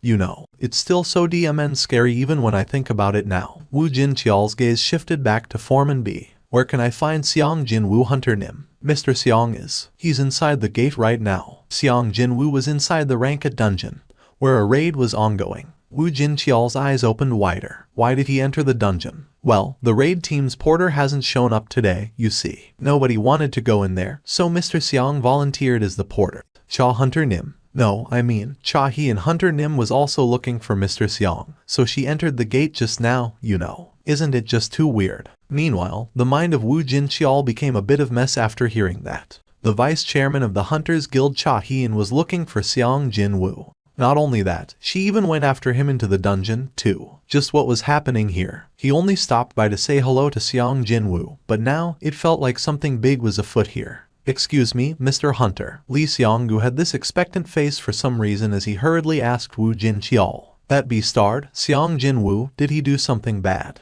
Maybe he's killed someone. I mean, he looked like someone fully capable of that. Woo Jin-cheol frowned slightly again. He sort of could understand why Seong Jin-Woo glared scarily at this moron. A fool who'd get blown away into the weeds if Seong Jin-Woo snorts in front of him. Still, there were too many eyes watching. As a hunter working for the association, he couldn't carelessly display his irritation at a stranger. This was why working for a public organization sometimes could get rather annoying. Woo Jin-cheol spat out a long sigh and did his best to sound as diplomatic as possible. You'll find out when you take a look at tomorrow evening's news broadcasts. Perhaps that answered most of his own suspicions. Lee Seong-gu raised his voice high as if he had correctly predicted this. I told you, didn't I? I told you that man is too suspicious. But he didn't look that way, right? And he worked so diligently, too. Not minding the lukewarm responses of his colleagues, Lee Seong-gu went on about how great his discerning eyes were. Tisk. Woo Jin-cheol stared at that man making a fool of himself, before taking his subordinates towards the gate. However, Woo Jin-cheol instinctively stopped a few steps away from the gate. Chief, the subordinates began staring in confusion at Wu Jinqiao's stiff face. This can't be. The measurement results are wrong. Not all rank A hunters were equal. For instance, Hunter Wu Jinqiao was right near the top within the rank and his instincts were telling him this. The measurement value was all wrong. Wu Jinqiao quickly issued an order to his subordinate next to him. Go get the magic energy measuring device. The subordinate immediately realized that Wu Jinqiao's expression was grave and hurriedly ran to where their car was parked. The miniature measuring device used by the monitoring division was a world apart in quality from the devices used by the regular association employees. As befitting a device created from a top-grade magic crystal that cost over 1 billion won, this piece of equipment very rarely threw up errors or mistakes in its results. The measurement result quickly came out. I knew it. The displayed result showed a clear discrepancy to the previously measured value. If the guild formed their raid team according to the measured value presented by the association, then it had definitely become a serious situation. Around the same time, Cha Hien was following after the traces left behind the raid team. She finally located corpses in the distance. How can this be? Her eyes opened up super wide. All the corpses belonged to the high orcs. It was easy to identify them, because they featured red skin and their fangs were noticeably longer, too. How did Mr. Son Kai-hoon's team manage to defeat this many high orcs? And was that all? There was seemingly not one casualty, too. Cha Hien discovered something odd and crouched down to take a closer look at one of the corpses, and her eyes grew even wider than before. This one, and this one, too. Almost all the high orcs were left with injuries inflicted by short but incredibly sharp weapons. They weren't blows fatal enough to kill, but she thought that these were definitely enough to hinder the movements of the high orcs, which meant that other hunters were simply dining on the table full of tasty dishes prepared by someone else. Short swords. It was then a certain scene flashed past her brain. The man who stood near the boss room yesterday. Jin-Woo was definitely holding short weapons in both of his hands. When her thoughts arrived at this point, Cha Hien's head snapped towards the deeper parts of the dungeon,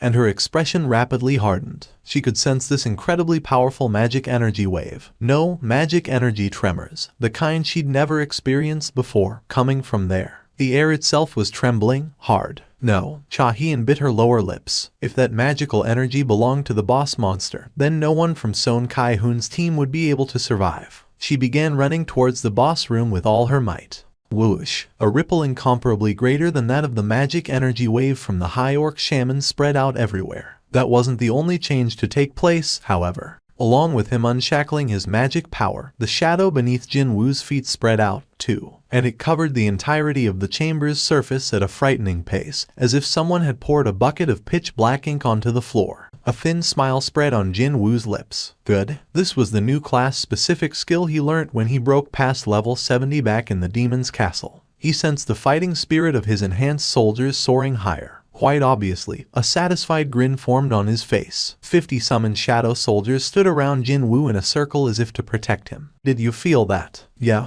Can that even make any sense? The mage-type hunters were sensitive towards the magic energy to begin with, and they couldn't control their furiously quickening heartbeat no matter what, because an insane amount of magic energy was gushing out from the man who subbed in for their luggage carrier, someone whom they thought of as a simple rank E, no less. No, hang on. Is this even magic energy? To think, this magical energy is even more ominous than what the high orc shaman is emitting. The sheer pressure from the magic energy thickly filling up the boss room made it difficult to even breathe properly. The fact that this incredible power didn't belong to an enemy relieved them to no end.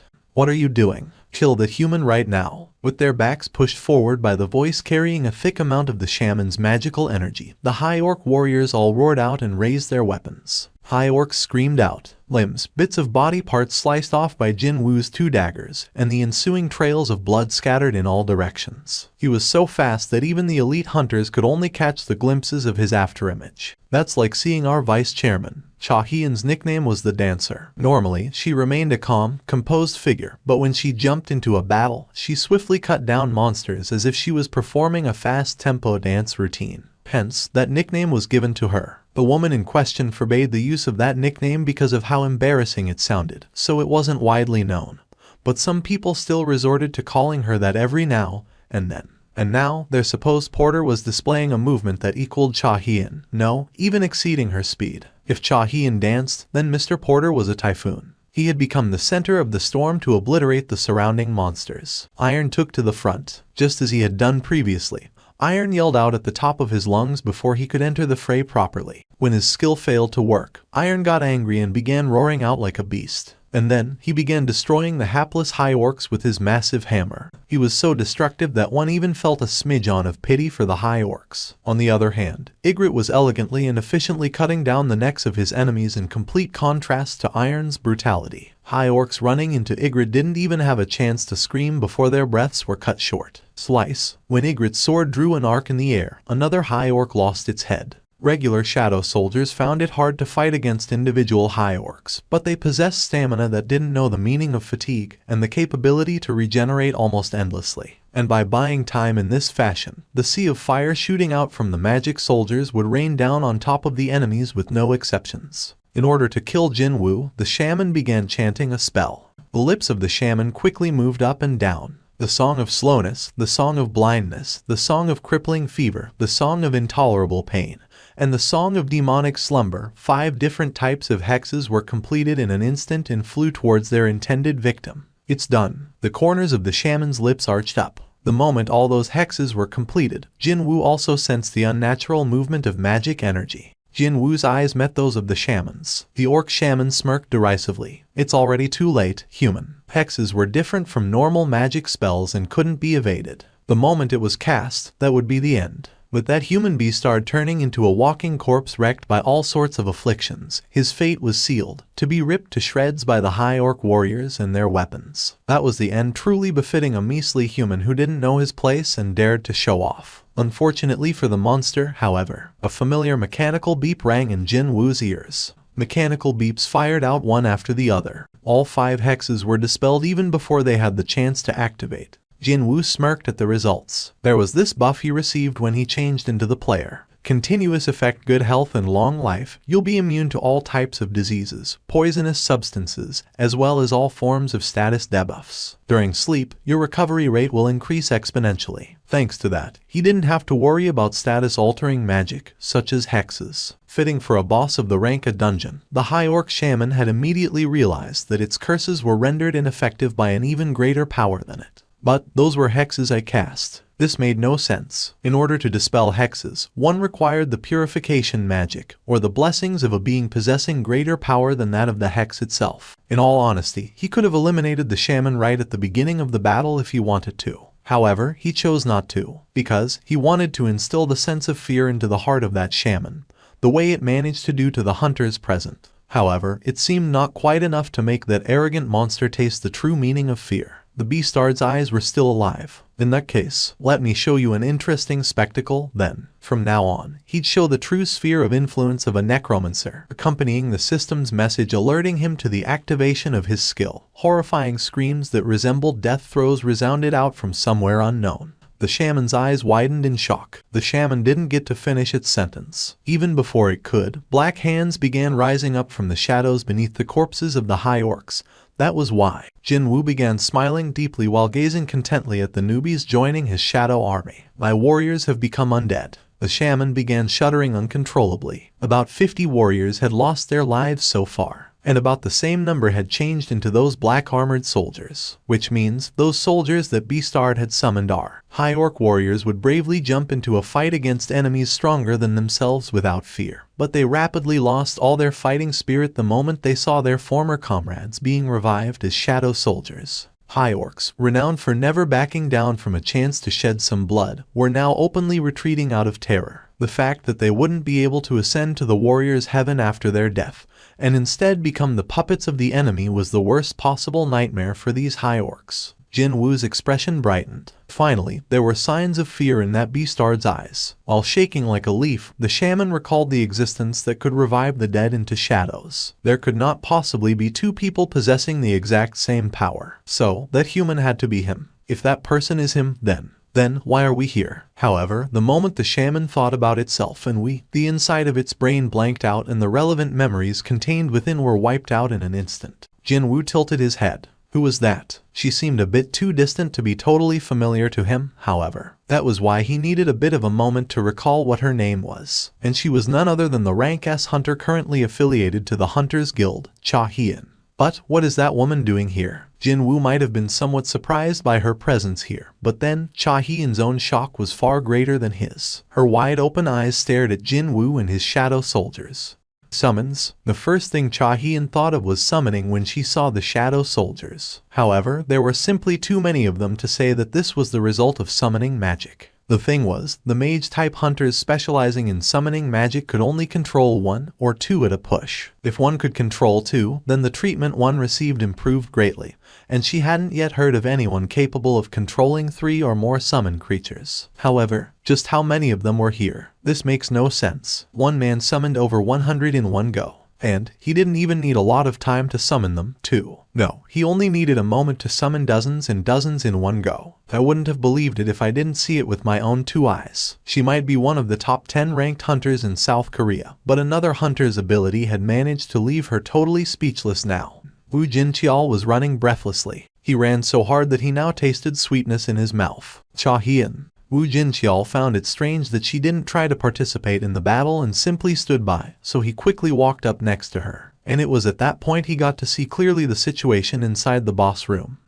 What is this? Soldiers wearing jet black armor were one-sidedly massacring the supposedly powerful monsters, also known as High Orc warriors. The pitiful screams of the High Orcs even managed to deafen Wu Jinqiao's hearing. Also, he might have been less shocked if there were only human-shaped soldiers present. But then again, just what were those nonsensically huge black bears with smoke coming out of them, as well as High Orcs kitted out in various black-colored armors? No matter how I see it, doesn't he look like a top-ranked melee-type hunter? However, he could even use summoning magic, too. And, sure enough, when Jin-Woo's lips moved a little, dozens more summons rose up from the ground. Oh my god. Wu Jinqiao's jaw fell to the floor. Just how many summons could that man control? This is the true ability of Hunter Xiang Jin-Woo. By the way, why are you here, Chief Wu? We were in the neighborhood, just passing by. But it was a coincidence that we discovered the gates of normal condition, and we came here to help facilitate the evacuation of the raid team.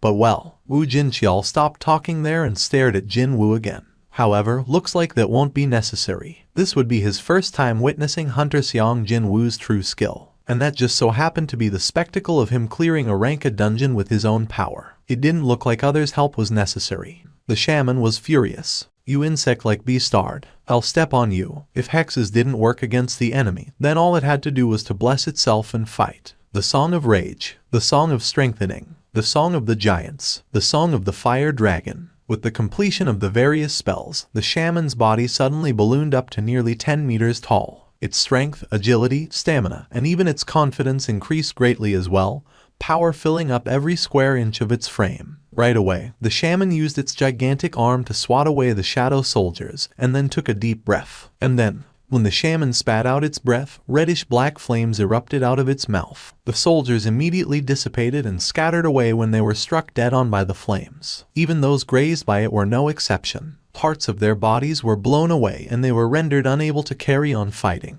The flames didn't end with one attack. The second wave of flames spat out of the shaman's mouth in a row. The shaman was able to greatly reduce the number of the shadow soldiers with its continuous attacks. Having received a boost to its confidence, it roared out at the top of its lungs. Do you still find this great Karugalgan funny now? The reply came from above its head. Yup. The shaman flinched and raised its head, all the while hurriedly trying to chant a defensive spell, but Jin-Woo was one step quicker. Cow. The shaman's head smashed down into the ground. The floor shattered and spiderweb-like cracks rapidly spread out. Jin-Woo had already experienced blowing away Vulcan with his bare fist. And that demon was much, much larger than this arrogant shaman, too. When he lightly landed on the ground, feel-good messages began popping up in his view one after the other. There you go. Jin-Woo pumped his fist. Back when he was fighting using stealth, he leveled up once. When he was killing these orcs, another level up. And, after killing the boss just now, another level up.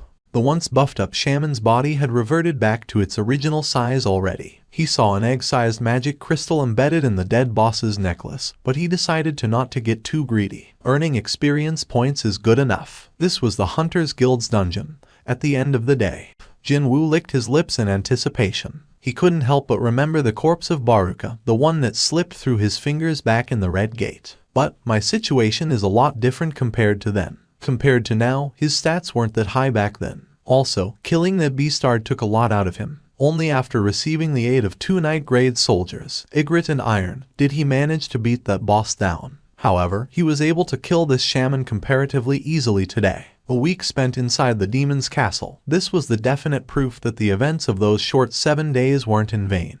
Jin-Woo issued a new order at the rising, wavering black steam like smoke. Rise up. At the same time, an ominous wind brushed past his 2 cheeks. He instinctively realized it right away. It worked. A radiant smile bloomed on Jin-Woo's face. As the soul-tearing scream resounded out, a mage covered in black robe rose up from the shadow of the dead shaman. Jin-Woo sensed something was different about this guy, and so he checked the information window. Elite Knight grade. An elite knight. Previously, Jin-Woo was able to confirm that there were 3 grades to the shadow soldiers. Regular grade, elite grade, and then the knight grade. But now, for the first time ever, the elite knight grade appeared. He began to think that, seeing the word elite tacked onto the already existing grade knight, this new guy had to be a realm higher than either Ygritte or Iron in terms of combat prowess. For sure, I can sense that its magic energy is far greater than that of my 2 knights. As expected of turning the boss of a rank a dungeon into his shadow soldier. And also as expected, he got another system message telling to name the new guy, now that another knight grade shadow soldier had appeared. A name, is it? Well, its face was hidden under the hood of the robe now, but still, high orcs and lengthy fangs went hand in hand. No. Right? Let's name it Fangs. He didn't need to issue a separate order, just thinking about it meant the new guy's name would be set. Elite Knight grade. Instead of question marks, the new name appeared in the information window. If the shaman who remained utterly arrogant right till the moment it died heard this name, the poor guy might have fainted on the spot. But well, who cares? It was already dead, anyway.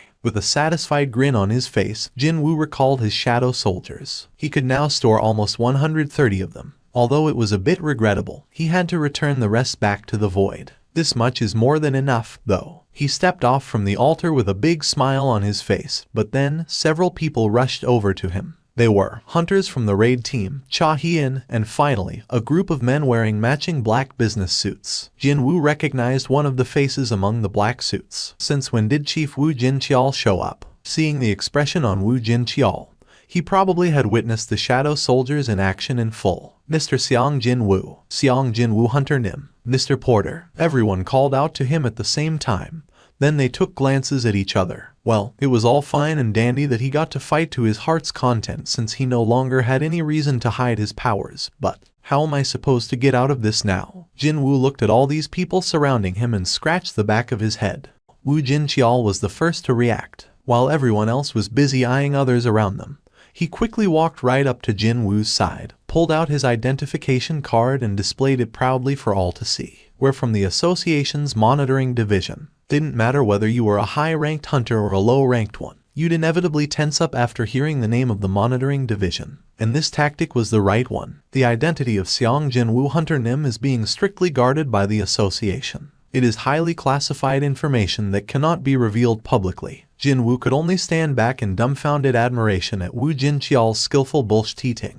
If you have any questions, please send them to the association. We shall escort Xiang Jin-Woo Hunter now. Not so subtle implication of we won't hear any of your objections was apparent in his voice. All thanks to Wu Jin-Chial's hardened attitude. Hard enough to shatter a rock even. The members of the Hunters Guild had no choice but to rein in their questions and stay silent. Shall we go? While being escorted by the agents of the monitoring division, Jin-Woo walked past the hunters. As they were about to exit from the boss room for good.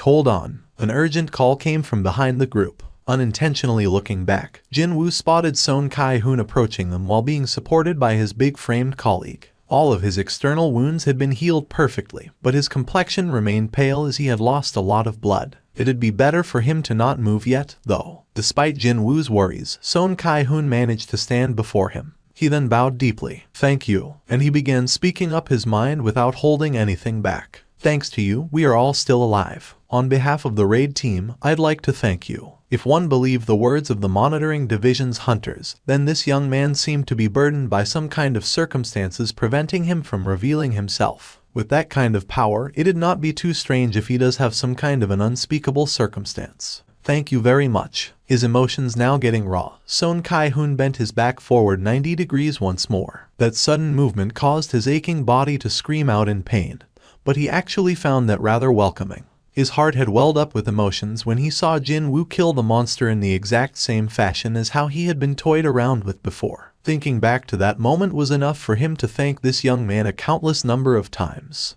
Jin-Woo walked over to the female hunter jumping up and down by the corner. Because she's so small, I nearly failed to spot her. When he pushed forward the memo she gave to him earlier, the female healer blushed and received it with both of her hands. Thank you. Inwardly, though, she was admonishing herself. Why did I even say those embarrassing things to him back then? She now had one more reason to kick her sheets before going to bed if and when she ended up remembering today's event in the future. From the perspective of Mr. Porter, who could easily punch the dungeon boss to death, she must have looked really funny when she handed over a memo while saying it contained her final will. Putting the dazed female healer behind him, he coolly turned around to leave. Let's go. As soon as Jin-Woo began walking, the agents of the monitoring division moved together in one unit as if they had been rehearsing it. There was one exception, though.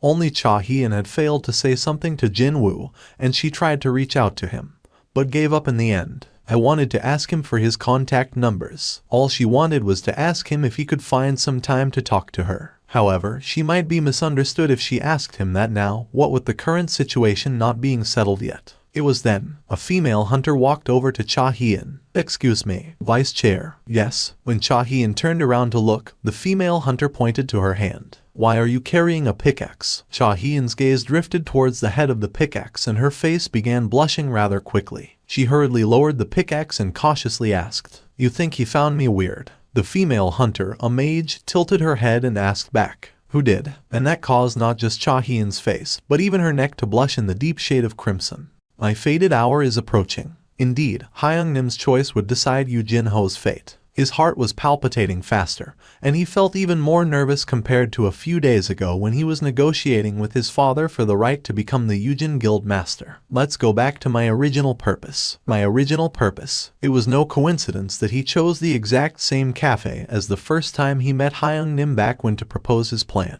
Without Hyung-nim's help, I wouldn't even be here right now. He began looking around the interior of the cafe while thinking as such, and he was able to see this place in a new light. Quite coincidentally, the table he chose was the exact same one as the last time, too. Along with the doorbell, Jin-Woo entered the cafe. Hyung-nim. Yoo Jin-ho discovered Jin-Woo and shot up from his seat with a welcoming smile on his face. He bowed down as his greeting. Oh, this? Jin-Woo came running here right after killing the high orc, so his clothing was understandably dirty. His shirt even sported bloodstains from the dying high orcs, too. He spoke as if there was nothing to worry about. I was coming straight from a dungeon, that's why. Yoo Jin-ho was taken by surprise once more. He was nothing compared to someone like Hyung-nim. After getting his guild master license, all Yoo Jin-ho did was to waste time by drinking and partying. But what did Hyung-nim do in the meantime? He possessed incredible power, yet he still found time to enter dungeons to further hone his crafts. Suddenly, Yoo Jin-ho felt ashamed of himself. Hyung-nim, actually, Yoo Jin-ho didn't leave anything out and reported everything that happened during the negotiation with his father to Jin-Woo. Even the event of Go Myung-hwan's testimony revealing the truth of who saved the hunters of the White Tiger Guild from the Red Gate incident, too. That uncle, doing something unnecessary. Still, that man did that for Jin-Woo's benefit, so he couldn't get angry at that. Perhaps that was the reason for Yoo Jin-ho's expression to be a bit more glowing than usual when he was talking about the Red Gate incident. In any case, Jin-Woo knew what Yoo Jin-ho was trying to say here. So, in order for you to become the Yujin Guild's new master, you need my help, is that about right? Jin-Woo finally raised his gaze. Hey, Jin-ho. I am. Gulp. Yoo Jin-ho swallowed his drying saliva. The chairman of the Hunters Guild Choi Jong-in received a certain call. After answering that, he abandoned what he was doing, entered his private chamber, and began shouting out loudly at the phone. What was that? Seong Jin-Woo was present during our raids yesterday and today. The newly appeared rank S hunter, Seong Jin-Woo. Such a man decided to present himself right before Choi Jong-in's own guild, yet why did he fail to even notice that?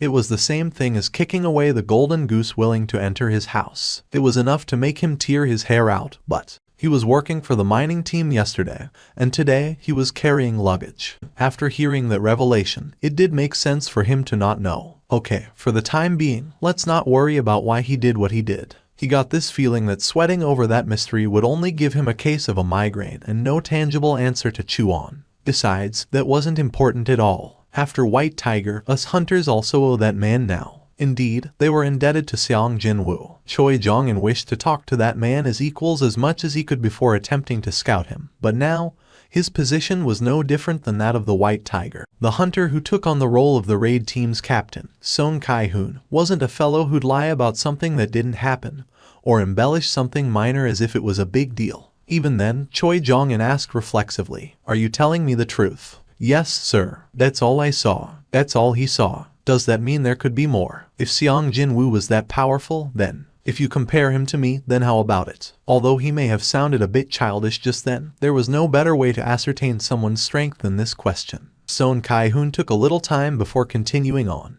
"Chairman, can you solo an upper grade rank a dungeon by yourself?" "No, it's impossible." However, that man did precisely that. Choi Jong-in was often referred to as the ultimate weapon. From a certain perspective, one could argue that he was being roundly disregarded in this situation.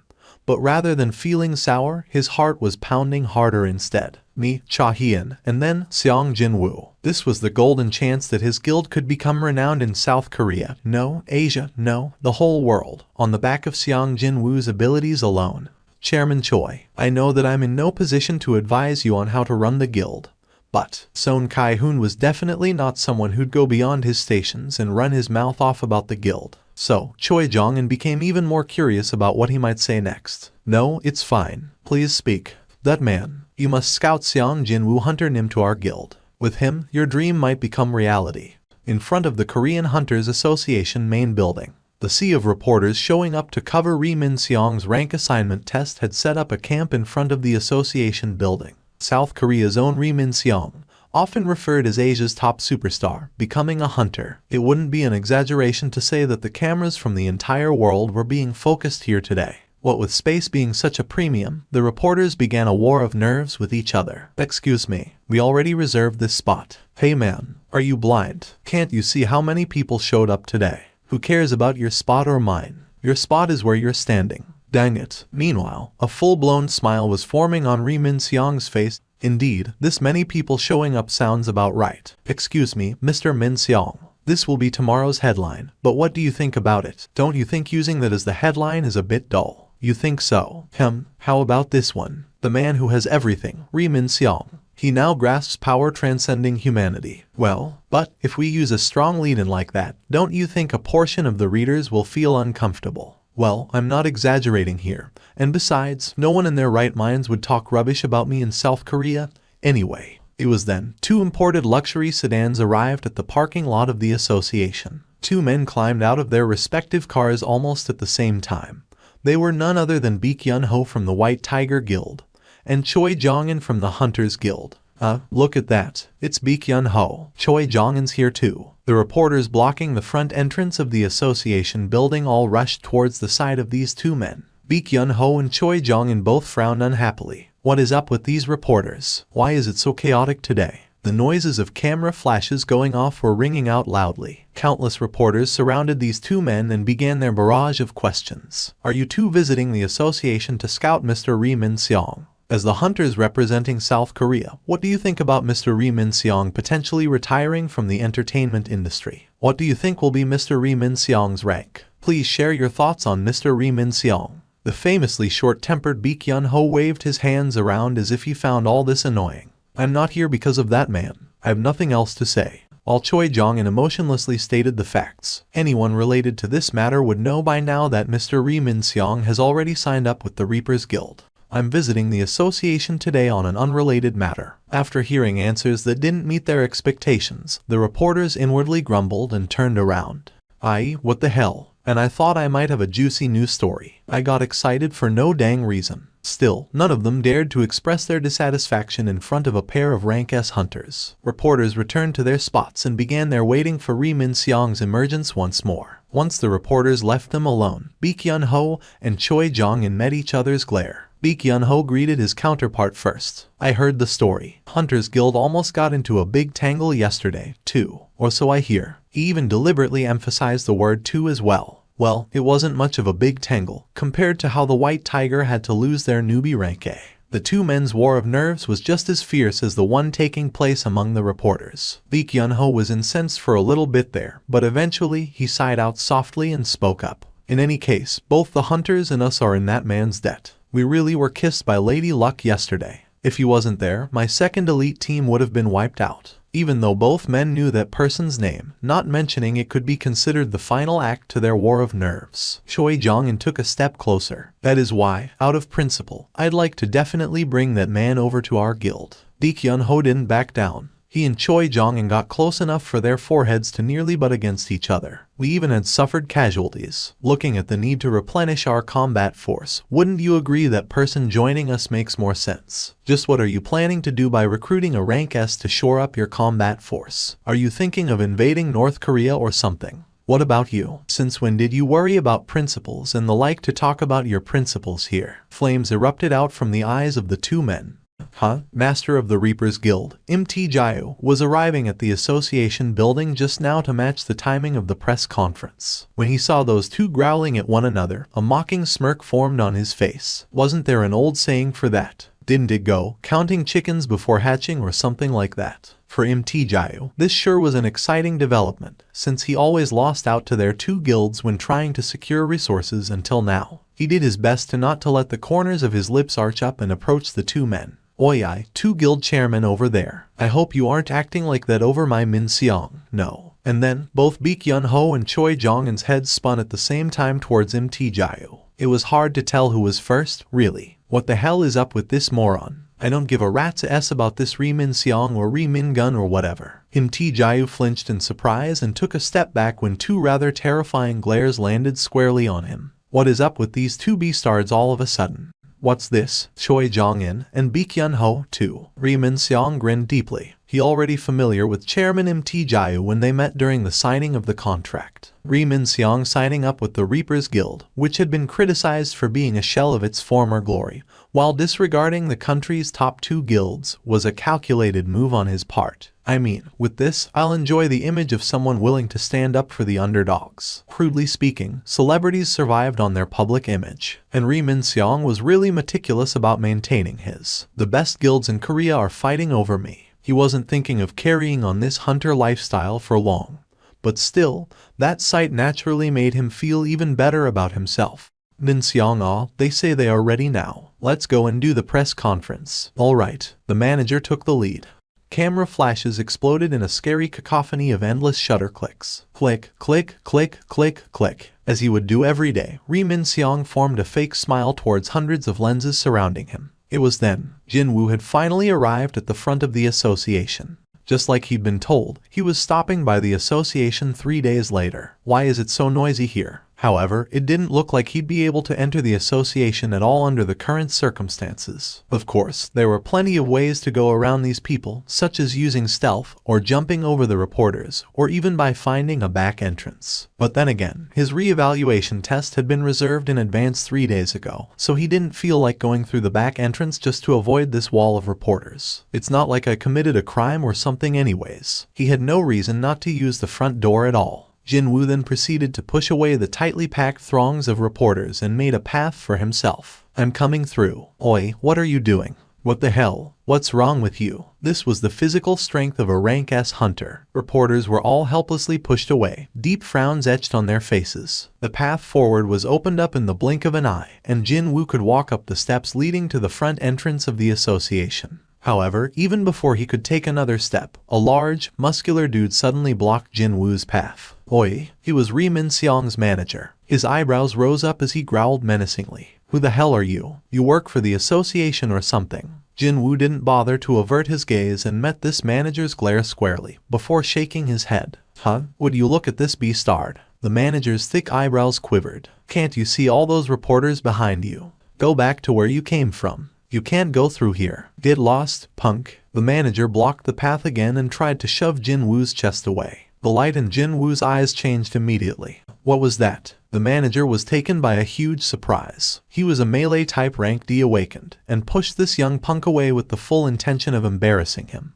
But the guy didn't even budge from the spot as if his legs were nailed to the ground. Ri Min Seong's expression stiffened right away. A mysterious man who cut through the throng of reporters, and then the association president Go Gun-Huey, who came out to personally escort that man into the building.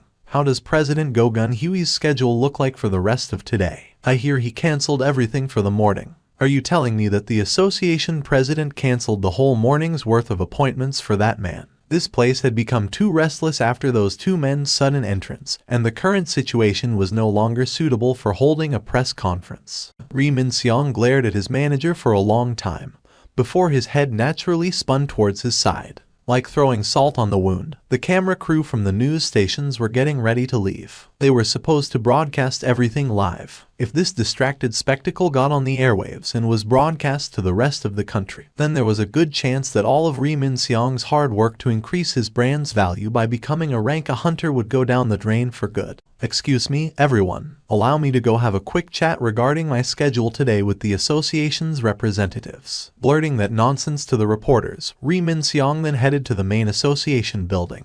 It was not to discuss the change of schedule but to declare his intentions. I mean, you have any idea how much my dad donates to the association? Just before he could push open the glass front door, hunters from the monitoring division rushed out first and he was pushed back. Instead, they stood in a line to block off the front entrance. What the hell is this now? Ri Min-seong's forehead creased up. He quickly checked the name tag attached to one of the men's chests. Section Chief Woo Jin-cheol, Hunters Association Monitoring Division. Ri Min-seong questioned Woo Jin-cheol right away. What's the meaning of this? Why are you blocking the entrance? Woo Jin-cheol's sunglasses-covered eyes stared down at Ri Min-seong. Currently, another Awakened is going through the process of the rank reassignment test. No one will be allowed to enter the building until 11 o'clock, when the test is scheduled to end. What did you just say? By another Awakened, was this man referring to that young man who followed the association president into the building not too long ago? The time now was 10:30 in the morning.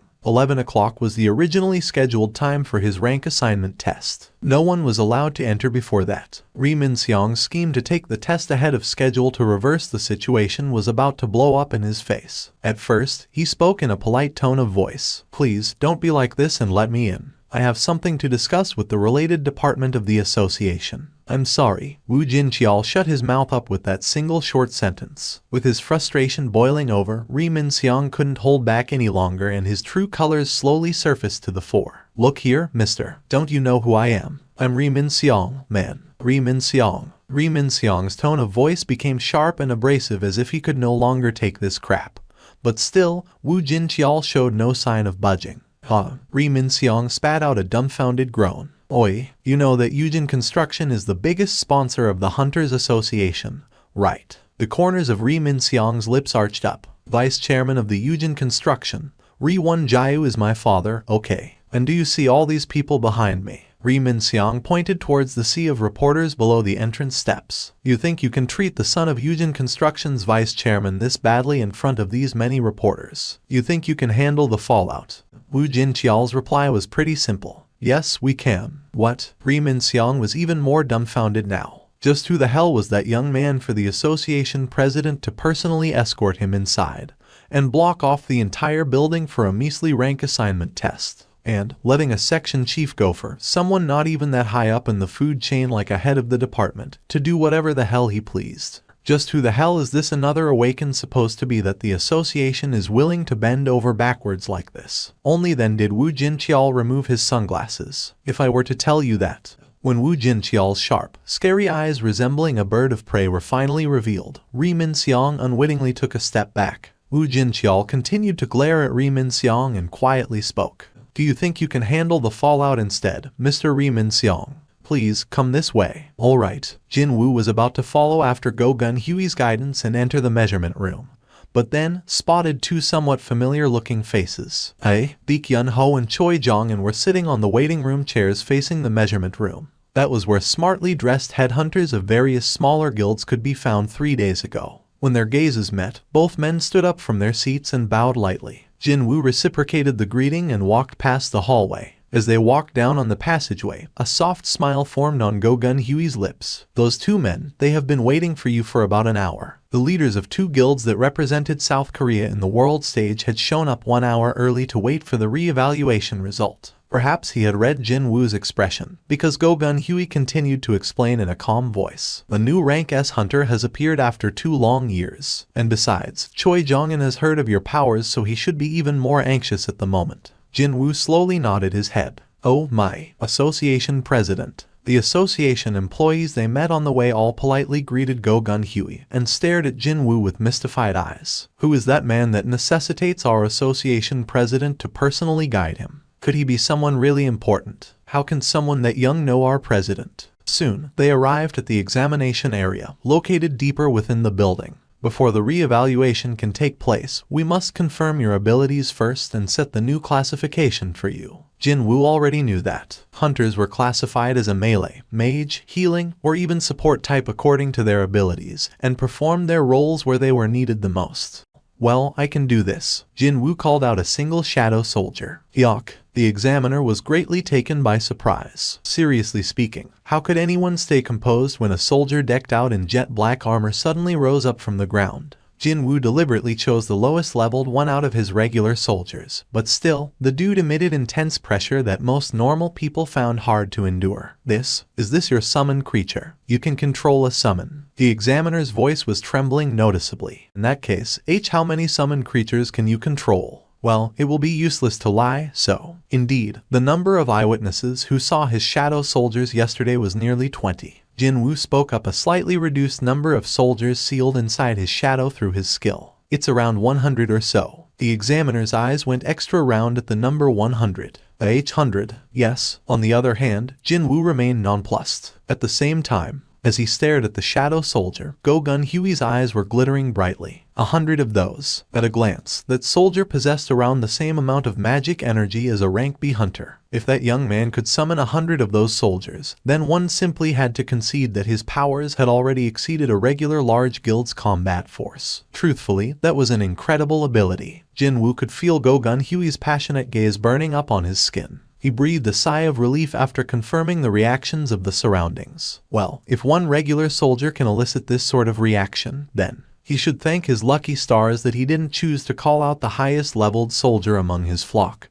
Egret, or the boss level creature he managed to poach yesterday, Fangs. Whatever the case may be, this was enough to prove the type of ability he had possessed. Jin-Woo quickly shoved his new hunter license inside his wallet. When he got to the end of the corridor, the waiting duo of Baek-Yun-ho and Choi Jong-in approached him. Mr. Seong Jin-Woo, can we have a chat? Seong Jin-Woo Hunter Nim, I'm sorry, I'm pressed for time at the moment. Jin-Woo ignored them both and quickly walked towards the glass door. Baek-Yun-ho raised his worried voice. If it was me, I wouldn't use that exit. Is he trying to imply that the sweet deals he prepared for this occasion will make me regret walking out of this door or something? Jin-Woo wasn't interested regardless of what was being offered, so he continued to ignore Baek-Yun-ho's dissuasion and pushed the glass door wide open. When that happened, the reporters that had managed to climb up the steps to push and shove against the monitoring division's agents began clicking their cameras non-stop, with flashes exploding brightly all around him. What the heck is this? Jin-Woo became utterly speechless at this blinding explosion of lights. One of her friends grabbed her wrist, a shocked expression clearly visible on that girl's face. Jin-Ah. Why what? With her friend shocked like this, even Jin-Ah got shocked alongside her for no reason. It's your oppa. He's on TV right now. What? Why is my oppa? Did he get injured again? If not, could it be even worse? The friend dragged Jin-Ah by her wrist inside the classroom as if she didn't want to waste time explaining anymore. Oh, oppa. The moment Jin-Ah saw the TV screen, the banana milk in her hand fell to the floor. 10 minutes prior, in front of the Hunters Association building, when it clearly became impossible to take his rank evaluation test ahead of schedule, Ri Min-seong sensed the looming crisis, and in the end, decided to drop a bombshell. Excuse me, I, Ri Min-seong, will retire from the entertainment industry regardless of the test result, and I shall pledge my service as a hunter for the betterment of the public. This was his last hurrah at reviving the atmosphere of the press conference that had cooled off from the sudden entrance of Go Gun-Huey. Its effect was immediately noticeable. What? Ri Min-seong is going to retire, regardless of what his rank is. Right away, the atmosphere became frenzied. Countless cameras were now pointing at Ri Min-seong, and questions from excited reporters poured down on him non-stop. Mr. Ri Min-seong, please look this way. Are you telling us that you'll abandon the title of Asia's top movie star and choose the life of a low-ranked hunter if need be? Are you willing to give up on everything you built up as a successful actor? Yes, very good. Ri Min-seong was pleased as punch at all the attention being focused on him again. Even if the result is bad and I end up with a low rank, I wish to repay all the love everyone has shown me by fighting the monster threats. Of course, he was lying through his teeth. Just 2 years. He was thinking of helping out with the Reapers Guild's public image as its most famous rank, a hunter for only 2 years, while enjoying the sky-high annual pay package. This was the best method to silence those voices raising issues with him avoiding the draft with his father's help, as well as a few distracting noises rising up here and there recently, all in one fell swoop, climbing down from the summit to protect the ordinary citizens while risking his own life. This was the greatest opportunity for him yet, to achieve that often talked about lifetime guarantee against criticism status. And, with the Master of Reapers Guild, Chairman Mt. Jayu, who shares my wish, and so, as the gathered reporters were listening to Ri Min-seong's future aspirations. Let us in. A rank S has emerged, right? Aren't you supposed to announce this ahead of time? Just get out of the way, will you? Reporters violently pounced forward, but they couldn't overcome the wall created by the agents of the monitoring division, where every single member was a hunter. What the hell is this? Having been forgotten by everyone in an instant, Ri Min-seong and his flustered face ran over to his burly manager. A rank S. Ri Min-seong became completely dazed. A rank S showed up today, of all days. He wanted to receive the attention and adulations of the world by becoming a rank A hunter. But, to think that a rank S hunter would pop up out of nowhere and ruin everything. It was at that point that Ri Min-seong spotted a reporter still talking to someone on the phone while belatedly climbing up the steps. He was none other than the exact same reporter who sought out Ri Min-seong's opinion regarding tomorrow's headline earlier. Excuse me, Reporter M. Even though Ri Min-seong's voice sounded urgent, Reporter M simply walked past while responding in haste. Mr. Ri Min-seong. I'll get in touch a little bit later, okay? Excuse me, Reporter M. Wait. Ri Min-seong got to eavesdrop on the contents of the call as the Reporter M's back gradually distanced itself away from him. That's right. I'm telling you to go with the headline of Tears of Rank E, now Joys of Rank S for tomorrow. Ri Min-seong scanned his vicinity with energyless eyes. There was no one around him now. He fell down on his knees. What is this? While he remained on the ground muttering to himself in dejection, the front entrance to the association was abruptly pushed open wide, and South Korea's 10th rank S hunter revealed himself. Jin-Woo's eyes opened up super wide. What the heck is this? The camera lenses captured in full Jin-Woo standing in front of the entrance, and behind him, Baek Yun-ho with a rueful expression and Choi Jong-in and his bitter smile. It was now lunchtime. The hunters of the mining team had ended the morning's operation and were sitting around to enjoy their lunch. One of the hunters playing with his phone cried out in surprise and hurriedly raised his upper body up. Hey, isn't this Mr. Seong? Lee Seong-goo's ears perked up. Hey, it is him. Mr. Seong's on the news. Indeed, Lee Seong-goo hadn't heard wrong. I knew it. With his face considerably flushed red after ingesting 3 cups of alcohol, Lee Seong-goo ran to where his colleagues were as if he had been waiting for this. Even while he was doing that, his mouth continued to operate without rest. I knew it from the moment that Beastard glared at me. Let me see for myself what horrible things that insolent Beastard committed now. Perhaps Lee Seong-goo's voice was too loud. Mr. Seong did what? Did Mr. Seong commit a crime or something? Including Foreman B. All of the mining team's hunters in the near vicinity gathered in one spot. Jin-Woo's face filled up the palm-sized screen of the mobile phone, and just below that, large subtitles flashed by. Yuck. Having discovered Jin-Woo, Lee Seong-goo's eyes began trembling. In front of the private office of Yujin Construction's chairman, standing in front of the door, Yu Jin-ho let out a short sigh. He opened the door, and as it smoothly glided inward, he also raised his head to spot his father busy going through several documents. Yu Jin-ho bowed down hard and spoke. My apologies, father. I couldn't change Hyung-nim's mind. Yu Myung-hwan's expression hardened. Okay, what did Hunter Seong Jin-Woo say while rejecting your offer? Well, Hyung-nim said. Yu Jin-ho hesitated slightly, but he slightly raised his head and spoke. He wants to make his own guild, so if I was interested in the vice master spot, I should come over instead. Yu Jin-ho thought that father would get angry or ignore that suggestion altogether, but instead, his expression was solidly frozen up. And then, grin. Yu Myung-hwan chuckled without making a sound. Someone widely known for his poker face, Chairman Yu Myung-hwan had actually revealed a change of expression in front of his own son. What is my dad doing? Yu Jin-ho couldn't dare to ask what was happening, so all he could do was to avert his gaze this way and that. Yu Myung-hwan spoke, that smile now erased from his lips. Do you know why I'm trying to establish the Yujin Guild? Isn't it because there's money to be made in the hunter business? No, it's not. Yu Miang-Hwan's tone of voice was resolute, unwavering. We have more than enough money right now. You think I'll try something that could put us at odds with other large guilds just for the sake of chasing after a couple more bucks? Was he trying to imply that money wasn't the reason? Yu Jinho's eyes widened. But if not that, then Yu Miang-Hwan carefully put the pen down. It's in order to protect ourselves. Yu Miang-Hwan's serious, dignified eyes caused Yu Jinho to swallow his dry saliva in nervousness. Hunters are growing in power every day, and it's not uncommon to see a single person possessing enough power to rival a country's military might. For instance, the world's most powerful hunters seen is already on the level of exercising power equal to that of a country's government. Yu Miang-Hwan was talking about those people. I hear that some hunters already rule smaller nations like kings. How long do you think that the rule of law and governmental authority will keep us safe under the current situation? Yu Miang-Hwan's explanation continued on. I wish to establish a guild and gather trustworthy hunters to our side. Not because I needed more money or that I am searching for talented individuals, but it's all to find those hunters who we can trust as fellow human beings, as well as for us to rely on their strength. And then, a nearly imperceptible smile formed on Yu Miang-Hwan's face again.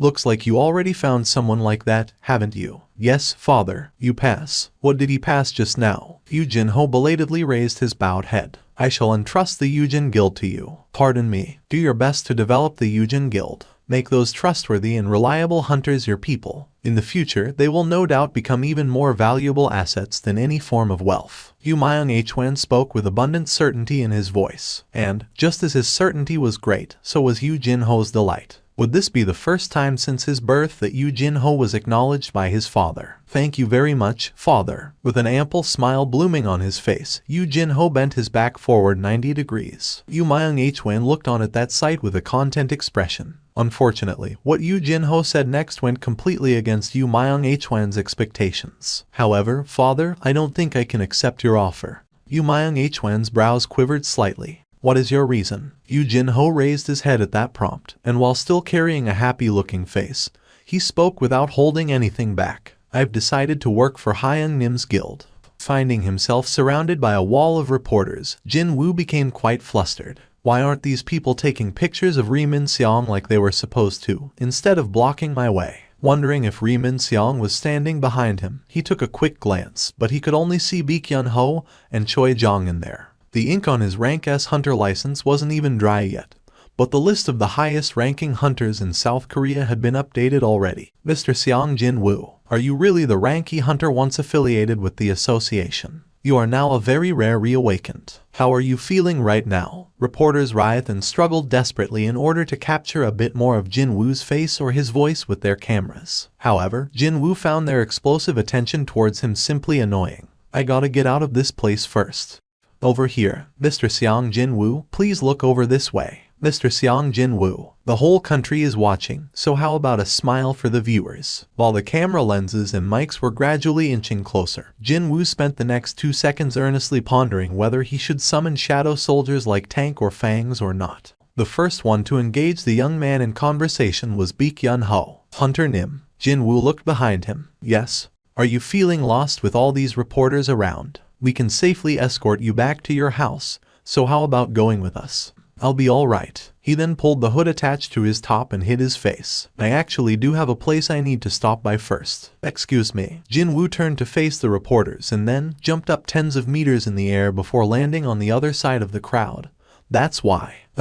Even before the flustered reporters could respond, Jin-Woo blended into the crowd and disappeared from the view. Choi Jong-in was left speechless. Now that was a movement he couldn't even react to in time. Even though he was a rank S, it was quite obvious that the reporters, who were all regular people, wouldn't be able to follow that with their naked eyes. Choi Jong-in let out a wry chuckle. As soon as registering as a rank S, he's already playing the part of Superman. How was he supposed to be a mage type with that sort of physical ability? As a fellow mage type, it sure riled him up a bit. But, in that case, how would a rank S melee type hunter think of that? Just now, Choi Jong-in turned towards Baek Yun-ho in order to ask a question, but he flinched and reflexively took a step back. Chairman Baek, your eyes. He was so surprised that he even forgot to add the honorific title. And my apologies. Baek Yun-ho hurriedly covered his eyes with his hand and turned around. Just now, when Jin-Woo gathered strength on his legs to prepare for that jump, he very briefly released his magic energy he'd been concealing until then. No matter how skillful a hunter was, it was nearly impossible to detect anything in such a short period of time. However, that incredible magic energy still caused Baek Yun-ho to instinctively activate one of his abilities, the Eyes of the Beast, and those eyes successfully detected Jin-Woo's hidden power. He's strong. Baek Yun-ho already knew how strong the youth was. However, no, that's not important. Back when they had gotten into a bit of confrontation in front of the Red Gate, Baek Yun-ho also activated the Eyes of the Beast inadvertently. Jin-Woo's strength was clearly imprinted in Baek Yun-ho's mind back then. Back then, the youth was very strong. Even if it was Baek Yun-ho himself, he would not have been able to win without sacrificing an arm. However, that was all. If he was willing to sacrifice that much, then he'd be able to win at any time. But now, what was the meaning of this difference in strength? He detected magic energy incomparably greater than before. That youth was so much stronger now. His reawakening process should have been over a long time ago. So, how could this be? In that instant, an implausible theory popped up in Baek Yun-ho's head.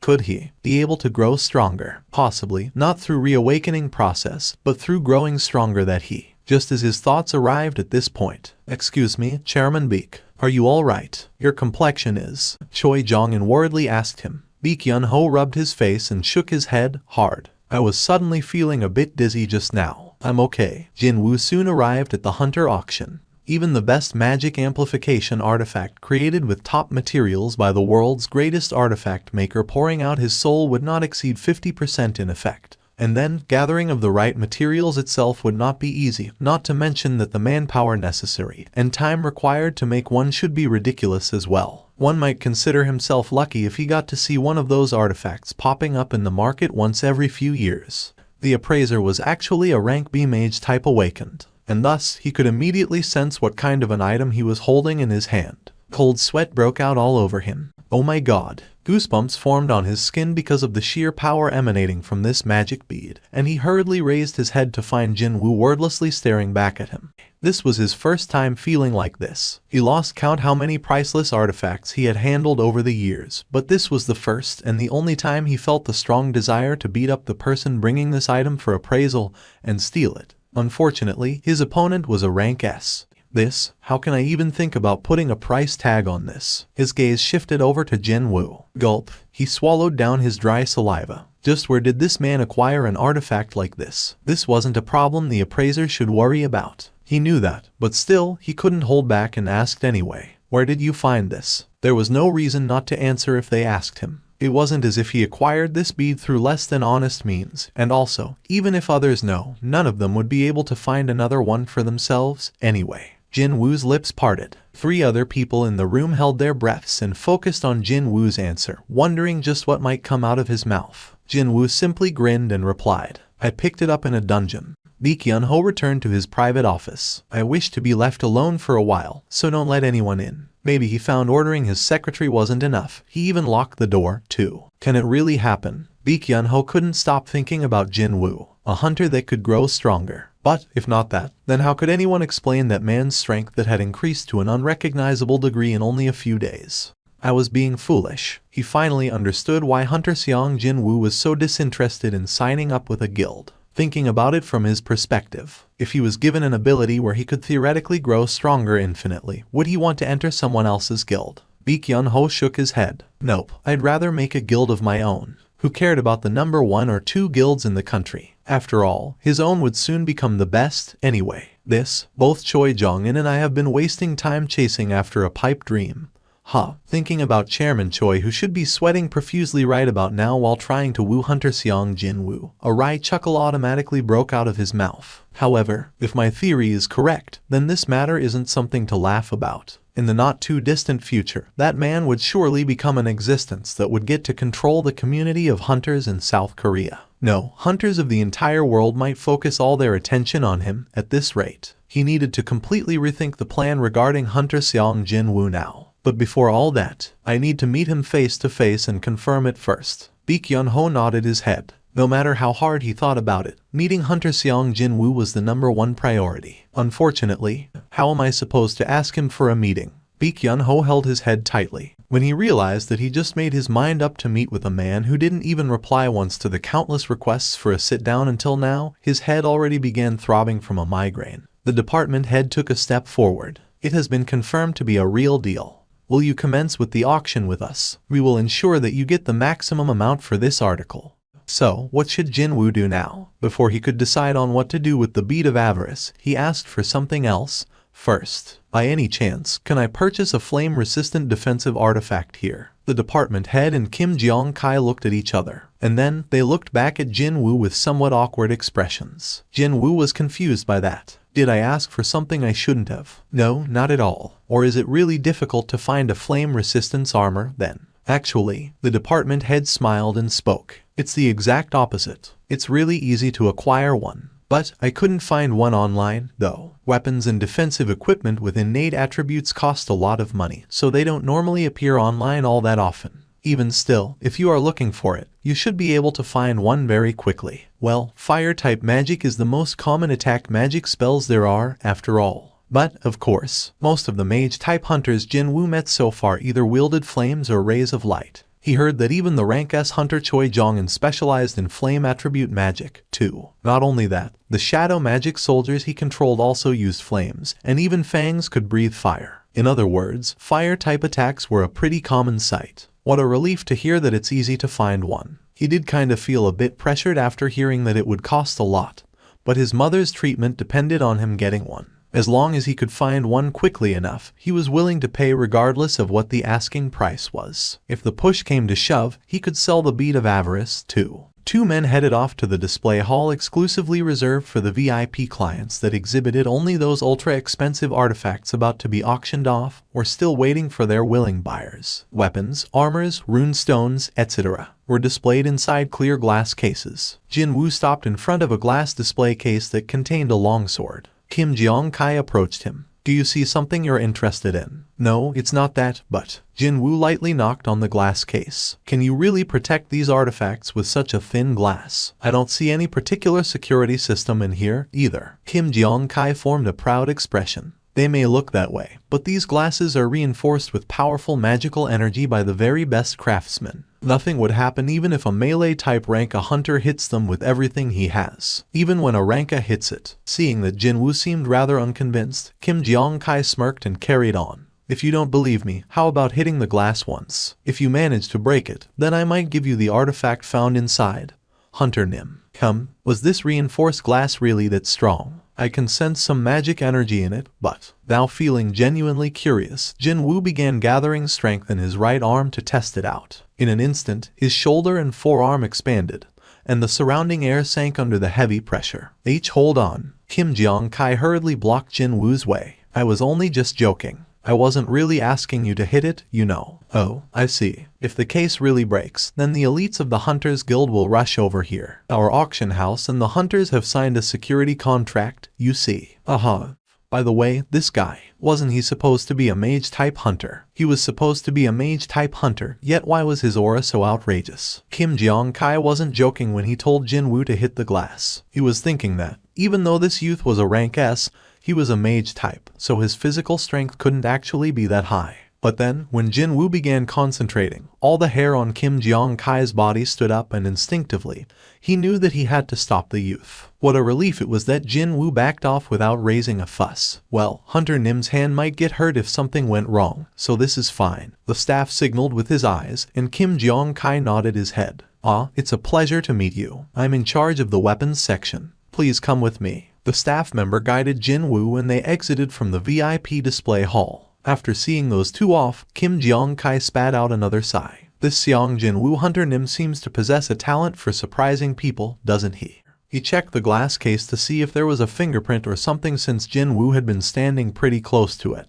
But then, what the heck? He spotted a crack in the corner of the glass case that was so small, it was easy to miss with naked eyes. Since when did this happen? He pulled out a handkerchief and rubbed it, but sure enough, it didn't get wiped away. It wasn't some dirt, but an actual crack. Well, I'll be. Kim Jeong-kai frowned deeply. How disappointed Hunter Seong Jin-Woo would have been, someone who could be one of their most important clients, if he saw that. It was a small relief that the crack was near the corner of the case in a hard-to-spot location. Jin-Woo picked up the dagger that the staff member in charge gave to him. If you were being honest, it was rather lousy in quality. It's far worse than the Night Killer, which is ranked at rarity B. The attack power was not even half of the Night Killer, too. With a disappointed expression on his face, Jin-Woo returned the dagger. How much is this guy? It's 30 million won. Jin-Woo's eyes widened. How much did he say for this measly little dagger? How much? 30 million won, Hunter Nim.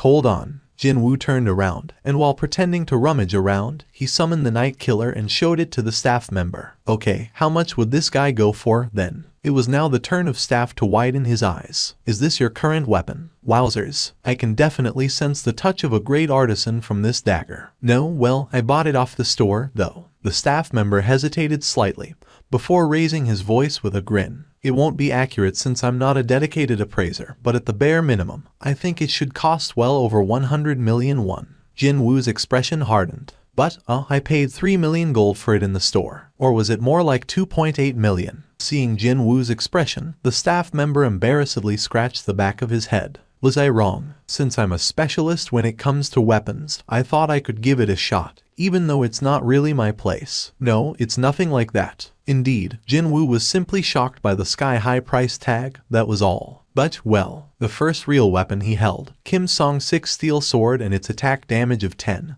was supposedly over 3 million won in price, while Yu Jin-Ho's equipment, which the kid didn't really get to use all that much, also commanded price tags of over 100 million each. So, he shouldn't have been surprised by the fact that items with high stats sold in the system's store could potentially fetch high asking price in real life, too. Wait a minute. Currently, he had so much gold stored in his inventory that it was practically bursting at the seams. However, if he could buy items from the store with that accumulated gold, and then sell them off at a really high price, Jin-Woo's head spun pretty quickly then. Doesn't this mean I won't have to sell the bead of avarice? Just as his thoughts arrived at this point, or his emotions to blame, he thought he could hear the loud cheers of the magic soldiers hidden inside his shadow. Holy cow, Appa, those reporters are still outside the building. Jin-Ah spoke while looking out of the window. It was already late in the evening. Reporters who hadn't given up yet were still gathered around in front of the apartment's entrance like a storm cloud. Look, up there. After discovering the silhouette of a person by the window, they hurriedly operated their cameras, thinking that it was Jin-Woo. Seeing all those camera flashes suddenly exploding from here and there, Jin-Ah jumped up in fright and quickly shuttered the curtains. She turned around and sighed softly like a timid little animal. Should I go downstairs and say something? It was fine for those folks to disrupt his rest. However, he was more worried about them disrupting his sister's studies. Jin-Ah was a high school senior, about to take the most important test of her life. Wasn't this the time when some overly sensitive kids would throw a tantrum just because of the faint footsteps outside their doors disrupting their studies? Well, Jin-Ah isn't the type to raise a fuss over stuff like this, but still, could she even be able to concentrate with all these distracting noises coming from the outside?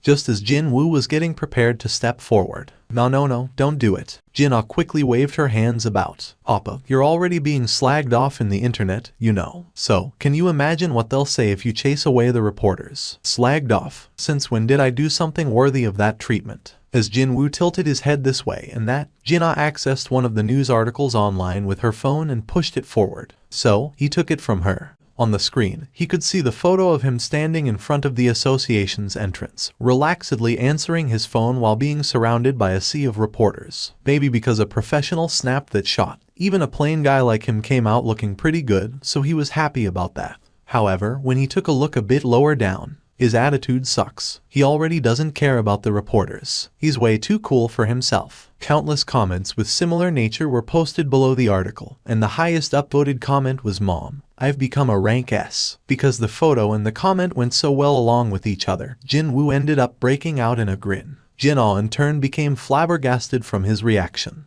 How can you smile from that? But it is funny. It was then. Jin-Woo's eyes narrowed to a slit. His gaze shifted toward the front door. Someone's coming this way. Jin-Ah also noticed her brother's tense aura. She asked, sounding a little anxious. Appa, stay in your room for a bit, okay? What's the matter? A presence climbing out of the elevator was walking straight to here now. It's a hunter. The suspicious presence emitted a thin and weak magic energy. Jin-Woo couldn't sense any hostile intentions from this presence, but still, he didn't feel like humoring an uninvited guest. The man spoke. Young Nim, He was even sniffling, too. Jin-Ho and his reddened nose were standing in front of the door, sniffling like a little kid. Hyung-nim, I got kicked out of the house. Dad kicked me out. Now that Jin-Woo took another look, there was a backpack as big as Jin-Ho slung on his back. He was even carrying quite a lot of luggage in both of his hands, too. Wait, didn't you live alone already? Well, sniff. The villa I was living in was under father's name, and he took it away. He even blocked all my bank accounts. A father blocking his son's bank accounts. All of them. So,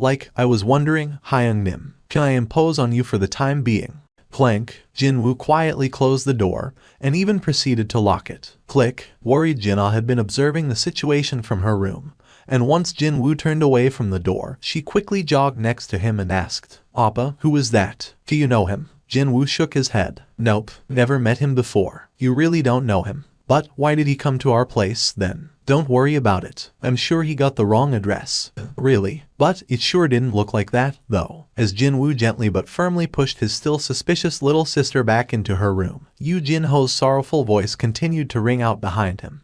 Dear, don't you think you were being too harsh on Jin-Ho earlier today? Myung Hwan roughly yanked at his tie. What an insolent little child. He was about to be gifted with the Yujin Guild, which would no doubt become the Yujin Construction's core business in the future, yet he dared to answer like that. What? Follow Hyung-nim, was it? That fool deserved it. Myung Han snorted derisively. If the boy wished to stand on his 2 feet, then he should do so on his own power, too. The father thought that he'd teach his son about every choice being accompanied by responsibilities and consequences. Was it because he was far too agitated? For some reason, it felt like his DMN tie just didn't want to come undone. My dear, are you sure you're really angry? Myung Han tilted his head slightly and took a look at his own reflection in the mirror. What the? He was surprised by what he saw. Why did he look so pleased in the reflection, even though his mouth was busy spewing out complaints only until a second ago? Myung Han stared at his wife's face. But this is quite strange. What is strange, dear? I can see 2 of your faces. Pardon? Just as the madam's eyes widened, Myung Han lost his balance and staggered unsteadily. Dear, the frightened madam hurriedly tried to support Myung Han. The madam's eyes opened wider. Why is there so much cold sweat? Myung Han tried to keep his eyes wide open to forcefully beat back the sudden feeling of sleepiness, but in the end, lost his consciousness. Can you hear me, Chairman? Myung Han took a quick look around him and immediately figured out where he was. How long have I been here? You've been sleeping for the last 2 days. 2 days. The person most likely to be picked as the role model for hard working would be Myung Han. He had never slept for more than 5 hours in a day in his entire life, no matter how tired he was. I guess I was quite tired, then. He was indeed swarmed with various matters that kept him insanely busy recently. The sudden bout of vertigo and that unshakable sleepiness were probably the side effects. However, the doctor couldn't hide the seriousness from his expression.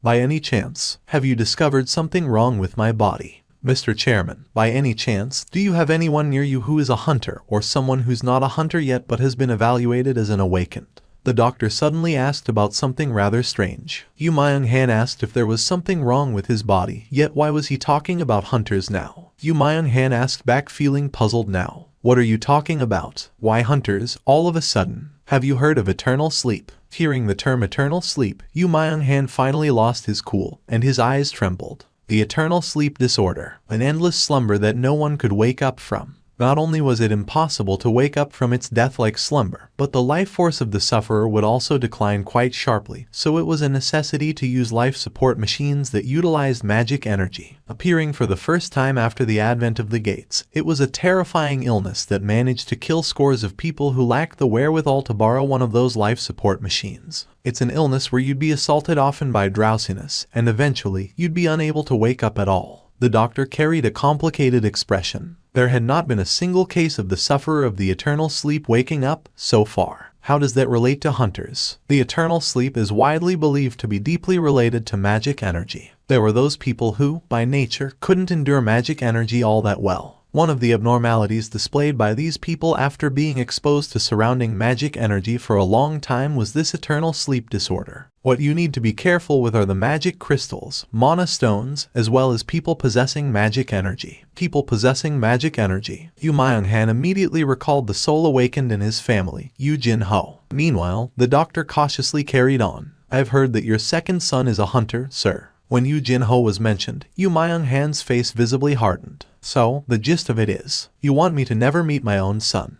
Is that it? If it's at all possible, that is indeed my recom. With each passing day, people found more and more practical applications for magic energy, and the number of people innately possessing magic energy was steadily increasing as well. So, if you couldn't withstand magic energy when living in a world like this, didn't that already mean you had been eliminated from the natural selection? Yu Myung-han harumphed unhappily. Yu Myung-han, have failed to make the cut. Such a thing could never happen. I will not submit.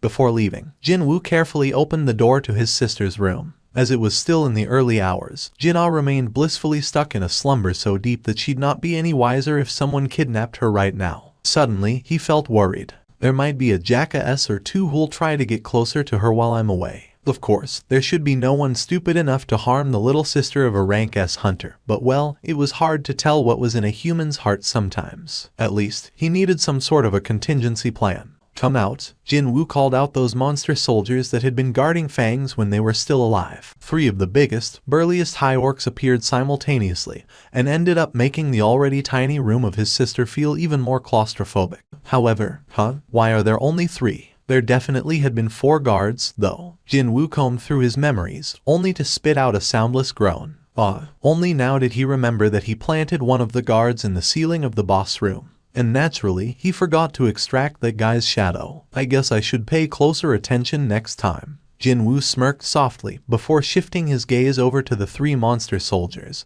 who used to be high orc guards while still alive. All of them were elite grade. Jin-Woo pointed with his chin towards the sleeping Jin-Ah. And when that happened, the guards returned to shadow forms and moved along the floor, and they assimilated into her shadow. Very good. Hide in there quietly, and when Jin-Ah finds herself in danger, get rid of the opponent, regardless of who it is. Jin-Woo gave that order to the guards and carefully closed shut the door to her room. They can relax a little now. Indeed, he felt less worried. He made sure to lock the front door properly and exited from the apartment, and found Yu Jin-ho waiting for him there. Just as promised. Hyung-nim. Yu Jin-ho greeted Jin-Woo with a bright face. Was it okay sleeping in that place? Yes, it was fine, Hyung-nim. I had no idea, but motels nowadays seem to feature pretty good amenities. Since his little sister was staying at home, Jin-Woo had Yu Jin-ho stay in a local motel nearby. By the way, Hyung-nim, what about this decent tow? I'm off. Yu Jin-ho hurriedly turned his head to the passenger side. However, the door was already wide open, and Hyung-nim was nowhere to be seen. Didn't something similar to this happen before? Yu Jin-ho scratched the side of his head. Hyung-nim can be so elusive sometimes, you know. Jin-Woo opened the message window. The sovereign of the demons, Baron, can be found residing on the top floor of the demon's castle. Defeat Baron and collect his soul. If you succeed in sealing the soul of the demon king, you will be rewarded handsomely. Quest generation conditions. Completion of normal quest, collect the souls of demons. Re-entering the demon's castle. Quest completion condition. Slay the demon king. Rewards: 1 highest grade rune stone. 2 bonus stat points plus 30. 3 unknown reward. Jin-Woo confirmed the details of the first reward next. By breaking this highest grade rune stone, you can learn a class-specific skill. I can learn a class-specific skill. Jin-Woo's brows shot up. So far, he had earned 3 class-specific skills: the Shadow Extraction, the Shadow Storage, and finally, Sovereign's Territory. Every single one of them was an indispensable skill. And, just from the mere idea of adding one more skill to his roster, his heart palpitated even harder. What kind of skill is this? He wanted to confirm the information on the skill, but the only thing that popped up was its name, and no in-depth explanation was offered. Tusk. Jin-Woo could only smack his lips wryly. Well, I'll find out eventually after completing the quest. A class-specific skill, and 30 bonus stat points, too. Even when excluding the unknown reward, it was already a remarkable amount of loot on offer. He was really tempted to simply rush up to the top floor in one go, but before I start anything, though, Jin-Woo summoned his status window for the first time in a while. Strength 186, Endurance 145, Agility 175, Intelligence 189, Perception 126, Reduction in physical damage 46%.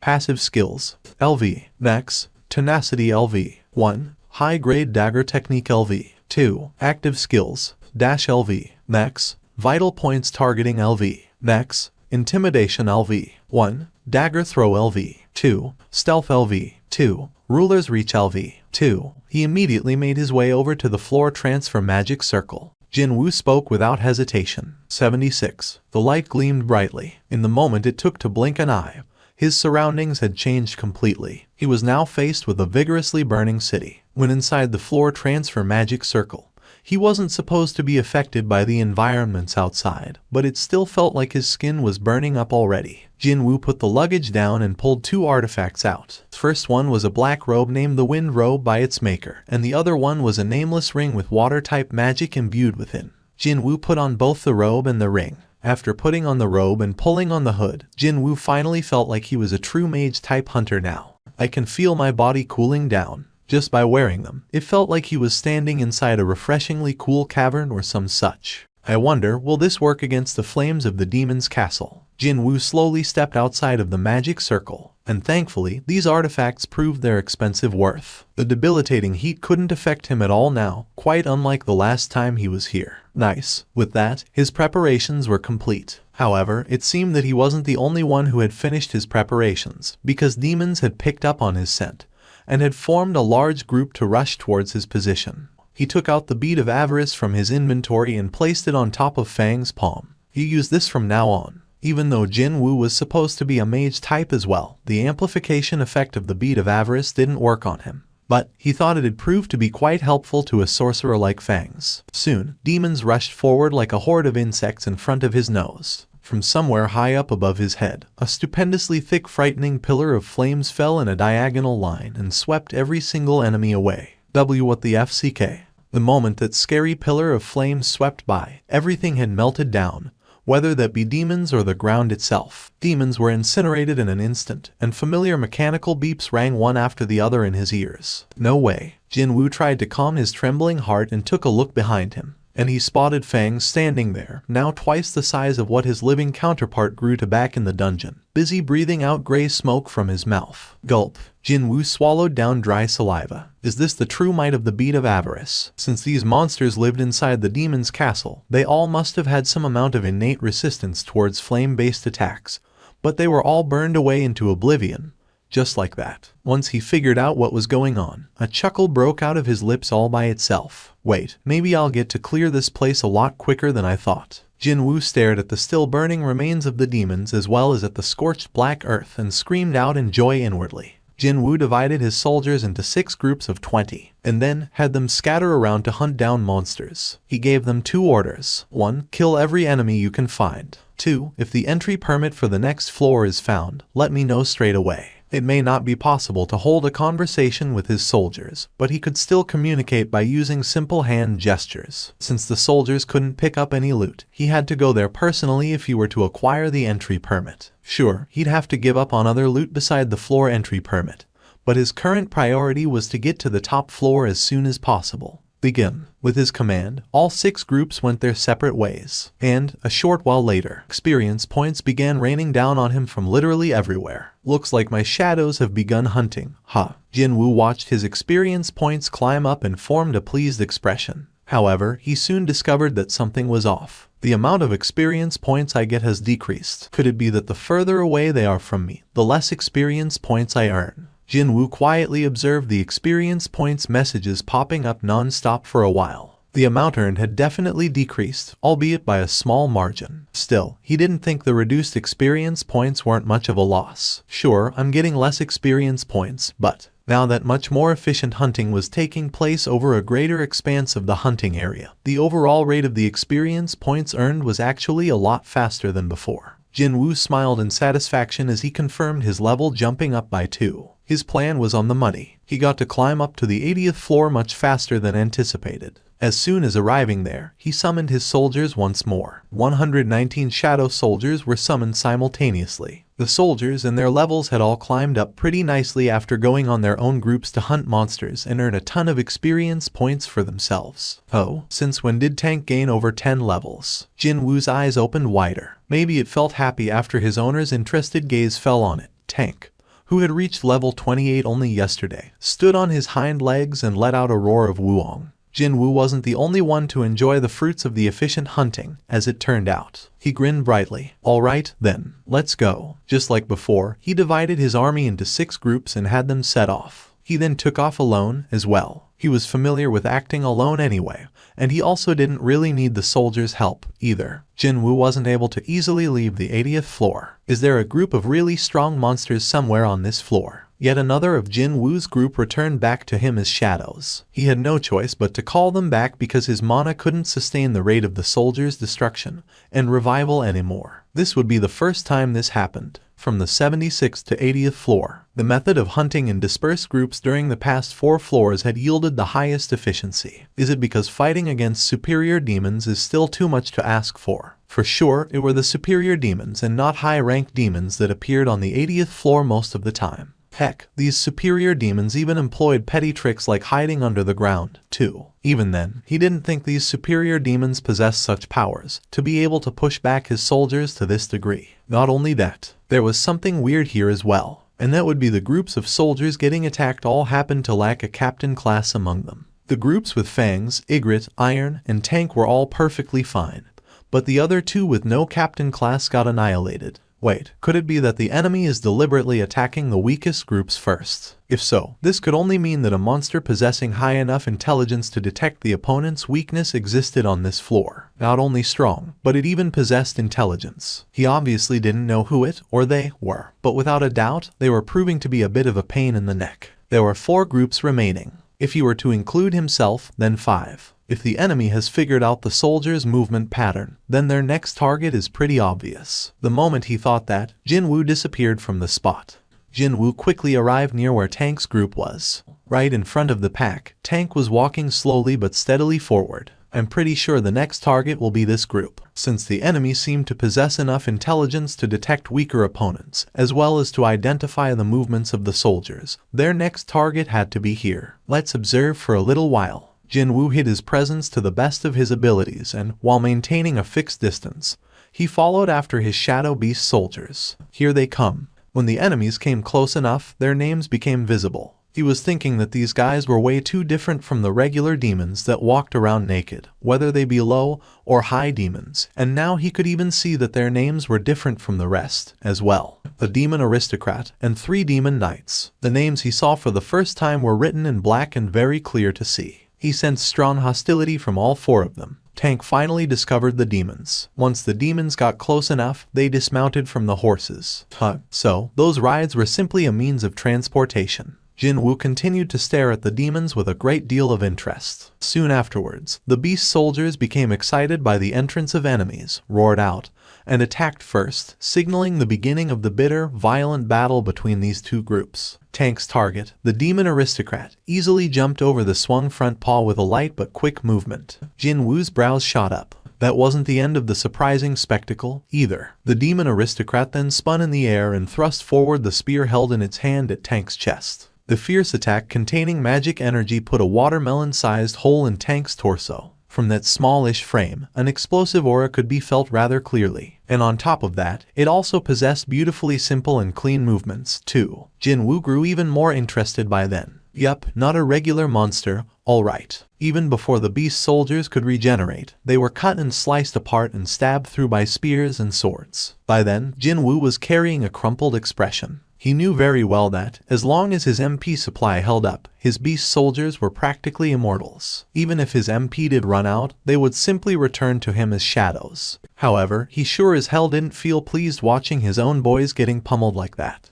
Was this how an older brother would feel when his younger sibling came home all beaten up black and blue? That is enough. Jin-Woo couldn't stand it anymore and recalled his beast soldiers. They reverted back to their shadow forms and quickly moved below his feet, and absorbed back into his own shadow. Jin-Woo undid his stealth in the midst of the demons. The demons were greatly taken by surprise, but as expected of pros, they immediately sensed Jin-Woo's hostility and attacked him right away. Jin-Woo punched down bare-fisted on the 2 knights beside him, and then grabbed the last one rushing at him and slammed the sucker down hard on the ground. The spiderweb-like cracks formed on the ground and a message popped up in his view. The exact same messages repeated 3 times. Each of his attacks killed one of his enemies. In less than 1 second, he cut short the lives of 3 monsters. These guys were side distractions, anyway. The real deal is that guy. Jin-Woo shifted his gaze over to the demon aristocrat. After their eyes met, the aristocrat flinched rather grandly and pointed at him with its spear. I always wondered whether monsters could feel fear or not, but now he was pretty certain of it. Different from back when the demon aristocrat was pointing the spear at the beast soldier group. The tip of the weapon was trembling ever so slightly. Well, being able to sense the opponent's strength was also a part of one's skills, after all. I ain't going to go easy on you because of that, though. Jin-Woo dashed forward.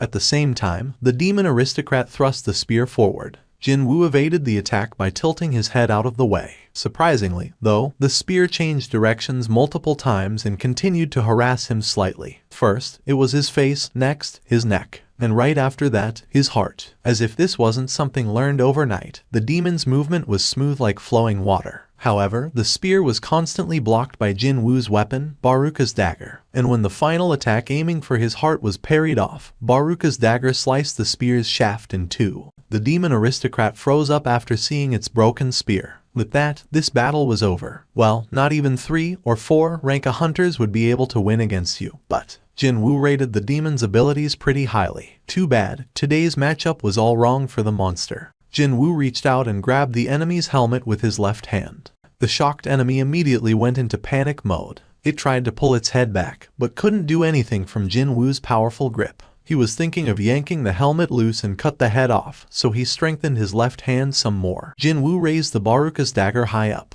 I surrender. I will surrender. Jin-Woo frowned and stopped moving. A female. The face underneath the helmet definitely belonged to a female. Actually, Jin-Woo didn't really care whether a monster was a male or female. But the thing was, the monster quickly lifted its hands high up in the air and declared its intentions to surrender. Please accept my apologies. We were in the wrong. Please spare my life. Not only had she changed her stance in the blink of an eye, but she was also now even begging for her life. A monster was doing what now? You attacked my soldiers, yet you want my forgiveness. We have committed a grave sin. However, as our clan is tasked with protecting this place, we couldn't simply let some basta. Yuck. I mean, we couldn't let any great beings go on a demon hunting spree without doing anything. I'd be eternally grateful if you forgive us. Oh well, from the demon's perspective, it was reasonable for them to think of this whole thing as a bit unfair. After all, it was he who just barged in here totally unannounced to hunt and massacre demons one-sidedly, right? So, Jin-Woo changed his question slightly. Is it alright for you to beg for your life from someone who killed your own soldiers? The main role of the knights are to protect their lord. As long as I'm safe, they should be happy with the results. Jin-Woo scratched his temple for a little. He was even more speechless now. I can't tell whether she's thick-skinned or just way too optimistic. The demon aristocrat slightly raised her head and tried to read Jin-Woo's reactions. She couldn't help but feel that the situation was getting gradually worse for her. She kowtowed even harder than before and spoke in an urgent voice. If you spare my measly life, I shall give you anything you want.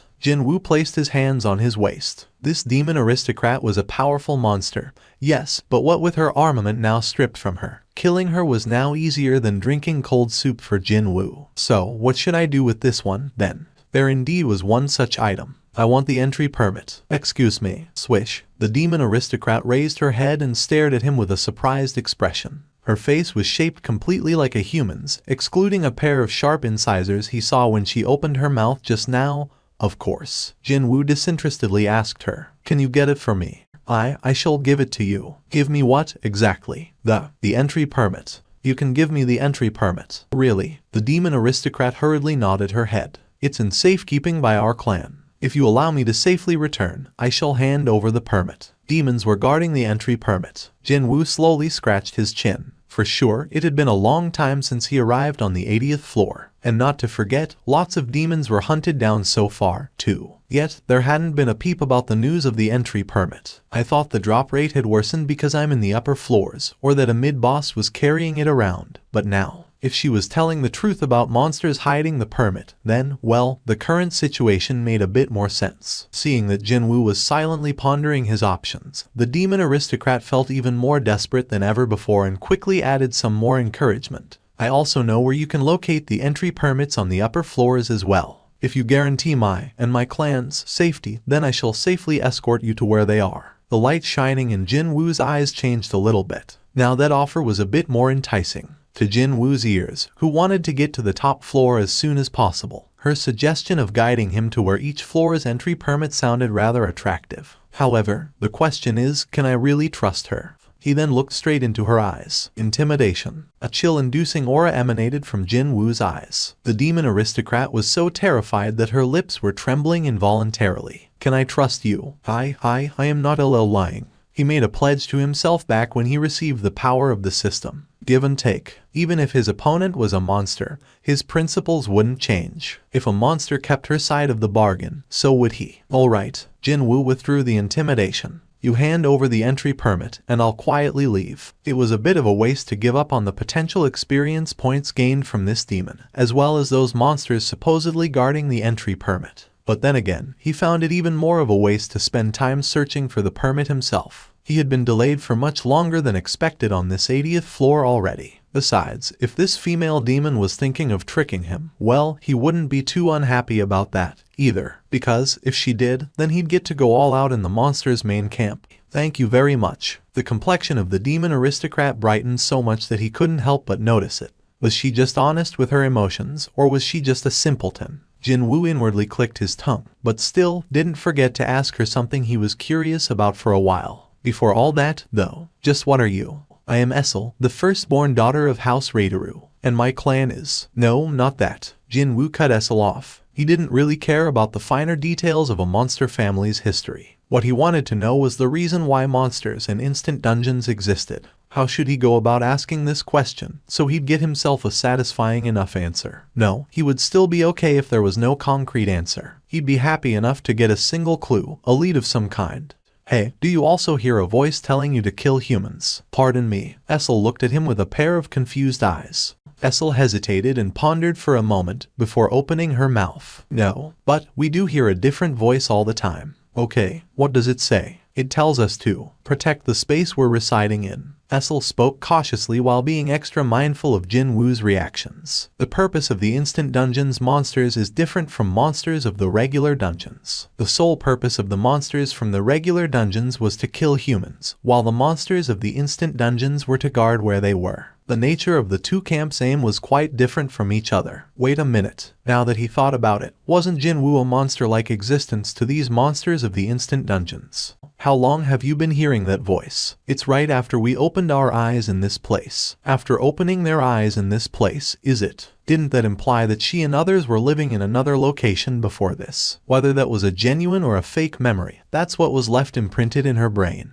Jin-Woo continued on with his questioning. Okay, then, where have you been before waking up in this place? We were in the demon world. We just woke up one day and found ourselves stuck here. And what were you doing back in the demon world before that? We were getting ready for war. War, you say? Yes. Did she recall the memories of back then? Essel's expression no longer had any traces of fear when she was begging for her life, now only filled with grave determination. We were in the situation of preparing for war against a horrifyingly powerful foe that necessitated every demon scattered around in the demon world to unite. And that's where Essel's words were cut off. No, accurately speaking, Essel was still talking. Her lips were clearly moving up and down even now. However, Jin-Woo couldn't hear her voice at all. Instead, he was blessed with the monotone mechanical voice spat out by the system. Right until Essel's explanations came to an end, that exact same message played over and over again. Jin-Woo's eyes gleamed suspiciously. Had you left it alone, I wouldn't have suspected anything. Actually, indeed, he might have thought Essel's explanations as a backstory for the monsters of this place cooked up by the system or some such. Leveling up, instant dungeons, quests, quest rewards, penalties, and even the process of getting his class. He was faced with one situation after another that resembled video games. So if monsters had a game-like backstory as well, it did not come across as strange at all. However, the moment the system forcibly intervened, Jin-Woo became sure of one thing. Talking to her might give me a clue to solving everything. In other words, the system made a clear and definite mistake here, just now. What does the system want to hide? This unknown foe the demons were supposed to fight. Or the reason for the war. Maybe the end result. In order to figure this out, he narrowed down the scope of his next question. What was the identity of those horrifyingly powerful foes? However, at that moment, like a toy with a dead battery, Essel froze up on the spot. But that lasted only for a little while. She suddenly lost consciousness and powerlessly collapsed to the floor. Jin-Woo quickly snatched her and carefully laid her down on the ground. Seeing that her breathing was steady, it didn't look like she was in any danger. The system reacted way too sensitively towards the identity of this unknown foe or foes. Could those beings be related? What if those beings possessed some kind of incredible transcendental powers and for some reason exerted their influence on Earth and more specifically, him? Essel quickly raised her upper body, sensing another presence nearby. She looked to her side and found the totally wordless Jin-Woo sitting there. Her shoulders flinched a little just then. I wasn't dreaming. Slowly getting to terms with her new reality, Essel took a look around her, and there were huge piles of dead superior demons found nearly everywhere. Her brows shot up immediately. Demons with little intelligence didn't treat other demons with intelligence as their kin. So, an unconscious demon like her would have been seen as a tasty meal. However, the only reason why she was unscathed like this was, "Were you protecting me all this time?" Rather than answering her, Jin-Woo raised his body up and then extended his hand out to Essel. Essel looked as if she was profoundly moved and, after holding onto his hand, cautiously stood up from the spot. "Thank you. How long will we take to get to where the entry permit is? It's not too far from here. I'll take you there." Just as Essel said, they didn't have to travel far before arriving at a location where the entry permit was likely to be present. And it just so happened to be a large castle. A demon's castle inside the demon's castle, is it? The soldiers guarding the castle gates became tense instantly after seeing Jin-Woo. "Lady Essel, we were waiting for your return. Where is my father?" "The Lord is waiting in the audience chamber." "Understood." One of the knights glanced at Jin-Woo and asked, "Lady Essel, this gentleman is. He's an important guest, so do not forget to mind your manners." After a long walk down a wide corridor, he found himself entering a very large chamber that looked like a boss room in a dungeon. "So, this is the audience chamber." Jin-Woo scanned his surroundings. Other than tall stone pillars reaching up to the ceiling situated at a regular interval to either sides of the chamber, it was pretty much wide open and empty. It was as if this whole place had been prepared for potential battles that could break out. Essel and Jin-Woo stopped before the boss. The boss was the first to break the ice. "Essel, father, this person is." Even before listening to Essel's explanation,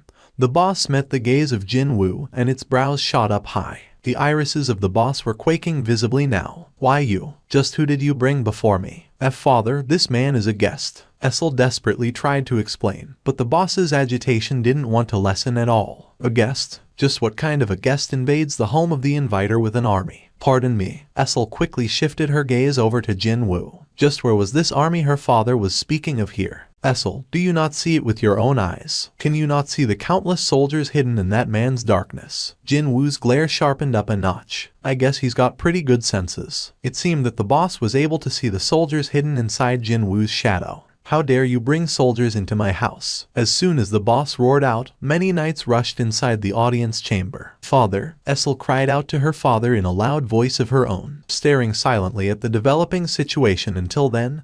Jin-Woo finally opened his mouth. "We made a promise." Failing to sense any form of tension whatsoever from Jin-Woo, the boss's brows quivered greatly. "What kind of a promise did you make?" "The entry permit." Jin-Woo took a step forward. "As long as you hand over the floor entry permit, I'll quietly leave this floor." The boss swallowed his saliva nervously. The man who hunted down demons at a frightening pace while climbing up the floors must be him. The boss recalled how despondent he felt when the news of the much-trusted Vulcan and Metis falling reached his ears. Even though the Raideru clan was nominally aristocrats, they were actually ranked 20th, the very last spot on the list of the demons' hierarchy, meaning they were the weakest among the aristocratic clans. If they were to face off against an enemy that took care of Vulcan and Metis quite easily, the boss knew that he'd have to sacrifice quite a lot of their own. However, such a terrifying enemy was saying that he'd leave on his own volition. "Should I believe him?" the boss asked, feeling not entirely convinced. "Is that the only thing you want from us?" As if he was waiting for that, Jin-Woo spoke up. "And also, but, of course." The boss's forehead creased up in a frown as the situation unfolded as he expected. The demands of the strong were always unfair and constant. Even before hearing the ridiculousness of the demands that would insult the clan's honor and ridicule his proud soldiers, the boss could feel his chest tighten in frustration already. Sure enough, the man placed his hand on the shoulder of the boss's daughter and spoke. "I wish to borrow this kid from you, too." "What did you say?" The boss and the knights all cried out in astonishment simultaneously. Jin-Woo scanned his vicinity, feeling genuinely puzzled now. Essel told him that she knew where the entry permits were at in the higher floors. He only asked to borrow her for a little bit so she could guide him to where the permits were, but this was. Did I say something wrong? Jin-Woo could only tilt his head this way and that as he alternated his gaze between the heavily trembling boss, the knights who couldn't hide their astonishment, as well as Essel and her deeply blushing face.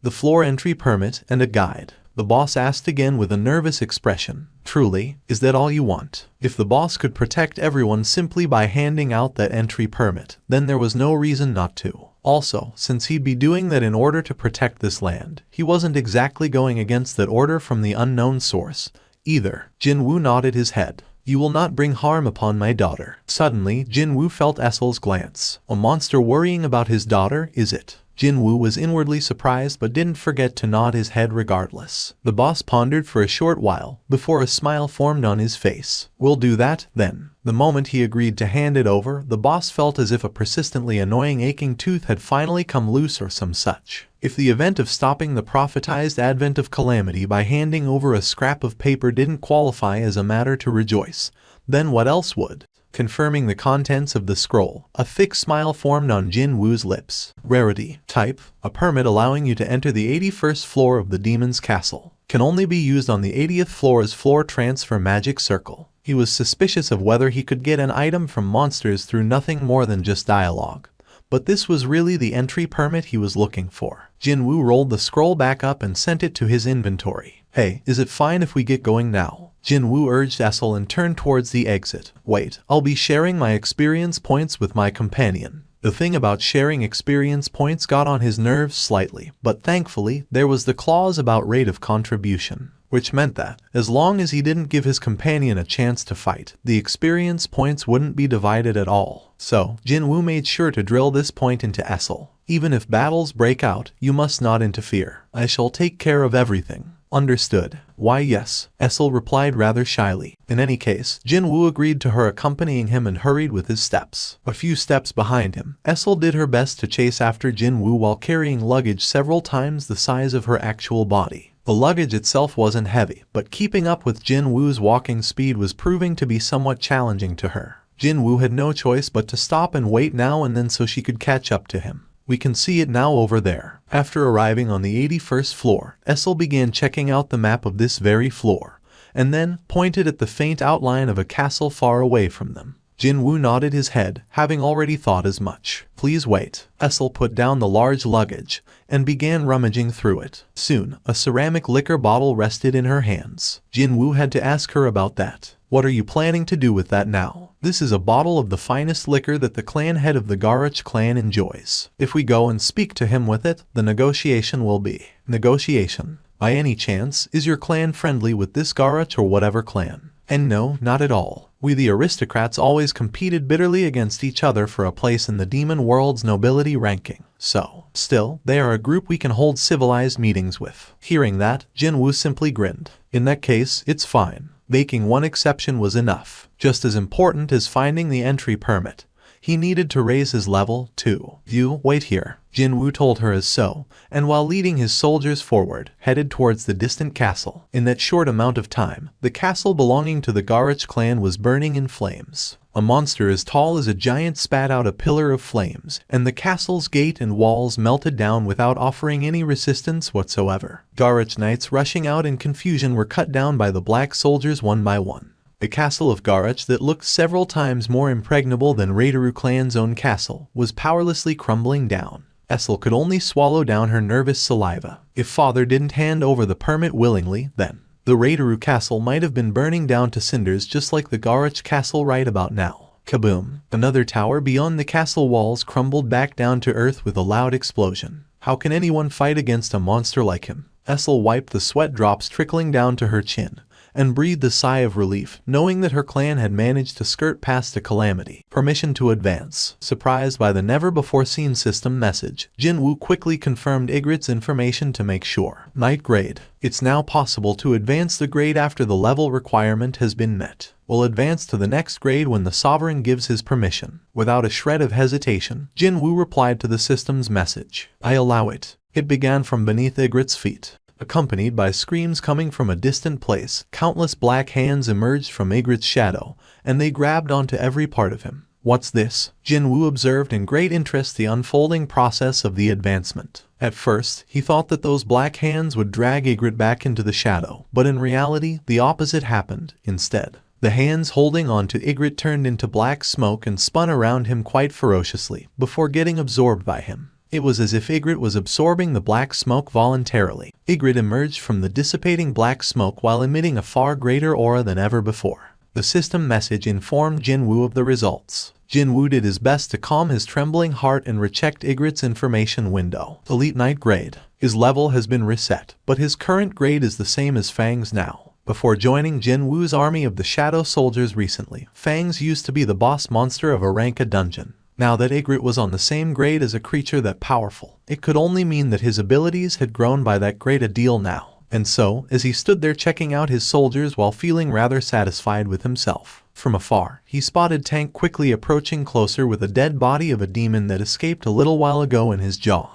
However, the light shining in Tank's eyes as he hurriedly ran closer also seemed rather suspicious, too. Those eyes, that aura. Jin-Woo quietly stared, before asking aloud with a disbelieving expression on his face. Even you. Tank finally stopped right in front of Jin-Woo's nose and quickly discarded the corpse he worked so hard to bring here. He then began prostrating as well, with his front legs gathered together before his head. As soon as his permission left his lips, the same type of process as Ygritte took place with Tank as well. Hands emerged from the shadow, changed to smoke, and got absorbed into Tank. And just like Ygritte, Tank also became a realm stronger than before. Tank was a temporary name Jin-Woo came up with on a whim. Since a name couldn't be assigned unless a soldier was a knight grade, Tank's official moniker had been stuck as a Shadow Beast soldier. If it weren't for his twice as huge frame compared to other bears, there was no way to differentiate Tank from the others. But now, Jin-Woo could freely assign a name now. A deep smile formed on his face. You finally have a name now, Tank. Feeling pleased, Tank raised its head up high and roared out loudly. You guys all did well. So, time to take a well-deserved break until the next floor. After his soldiers disappeared as shadows, Jin-Woo left the castle. Essel was waiting for him outside with a rather haggard face. Excuse me, Sir Jin-Woo. I told you, stop calling me a sir. Why yes. Essel hesitated somewhat after Jin-Woo curtly replied to her, but eventually she spoke again.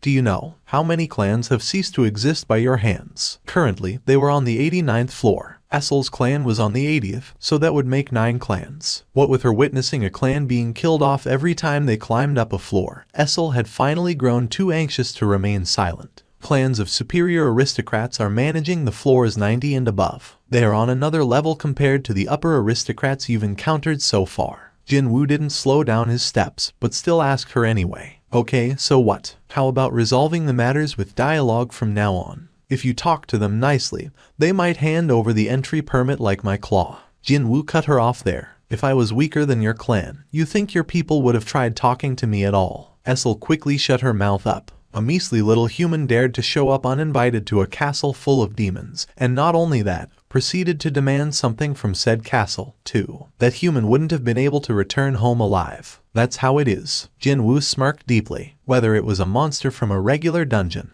or a monster from instant dungeons, the relationship with humans would go only as far. The strong will devour the weak. Jin-Woo agreed with that concept. Besides, he was urgently pressed for both the entry permits and the level ups, so he wasn't planning to give up on either of those. I'll make your Radish clan as the number 1 on the pecking order. But our clan is Raideru, you know. Essel could only complain meekly in her mind. Soon, they would be stepping into the upper floor. Could a lone man manage to destroy the superior aristocrats and their clans with nothing but his own powers? She found it pretty scary to meet his eyes anymore, so Essel quickly lowered her gaze to her feet and asked, "Why did you spare my clan?" Without a doubt, the Raideru clan would never be able to oppose this man's quest. She knew her clan's military might the best, and now that she had witnessed Jin-Woo's true power, she was sure of this fact. Even then, her Raideru clan emerged relatively unscathed from this merciless man's onslaught. Why was that? She was really curious. Jin-Woo entered the floor transfer magic circle and turned around to face Essel. 'Cause I find you likable. Even though she was a monster, she knew when to surrender, she knew when to negotiate, and most importantly, offered up quite a bit of useful information, too. TP, pardon me. Essel flinched grandly in surprise, and her neck rapidly dyed in a crimson color. She stood on the spot hesitating as she fidgeted with her fingers in a clear fluster. Their schedule had been affected by her being rooted to the spot like that, so Jin-Woo asked her to get a move on. Her face still blushing deeply in red, Essel hurriedly entered the magic circle. However, she couldn't raise her head again even after arriving on the next floor. The Incheon International Airport. The representatives from the Japanese Hunter Association arrived in South Korea to discuss the matters of Jeju Island's ant problem. They already had set up a conference with the Korean counterparts. What's happening here? There is a very powerful presence nearby. Stronger than you. Goto Ryuji smirked derisively. Not too long after that, an employee from the Korean Hunters Association hurriedly ran forward to greet and receive them. I'm terribly sorry. I was delayed by all the chaos unfolding inside the airport at the moment. The employee hurriedly lowered his head in apology. Matsumoto Shija hid his dissatisfaction expertly and formed a magnanimous smile. It's fine. However, is there something going on at the airport? Oh, that. It's nothing serious, sir. It's just that a hunter from the United States has arrived just now. What brings an American hunter to South Korea? I hear that it's a personal matter, sir. I'm sure that there's nothing to worry about. I hope this person won't interfere with our business here. Goto Ryuji's gaze was fixed in the direction of the noisy crowd of people over yonder. Most likely, that's where the American hunter was. With the subject matter being what it was, the conference was moving at a brisk pace. How do you feel about forming a united assault team comprising of top-ranked Japanese and Korean hunters? This explosive suggestion from Matsumoto Shija caused the Koreans present to show much surprise on their faces. They were all under the impression that today's conference would be to discuss the reparation Japanese would demand for the damage they had suffered. But then, the Japanese were saying they would voluntarily help with taking care of this headache. What kind of jackpot was this? We're aware that Japan enjoys an abundance of top-ranked hunters. However, it is still far too dangerous to invade Jeju Island. Go Gun Huey also added that there were several times more of the monsters to be found on the island compared to 2 years ago, when the last subjugation effort failed.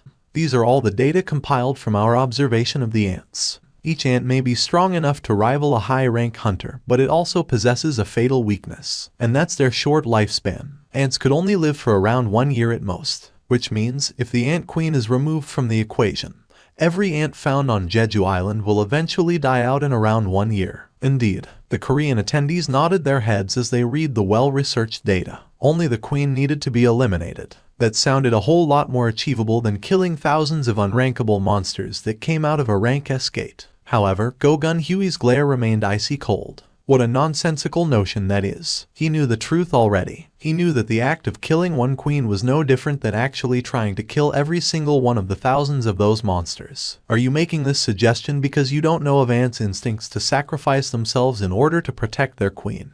If we were to kill the queen, we'd most likely have to break through the defensive wall of thousands of ants. However, what if all of the ants abandoned the ant tunnel for some reason? The ant queen lived in the deepest part of the ant tunnel. Why would the ants leave the ant tunnel unguarded when they were supposed to protect the queen as well as the eggs at all costs? There have been a total of 3 times. 3 times. There had been 3 times where such an event occurred. But, besides all that, how did Japan know so intimately about such things in the first place? The answer to this question arrived right away. The ants emptied out of their tunnel to fight when the Korean hunters landed on Jeju Island for the subjugation operations 3 times in the past. Go Gun Huey tightly clenched his fists resting on his knees. While the hunters of South Korea risked their lives and fought, the Japanese were covertly spying on them. No one here criticized Japan for not helping South Korea out back then. But regardless, how could they use the misfortune of the neighboring nation as their research material, and then proudly reveal the results to said neighbor like this? Rank S lost his life during the 3rd failed attempt, and besides him, countless others also died.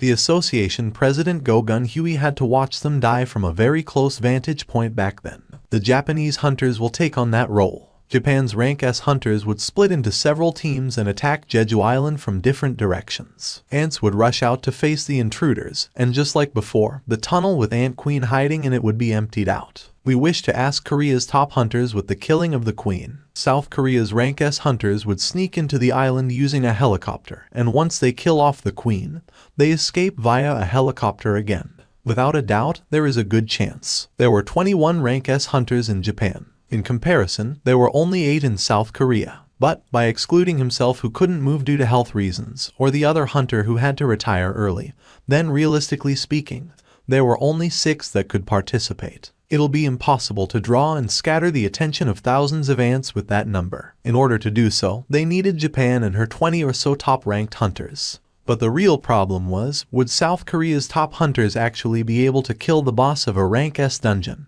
the Ant Queen? Is it even possible? It was then, Go-Gun Huey suddenly remembered the name of Jin-Woo. Jin-Woo was strong enough to solo kill the boss of a rank A dungeon, so what if he worked together with other rank S hunters? Go-Gun Huey's heart began racing now. We can't delay this any longer. Currently, ant monsters were evolving at a rapid pace. No one could predict precisely when the entirety of the ant army would become flight capable. It could be 10 years, 5, or even right next year. Before something like that happened, the Koreans had to kill off the dastardly ants, and if they had to resort to borrowing another country's strength, then so be it. Just as Essel had alluded to earlier, the difficulty of the quest rose up steeply from the 90th floor upwards. The levels and the number of monsters guarding each floor's castle were so much incomparably higher compared to the lower floors. It got so tough that he no longer could enjoy the fruit of his current sky-high intelligence stat. His MP used to hover near the max almost all the time.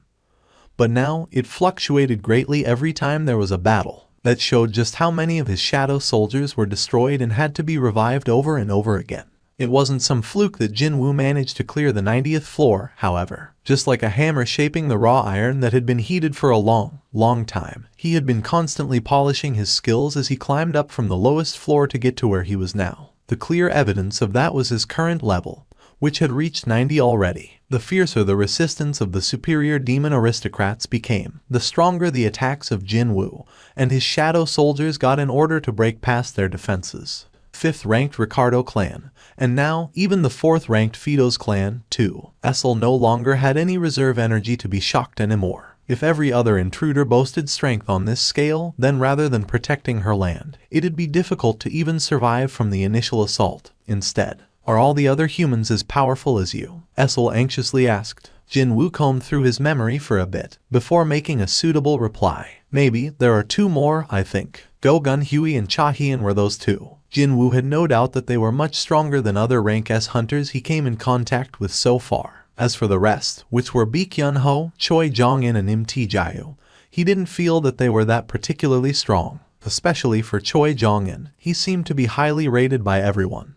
But to Jin-Woo's eyes, that seemed to be the case solely due to him being in charge of South Korea's top-ranked guild, the Hunters, rather than because his own skills were impressive. If I were to judge from their auras alone, Cha-Hien is several times stronger than Choi Jong-in. Without a doubt, one could still find differences in power even among the ranks of S hunters. Though, maybe the differences found within this rank would be far greater than any other ranks precisely because those who couldn't be measured by regular means were all lumped in together here. Jin-Woo formed a subtle smirk. How would I perceive others after I get out of here? Just like how the feelings he got from Baek-Yun-ho differed from their first meeting to the second, would there be a change in how he perceived the association president Go-Gun Huey? Jin-Woo's heart raced faster when he thought about checking out how much he had changed. But, before I can do that, he had to clear this demon's castle instant dungeon first. There were only 4 more floors remaining. He'd get to clear this dungeon soon enough. Jin-Woo turned to speak to Essel. You should go back to your people now. She had been utterly dejected after hearing that there were 2 more people like Jin-Woo out there. But then, she was jolted out of her morose state and raised her head. Excuse me, I'll find my own paths on the floors above this one. Thanks to Essel guiding the way, he got to quickly locate the demon aristocrats and their castles. However, he no longer needed her help from now on. Well, my perception stat has risen up pretty high, so that's one of the reasons, but also, the auras emanating from the superior aristocrats were so strong that he could easily locate them from afar now. She didn't do much besides showing him the way, so he didn't want to walk around with one more luggage anymore if he could help it. When he finished explaining himself like that, am I no longer useful to you? Essel's complexion had paled completely. She's a funny one until the end, huh? Jin-Woo suppressed his laughter as he saw Essel's reaction that always managed to exceed his expectations. You really worked hard until now. Thank you. With that, it was done. Jin-Woo thought that he made a good enough goodbye just then, and he took large strides to enter the floor transfer magic circle. the hesitant Essel finally mustered up some courage to call out to Jin-Woo. Excuse me. By the time he blinked, the surroundings had already changed. Jin-Woo surveyed his new surroundings. There are no flames here. The horrifying flames that seemingly burned for all eternity on the lower floors were all gone, and he could only see the burnt-out remains. He raised head and spotted snowflakes falling from the sky. Snow. The color seemed a little off for real snowflakes, so he extended his hand out. The flakes falling on his hand didn't melt down. Weirdly enough, when he took a closer look, he realized that it was actually ash. Ash was falling from the sky like snow. It was then he heard the familiar mechanical beep. Jin-Woo's sharpened glare was directed to the distant skies above. So, it's above me. Soon, the system alerted him to the entrance of the enemy via its trusty messages. After successfully landing on the ground, the lizard flapped its large wings and screeched out aloud. Just above the head of the lizard, Jin-Woo saw a face of a demon, with a certain blue aura oozing out from it. A male creature kitted out in a flashy set of armor that only royalty might wear, while riding on the back of the large winged lizard. The four words could clearly be seen above the male demon's head. This boss was emitting an extraordinary aura. Cold sweat formed on Jin-Woo's forehead. As befitting the boss protecting the top floor of a dungeon this massive, the creature was full of magnificent splendor. Jin-Woo's gaze shifted to the side of the boss, however. The lizard this boss was riding on also possessed a name of its own. Sky Dragon. Judging from its name and its appearance, it didn't look like a demon at all. Wait a minute. If it's not a demon, then could I? Even if he worked his butt off to kill demons, he couldn't extract their shadows. So, he had already given up on acquiring a useful shadow in this place. But, what if it was a non-demon monster that could also fly? I want it. If he could extract its shadow, then definitely he would. This would be the first time he ran into a shadow he so dearly wanted to extract since encountering the leader of the White Phantoms, Baruka. Jin-Woo swallowed his dry saliva. It was then Baron raised its hand towards the sky.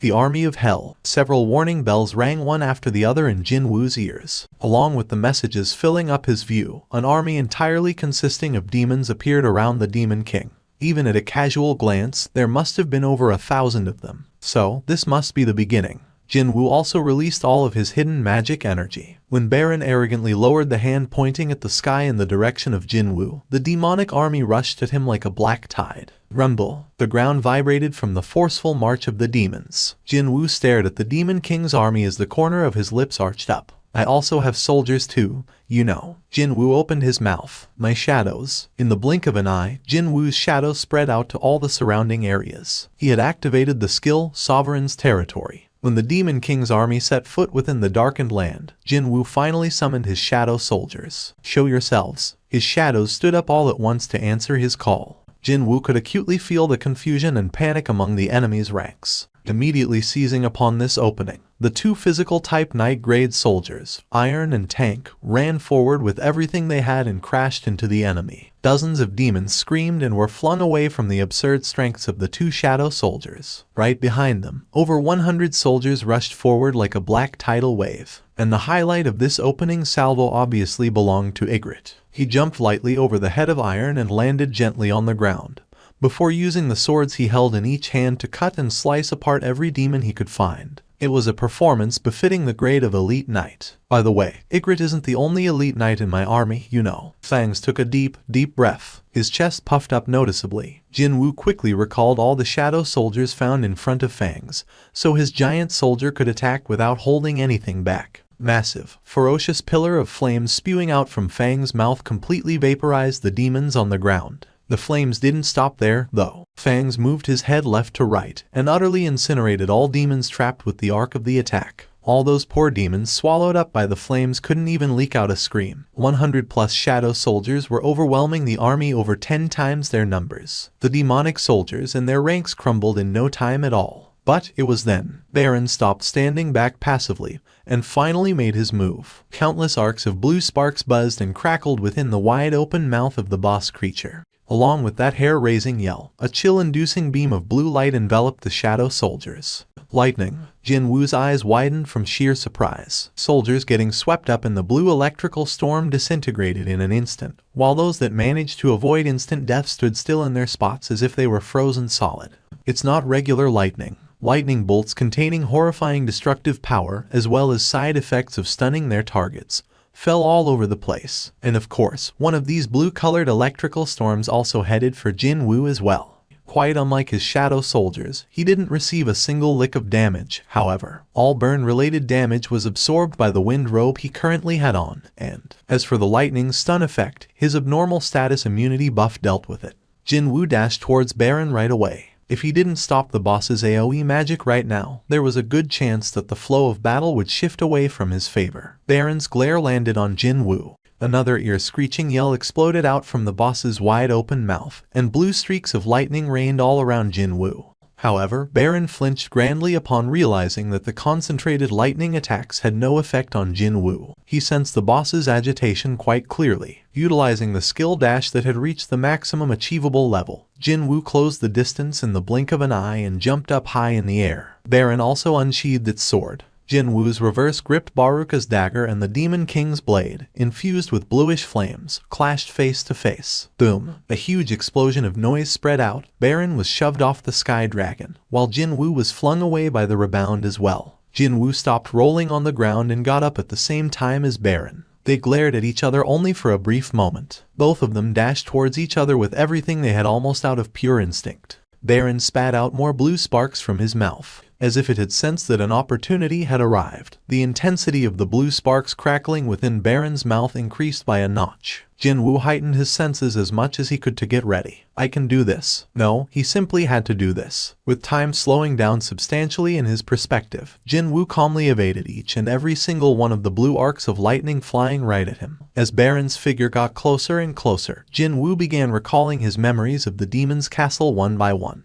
Even during that, he still managed to evade the blue lightnings. Thanks to grant him this great power to fight evenly against an absurdly strong monster like this. As he climbed up each floor, he was molded and refined further and further. It was as if he was being trained precisely for this moment. So, how could he not feel grateful right now? Swish! Baron slashed down diagonally with his sword, and Jin-Woo raised Baruka's dagger in his right hand to block it, before using the Night Killer to stab the Demon King's shoulder. Crack! The weapon designed specifically to tear through the enemy's armor dug deeply into Baron's shoulder. Jin-Woo momentarily thought that he could hear Baron's soundless scream just then. He yanked the Night Killer out. Flames of rage erupted within Baron's eyes. The Demon King began panting out rather laboriously. Finally, the boss made his move. Jin-Woo's two daggers and Baron's sword swished and swung and clashed against each other countless times, leaving behind several wounds on their bodies. Every time their blades collided, the ground around the two caved in by the shock waves emanating from the collision of the magic energy. A deep frown formed on Jin-Woo's forehead.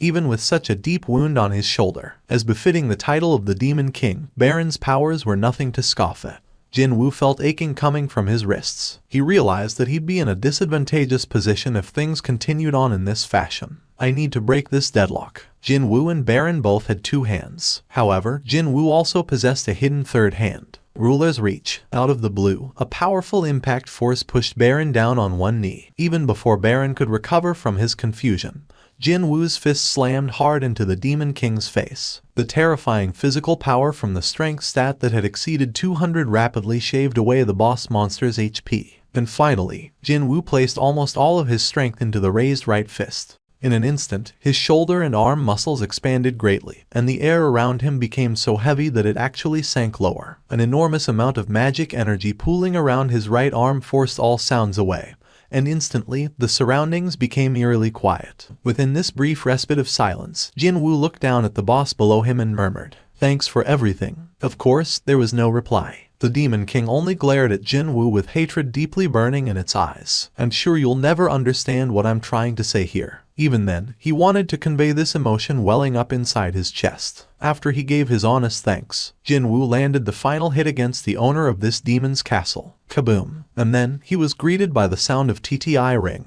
as well as several messages that made him feel even better. Phew! Jin-Woo spat out a short sigh of relief. This was the moment his long march that started from the very first floor of the demon's castle dungeon was drawing to a close here on this 100th floor. He closed his eyes for a moment in order to get a grip on his turbulent emotions, only for the image of his mom's face to pop up. Rather than feeling elated, Jin-Woo felt anxious instead from the list of item discovered messages that continued to pop up, because he couldn't spot the item he was looking for. However, he cried out in excitement as soon as he spotted the very last item.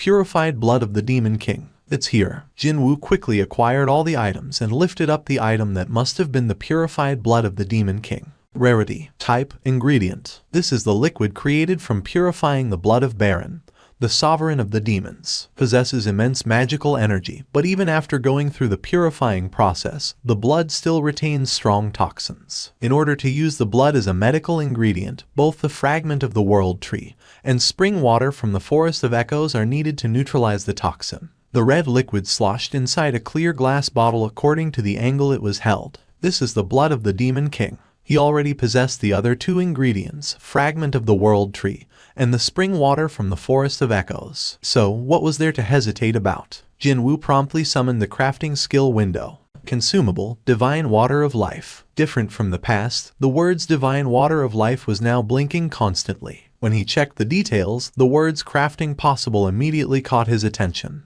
Crafting possible. Ingredients. 1. Purified blood of the Demon King. 2. Fragment of the World Tree. 3. Spring water from the Forest of Echoes. Jin-Woo was in a hurry to see the finished article, so he didn't waste any more time and chose to start the crafting process. Start. Jin-Woo's eyes widened. Are you telling me only now that the odds of success, as well as the number of completed items, will depend on the intelligence stat? If you were stupid, then you couldn't even craft anything. It did sound somewhat logical, so Jin-Woo could only nod his head. In the meantime, the countdown steadily ticked on. Why did the words percentage of crafting success get on his nerves so much? The only solace he could take away right now was the fact that he had at least woke up to the importance of the intelligence stat quickly enough to invest a lot of extra stat points there. That's what I'm talking about. Jin-Woo had been waiting anxiously until then. But as soon as the success message popped up, he raised his hands high up into the sky. However, he quickly discovered something a bit odd. The bottle containing the blood of the Demon King still remained in his right hand. Well, the amount of blood has decreased by a little, but Jin-Woo tilted his head before summoning the fragment of the World Tree and the spring water from the Forest of Echoes from his inventory. The only thing that appeared on the ground was the slightly shaved on the edge fragment of the World Tree, though. He accessed his inventory and searched, but couldn't find the spring water anywhere. Could it be? Feeling a bit suspicious, he confirmed the crafting skill window, and his suspicion was soon answered in full. Out of the 3 ingredients, only the spring water showed 0. So, it's something like, not all the ingredients will be used up, but only the necessary amount. Is that it? The crafting process must have come to a stop because the spring water from the Forest of Echoes had run out, unlike with other 2 ingredients. From the get-go, he got this feeling that the crafting process wouldn't have required a lot of the Demon King's blood. As for the fragment of the World Tree, it was a gigantic piece of lumber when he had initially acquired it to begin with. It was rather obvious that the spring water contained within a small bottle would be the first one to run out. Jin-Woo grinned widely in satisfaction. Well, it's not a bad result for me regardless, because as long as he could find more of that spring water from the Forest of Echoes in the future, he'd get to craft more of this divine water of life. Hold on, there's another problem to consider, isn't there? Jin-Woo was desperate for a bottle of this divine water, yet now there were 6 wooden bottles waiting for him on the ground, so it was rather difficult for him to calm his wildly beating heart. Rarity S. Type consumable. A mysterious liquid medicine that cures any and all illnesses through powerful magic contained within. The effect will only manifest after 1 whole bottle has been consumed. Would this item truly cure his mother's illness? I guess I'll find out later today. His heart palpitated faster. Jin-Woo carefully stored away all 6 bottles in his inventory, as well as the remaining ingredients. Even then, he still had lots of other items to go through. 1 ring, 1 longsword, 2 short swords, and 2 japtums. Because Baron was the boss of a rank S dungeon, it sure coughed up a lot of loot. I've got a pressing matter to attend to, but he shouldn't miss out on other things because of that, no. Wasn't there an old saying about the more of a hurry you are in, you should take the longer of the routes available or some such? Jin-Woo looked behind him and found his shadow soldiers standing at attention in rows, having massacred an army 10 times their number. Behind his boys, dead demons were strewn about everywhere. What about the Sky Dragon? Jin-Woo's wandering gaze hurriedly searched for the monster that the Demon King rode around in. Worryingly enough, all he could spot were the corpses of demons piled up on high, with not a hint of the Sky Dragon anywhere. Wait, it couldn't have flown away during the fight, right? Thankfully though, his worries didn't last for long. Iron was dragging a limp corpse behind him. It was none other than the Sky Dragon, Kaizelin. Iron, nicely done. Maybe Iron felt embarrassed by Jin-Woo's praise, which was a first in a while, because he began scratching the back of his head. Of course, it was still the back of his helmet, though. Jin-Woo lightly patted the shoulder of Iron and stood before the Sky Dragon's body. Jin-Woo extended his hand out. Rise up. The shadow extraction worked without any problems whatsoever, perhaps due to his much higher level. Accompanied by the death throes of a beast, a creature covered in some type of black gas crawled out of the Sky Dragon's shadow. The dead dragon's shadow immediately recognized his new owner and lowered his head in front of Jin-Woo. Oh, Jin-Woo formed a surprised expression. Since he didn't get to witness the creature fighting, he only assumed it to be a mount and not much else, but it must have been pretty handy in battles, because the Sky Dragon's shadow started right away as a night grade. Kaizelin. No, wait. Inexplicably, he thought that name was a bit too long. Kaizel, the Sky Dragon, now bestowed with a brand new name, raised his head up high into the sky and spat out a lengthy roar. Everyone, you all worked hard. With those words, Jin-Woo stored all of his shadow soldiers, including the new addition of Kaizel, back into his shadow. It was almost time to make his exit from the demon's castle. There was one more thing still remaining, however. Jin-Woo opened the inbox, where the quest completion messages were still waiting for him. As soon as he answered, the list of rewards popped up in his view. 1. Highest grade rune stone. 2. Bonus stat points plus 30. 3. Unknown reward. The so-called shadow exchange skill. Just what could it be? As he had been curious about this highest grade rune stone ever since the beginning of the quest, Jin-Woo chose to take that one first. Okay, I choose the first reward for the time being. After that message came and gone, he felt a small rock residing within his palm. When he brought the hand closer to his nose and opened it, he found a jet black rune stone resting there. Its color was completely different from the regular rune stones. Also, its hue came across as so much more mysterious compared to the average black color. Crumble. Unlike in the past, when he physically had to break the stone, the item crumbled all on its own the moment he thought about squeezing his hand. The pitch-black aura rising up from the shattered runestone slowly enveloped Jin-Woo, before getting absorbed into his body. He hurriedly checked his skill window. Class-specific skill. Mana required to activate, none. The summoner can switch locations with the designated Shadow Soldier. Once activated, you must wait 3 hours of cooldown period before being able to use the skill again. The cooldown period will change according to the skill's level. Jin-Woo's eyes widened as he read the skill's description. Sure, it might be handicapped by the limitation of the cooldown period, but no. Instead, it was an incredible skill that perhaps necessitated that cooldown period to make it fair. Doesn't this mean it's possible to switch locations regardless of where my Shadow Soldier is? Depending on how he used it, this was almost on the level of teleportation. Jin-Woo was about to summon a Shadow Soldier and test this new skill out right away, but quickly changed his mind. If I'm to test it out, I might as well try it with a soldier that's really far away. Thankfully, he did leave behind a handful of soldiers outside the demon's castle. He hid 3 of them in his sister's shadow, while 5 were patrolling the district as of this moment. There's nothing to think about, is it? He didn't know what kind of an after effect the skill might have, and also, he couldn't just haphazardly pop out near his sister's location either, and that was after setting aside the possibility of his sister freaking out, too. So, he sought out the signal emitted from one of the 5 shadow soldiers patrolling around his district and zeroed in on it. Shadow exchange. As soon as Jin-Woo opened his mouth,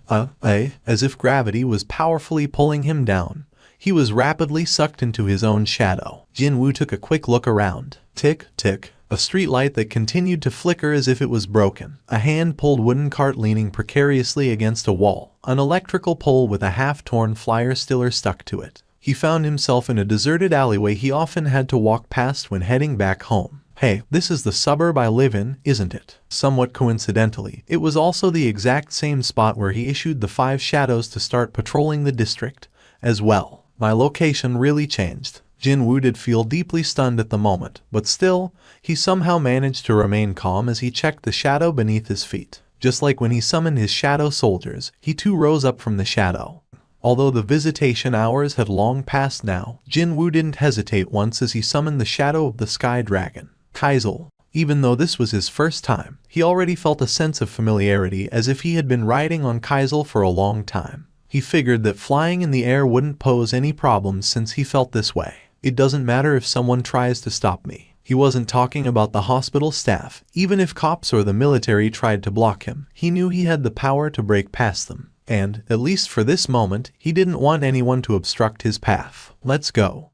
A meeting was still taking place within the walls of the Hunters Association, even though the hours were getting late. The Korea-Japan cooperative raid was already around the proverbial corner, and the association was doing everything in their power to ensure the successful subjugation of Jeju Island's ant monsters. Here is the data sent by the Japanese. The agent of the association pressed a button on the remote. Soon, the giant screen was filled with the footage of the ant monsters, captured by the magic power sensing camera attached to a Japanese satellite. These were the records taken during the first, second, and the third subjugation attempts. Go-Gun Huey's eyes narrowed to a slit. Indeed, excluding the Ant Queen and its guards, every single ant did leave the ant tunnel. The ant monsters moved just as the Japanese said they would. Although the existence of the guardian ants was a worrisome variable in the equation, it was also normal to find a few guardian-type monsters protecting their bosses within higher-ranked dungeons, as well. Still, it was hard to claim that there was no risk. The top man in the Korean side of the operation, Go-Gun Huey, quickly thought of one of the worst-case situations. What are the odds of the ants turning around quicker than anticipated after realizing their queen is in danger? The Japanese had already thought about that too, however. They have said they would use interference radio wave signal. According to their research, they discovered that the ant monsters use specific radio waves to communicate among themselves. Indeed, if one wanted to order an army of several thousands as one unit, then a method to send out commands should exist. Go-Gun Huey nodded his head. And they can interrupt the communication of ants with radio waves. That's what they said, sir. So, they want us to fully concentrate on killing the Ant Queen, is it? The subjugation plan itself was quite simple. Even though it was simple, there was a higher chance of succeeding when compared to other plans, as well. Yet, why did Go-Gun Huey feel so anxious like this? He rested his chin on his hands. Could it be that I'm worried about? It was then. Go-Gun Huey spun his head towards the outside of the window, his brows shooting up high. Everyone inside the meeting room flinched at the sudden movement of the association president. Section Chief Woo Jin-Cheol, here to guard his boss from the side, rapidly walked in closer. Did something happen, sir? Just now, an astonishing wave of magic power flooded in from a faraway place beyond the windows. Although it only lasted for a brief moment and quickly disappeared from Go-Gun Huey's perception, he still had felt the full brunt of that. As their association president continued to stare into the distance outside the window, the agents had to stop the meeting and cautiously ask their boss, "Sir?" Only then did Go-Gun Huey shift his gaze away. Baek Yun-ho asked, his head still looking over his shoulder. "Did you sense that?" Min Byung-gu replied testily. "I may be retired now, but my rank hasn't dropped, you know." These two men had been sharing a bottle of cheap liquor for the first time in a long while inside a certain pajangmacha until then. But now, only the heavy silence flowed between them. Baek Yun-ho eventually shifted his gaze back to his front. What was that just now? Maybe Choi Jong-in and Cha Hyun started fighting over the shares of the Hunters Guild. Who knows? Min Byung-gu had been frozen on the spot with a shot glass in his hand, but suddenly broke out in a fit of giggles before emptying the soju down his throat. Baek Yun-ho formed a dumbfounded expression. "Don't tell me you were trying to make me laugh with that. But wasn't it funny, Hyung?" "Never mind. Forget it." But, then again, including his sense of humor, Min Byung-gu could be considered a bit strange in the head. No doubt about that. I mean, he's supposed to be the first rank S hunter in the world to retire when he's still all healthy. And the like, isn't he? Not only the first in the world, but he was also the only one so far, too. Just how many people out there would willingly give up on the ridiculous amount of wealth a rank S hunter could earn, simply because he wasn't interested anymore? Min Byung-gu wasn't even from a wealthy stock, to begin with. Sensing Baek Yun-ho's questioning gaze, Min Byung-gu asked back, "Hyung, are you really going to participate?" "Yeah, but you saw how Yoon Seok-hyung died. That's why I must go back." Min Byung-gu looked at his drinking partner with a bit of confusion on his face. Baek Yun-ho emptied his shot glass and continued on. "If we leave the ants alone, the entirety of South Korea would end up like that place. Since when did you become this patriotic?" "Well, we're supposed to do it sooner rather than later, so might as well come up with a nice-sounding excuse while I'm at it. Don't you agree?" The guilds could not decline the association's summons. "I won't be participating. I will never go back there. If you ask to see me, hoping to change my mind, you might as well give." "That's not it." Baek Yun-ho put the cash down for the alcohol and stood up. The bottle was empty by then. "I came to say goodbye, just in case. I don't know if we'll get to sit down for a drink again, after all." "Hyung." Min Byung-gu gave up on changing Baek Yun-ho's mind. Baek Yun-ho already knew full well the dangers of the subjugation plan.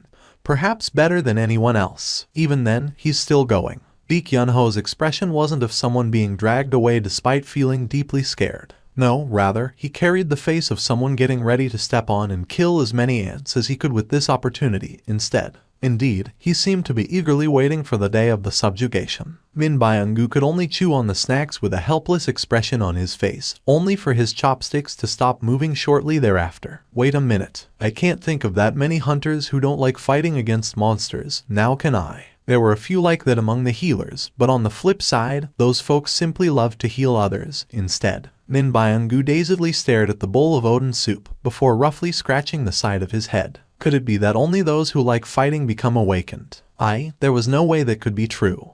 Jin-Woo quickly arrived in the hospital. Let's see. It was room number 305, right? He wasn't planning to enter the hospital through the front door to begin with. While still riding on Kaisel, he searched for the windows of his mother's hospital room. Ruler's reach. The curtains covering the windows silently parted sideways. He saw the quietly sleeping sight of his mother on the bed. She looked exactly the same as the last time he came to visit. Jin-Woo used Ruler's reach one more time to open the window and silently stepped into the hospital room. Kaisel had disappeared into his shadow by then. He soon stood by the side of the bed. His heart was pounding madly now that the time he had been waiting for so long was here. If something goes wrong, I won't be able to do anything. His mother had been unconscious for a very long time. There was a chance that she might not even be able to swallow the divine water of life, and even if she did, there was no guarantee that she'd be okay afterwards. However, Jin-Woo got to witness plenty of miracles the system caused so far. If it happened to someone else, he'd never have believed a word of it. One didn't even have to look far for tangible evidence, either. Wasn't he the walking proof of those miracles? I was a Ranky, yet now look at me standing here. All of his achievements, they were due to the system's powers.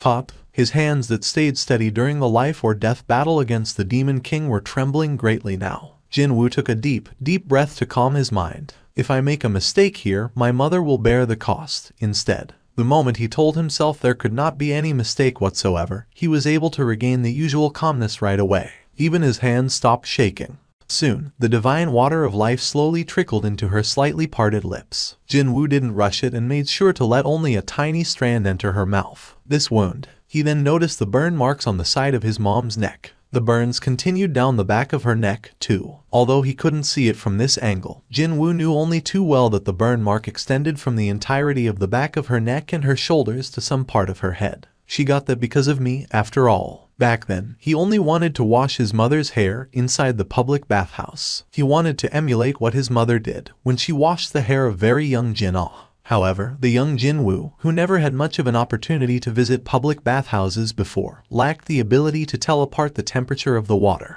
Mom flinched a little, but didn't move from the spot even when her flesh was visibly cooked red. All because she feared that the hot water might end up on Jin-Ah's face. She simply held her daughter tight in her embrace. She didn't make any noise. The belated screams came from not his mother, but from the mouths of the aunties nearby. Oh my God. Someone help. Jin-Woo, are you okay? Are you hurt anywhere? The young Jin-Woo thought that he'd be scolded for sure. He could never forget the events of that day and those words his mother said to him. Not even now. And here I am, thinking that I don't owe anyone anything. After their father went missing, it was Mom alone who raised the siblings Jin-Woo and Jin-Ah. He hated owing someone, or someone owing him, so he made sure that such a thing never happened. But still, he owed his mother a debt that he could never possibly repay. Jin-Woo's eyes widened. A little bit of color was returning to Mom's once slightly pale face. Like color spreading on the black and white TV screen, a healthy complexion was spreading over his mother's skin. Every passing second felt like an hour to him. How much time did pass like that? Jin-Woo's mother slowly opened her eyes. Her gaze wandered around for a moment or two,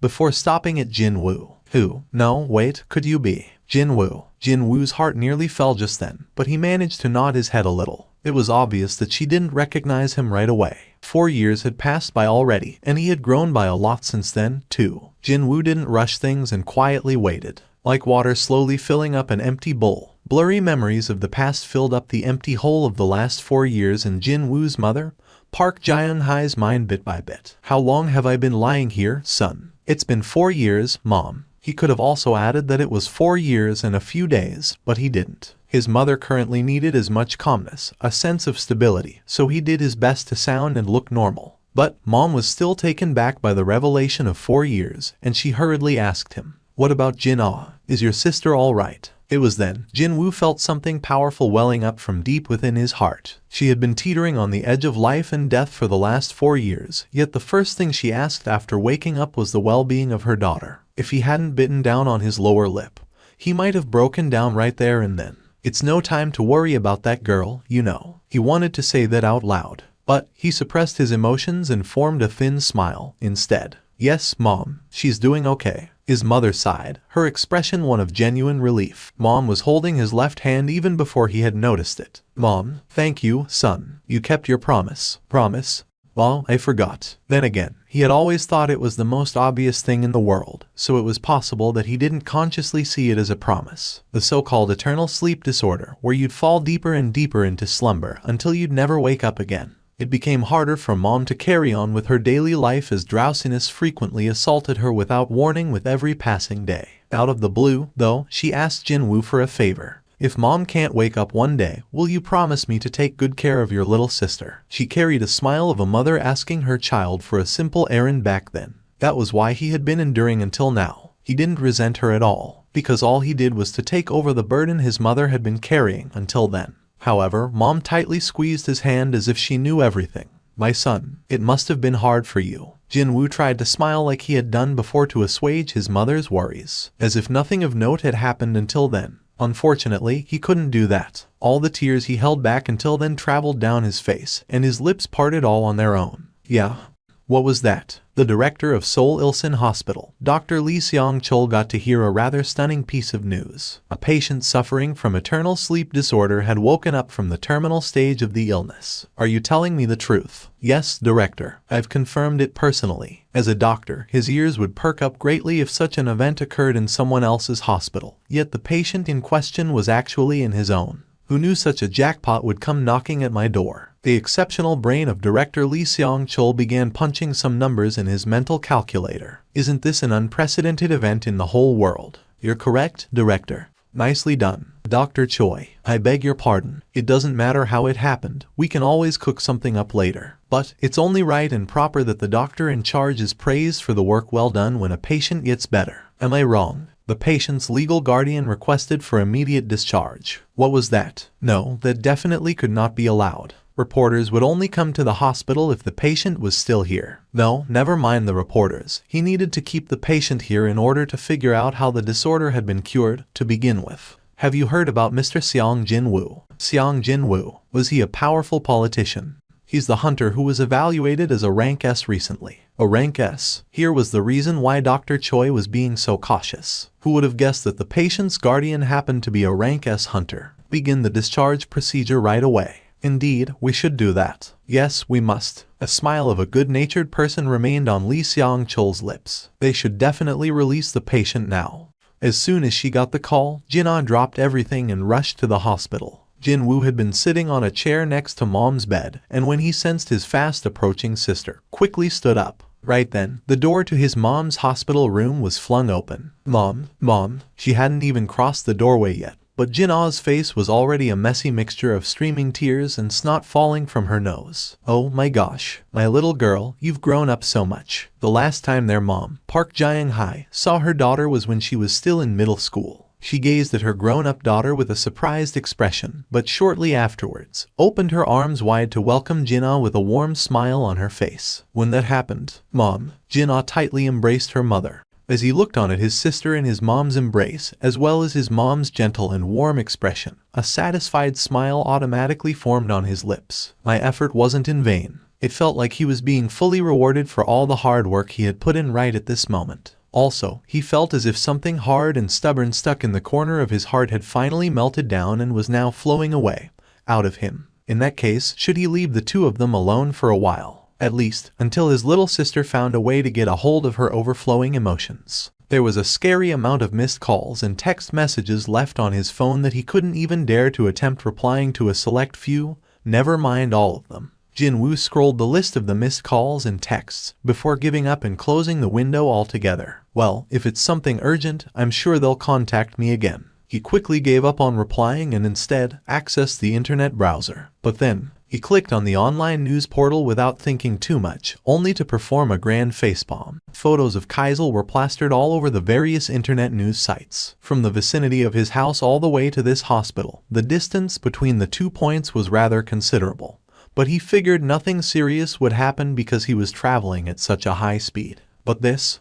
It was only a short flight, but we got photographed a lot, didn't we? The only fortunate thing here was that the photos didn't show him riding on the back of Kaisel. While he was thinking of this and that, his phone began vibrating. Hello? Seong Jin-Woo Hunter Nim. A baritone yet still bright voice of an old man came out. Jin-Woo immediately recalled the owner of that voice. Association President. Yes, this is the Association President Go Gun-Hui speaking. Why is he giving me a call? What prompted the one and only association president to give him a call like this? What's the matter, sir? I'm sure you've heard of the news by now. What news? Jin-Woo tilted his head a bit, before realizing that this wouldn't do and asked again. I'm not sure what news you're talking about. Wait, could it be? You haven't seen the news lately? Wow, I guess the speed of news getting around these days is nothing to scoff at. Jin-Woo readily admitted to his wrongdoing. I'm sorry about that, but I'll make sure to be more careful next time. Excuse me. Only after hearing the confused voice of Go Gun-Hui did Jin-Woo realize that he was deeply mistaken about something here. Wait, wasn't he calling me about Kaisel? If not, what else could the news outlets be talking about instead? The dual dungeon, the red gate, clearing the rank of dungeons, the beat of avarice, etc. Now that he thought about, there were quite a few potential topics of contention instead. Can you clarify what happened? Looks like you really haven't heard anything yet. I've been spending some time in a location recently where contacting outside was difficult, actually. He wasn't lying about that, technically speaking. Go Gun-Hui's voice betrayed how surprised he was, but then it became even graver than before. Hunter Nim. According to Jin-Woo's experience, this could only mean that the reason for this call should be brought up now. I'd like to come and discuss something with you face to face. Will that be okay with you? Jin-Woo's suspicion grew even larger compared to when he first answered the phone. Calling me on the phone isn't enough, so the association president wishes to come here and see me personally. Just how much of an important matter was this to make someone as busy as him personally move? Even then, Jin-Woo glanced in the direction of Mom's hospital room. I can't ask the association president to come here. He might have to come up with bullshit stories related to his mother if that happened. No, I'll go over there instead. 300 people. Unlike some others, he didn't speak about the neighboring nation's misfortune with an easygoing attitude. That one ant managed to kill that many people. Or the Japanese too slow to respond. That's not correct. Go Gun-Hui shook his head. From what I hear, the Japanese hunters only took 30 minutes to get to the location. But in that short period of time, a small village was wiped off the map. Japan boasted one of the most advanced hunter systems in all of Asia, and a country like that had to experience such a level of devastation. So what would happen if an ant entered the South Korean border? Go Gun-Hui had viewed that footage multiple times already, but he still was overcome with a chilling premonition of an impending crisis every time he did. Before it's too late, we need to destroy the ants once and for all. The subjugation operation would get underway in 4 days' time. The Japanese had been demanding the release of the final list of all Korean hunters participating in the operation for a few days now. However, using his authority as the leader of the Korean side, Go Gun-Hui delayed the announcement of the final list. The reason for that was simple, because no one could get in touch with Jin-Woo until now. We'll go to Jeju Island and get rid of the ants found there. He formed a pleading expression next. And that is why we need your help, Seong Jin-Woo Hunter Nim. Next up, Go Gun-Hui's expression shifted to one of anxiety. If Jin-Woo refused to participate, then there was nothing anyone could do. He was no longer affiliated with the association, and he was not duty-bound to carry out the demands of the association either. In other words, the final decision rested solely on his whim. After lengthy deliberation, he opened his mouth. After ending the meeting with the association president, Jin-Woo stood up from the seat to leave, only to sense something and shifted his head in that direction. What was that just now? In a place not too far from here, he sensed clashes of magical energy. Could it be a dungeon break? Did something happen? Go Gun-Hui had stood up from his seat first and walked over to the doorway to bid Jin-Woo goodbye, only to turn around and question him when the youth failed to move from the spot. Well, I don't think it's anything serious, but it seems that hunters are fighting each other nearby. But that can't be. Go Gun-Hui chuckled loudly. Which foolhardy hunters would dare to fight each other near the association's HQ? There was no way such a thing would happen. No, wait. The direction of Seong Jin-Woo Hunter Nim is looking at. A possibility formed in Go-Gun Huey's mind. I believe that rank S hunters are doing some light exercises in the gymnasium. Maybe you're talking about that. Light exercises, is it? If that was the case, then for sure, the continuous yet restrained clashes of magical energy made sense. Jin-Woo nodded his head. I see. Go-Gun Huey's eyes looking at the youth were filled with undisguised surprise. He can sense something like that from this distance. The association's gymnasium was designed to greatly minimize the amount of magic energy leaking outside. In actual reality, even Go-Gun Huey himself couldn't sense anything. But then, not only had Jin-Woo sensed the minuscule amount leaking out from there, he even correctly guessed that different magic energies were clashing with one another, too. Just how highly attuned are his senses? It was simply impossible to even take a wild guess. All right, would you like to take a look if you're interested? I believe that Mr. Godu Ryuji is also present there. Jin-Woo was thinking of taking a look-see with an open mind, only to stop in his tracks. If you say Godu Ryuji, do you mean? Yes, it is him. If you were a hunter, no, even if you weren't a hunter, you'd have at least heard of that name once. The name that belonged to one of the most powerful hunters in existence. It is indeed that Godu Ryuji. He's currently staying in the country to aid in building a good repertoire and a sense of camaraderie in both the Korean and Japanese participants. Since he's planning to leave tomorrow, if you don't meet him today, you might not get another opportunity in the future. Not only were Korea's best hunters gathered in one place, but even Japan's best was also here too. Obviously, I can't miss this chance. Jin-Woo accepted Go-Gun Huey's suggestion with a deeply interested expression. Godu Ryuji was doing his very best to stifle a yawn. This is supposed to be the abilities of Korea's best. How laughable. No, they were actually pitiful. The assessment of laughable was made from an objective point of view, while the pitiful bit came from him adding a bit of sympathy to that initial assessment. Rather than leaving the safety of the country to these people's hands, wouldn't it be far better to be under the protection of us, the Japanese, instead? Godu Ryuji formed a leery smile and surveyed the Korean rank S hunters. Out of all the rank S hunters he met in Korea so far, only one seemed to be somewhat useful to his eyes. Her name's supposed to be Cha Hee-in, right? Even then, her abilities were only around the level of Japan's upper rank hunters. She fell way short when compared to the best hunters Japan could offer. But there's no helping it, is there? South Korea was a small nation, and its population wasn't that vast, either. Also, the person who had awakened the greatest ability within the populace just so happened to be an old man who didn't have that many days to live and couldn't even fight properly. If it's Go-Gun Huey, then he might be able to contend with some of our best on a similar level, but he could say that the Koreans had drawn a short straw on this one. In any case, he was done with assessing the capabilities of the Korean hunters. He had completed the real reason for his extended stay in Korea. They wouldn't even survive for 5 minutes if we withdraw during the subjugation. Thinking that there was no more reason to stick around, Godu Ryuji turned around to leave, but then, he spotted someone unfamiliar walking closer from the entrance of the gymnasium. Godu Ryuji's brows quivered greatly. He hadn't realized the approach of this unknown man even though they were in close proximity already. He was looking at the man with his own eyes, yet he still couldn't sense the other person's presence at all. Is he an assassin-type hunter? Godu Ryuji asked the association employee tasked with translation next to him. Who is that man? The employee fidgeted with his glasses and stared for a long time. Before finally recalling who the unknown man was, informed a smile. He's the newly registered rank S hunter. So, that man was that reawakened with no known reliable information available. Godu Ryuji was thinking of spending the remaining time in Korea to unearth more about this man, but he now thought that this was actually better for him. He formed a bright smile and asked the association employee again. Seems like he's a pretty excellent assassin. Pardon? When the employee stared back with a strange expression, Godu Ryuji realized something was off. Did I make a mistake? Oh no, that's not it. But, well, the employee pointed at Jin-Woo and spoke. He's actually a mage-type hunter, Mr. Godu. No freaking way. Carrying a disbelieving expression, Godu Ryuji quickly accessed the Korean Hunters Association website. There it was. The profile image and the person's face were a perfect match. He's really a mage type.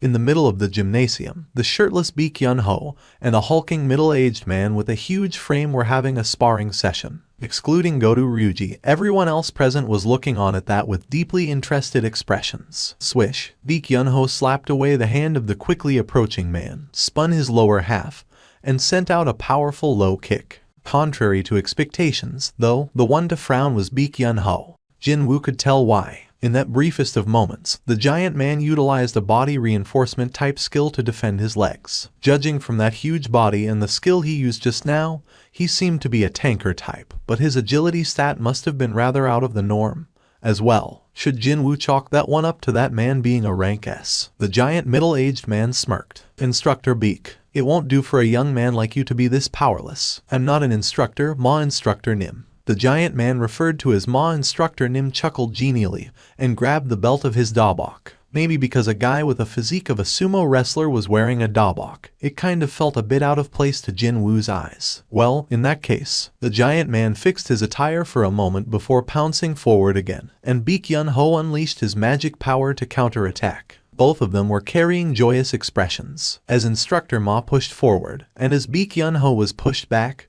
they both looked to be enjoying themselves. It seemed that they were relishing this rare opportunity to unleash some of their powers that had to be restrained most of the time in this gathering of rank S awakened.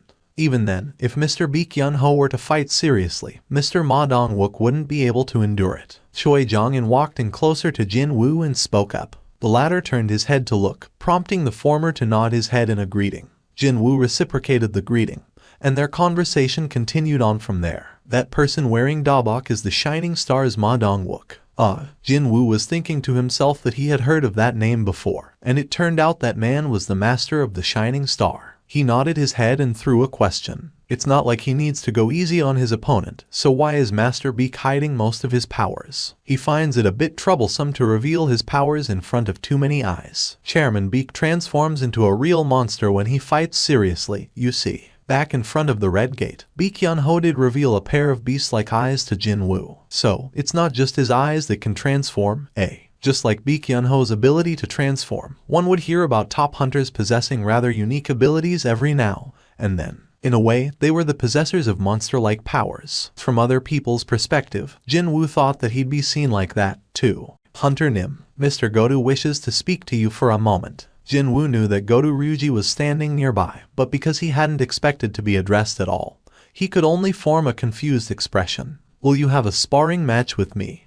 There wasn't any deeper meaning behind his actions. Godu Ryuji came to South Korea to personally confirm the capabilities of the top Korean hunters with his own eyes. And now, he had developed a bit of curiosity after discovering someone a bit unique out of the lot. That was all. I'll soon find out whether he's really a mage or not. Godu Ryuji refused to accept that the man standing right in front of his eyes wasn't a melee-type hunter. Jin-Woo's gaze shifted over to Godu Ryuji. The Japanese man was waiting for an answer with an unreadable smile on his face. You want to find out more about my skill level, is that it? There was no way that the world-famous Godu Ryuji would do something so eye-catching just to show off his abilities. If that was indeed his aim, he'd have asked either Choi Jong-in or Baek Yun-ho, the leaders of the No. 1 and 2 South Korean guilds respectively.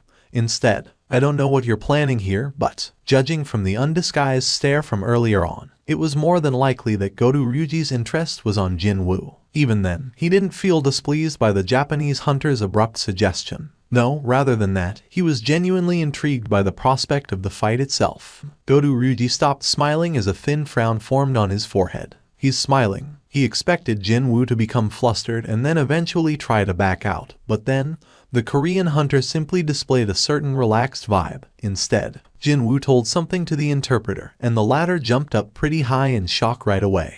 Excuse me, Mr. Godu. Seong Jin-Woo Hunter Nim agreed to your proposal. However, he says he has a condition. A condition. Not only had the opponent failed to lower his tail and cower, but he also accepted the challenge straight away, and even put up an extra condition as well. He'll agree only on the condition that Mr. Godu gives his all. Godu Ryuji's stare immediately shifted to Seong Jin-Woo. Is he being serious? Seeing the expression on Jin-Woo's face, one could tell that he wasn't kidding around. Godu Ryuji tilted his head. Wait, maybe he doesn't know who I am. But that couldn't be. With a rank S healer nearby, there shouldn't be any big accidents either. Alright, I accept. Who's that guy next to the Japanese hunter? Isn't he Hunter Seong Jin-Woo? What's this? Are they going to spar or something? Soon, the rank S hunters and association employees within the gymnasium all gathered around the two men glaring at each other, as everyone was immersed in the developing situation. Half of them looking on with worry while the other half in anticipation. Cha Hee-in also stood next to the hunters and looked on at the duo. Will he be fine? The look Jin-Woo gave her, telling her not to interfere even when he was facing off against over 100 high orcs and a boss of a rank dungeon. When recalling that powerful, determined stare, she felt her chest palpitate, and unexplainable anticipation bubbled up in her heart. "Are you feeling okay today with other hunters around you?" Before she had time to notice it, Baek Yun-ho was already next to her to ask that question. They had gone on several raids together, so he knew very well of her strange physical condition. "Well, it's not like I'll be able to continue blocking my nose in Jeju Island, so." Hearing her answer, Baek Yun-ho nodded his head. It was her turn to ask next. "You said before that you're an acquaintance with Hunter Seong Jin-Woo. In that case, shouldn't you try to stop Mr. Seong Jin-Woo?" I guess that's the normal way of thinking. After all, the opponent today was none other than Godu Ryuji. Cha-heen tilted her head. "If so, then why?" Baek Yun-ho shifted his gaze and met her eyes before replying to her. "It's the same reason as yours, Cha Hunter Nim." Flinch. Cha-heen felt as if her inner secrets had been exposed by Baek Yun-ho just now. Her always taciturn expression displayed just a hint of change. Don't you feel this strange anticipation in the air?"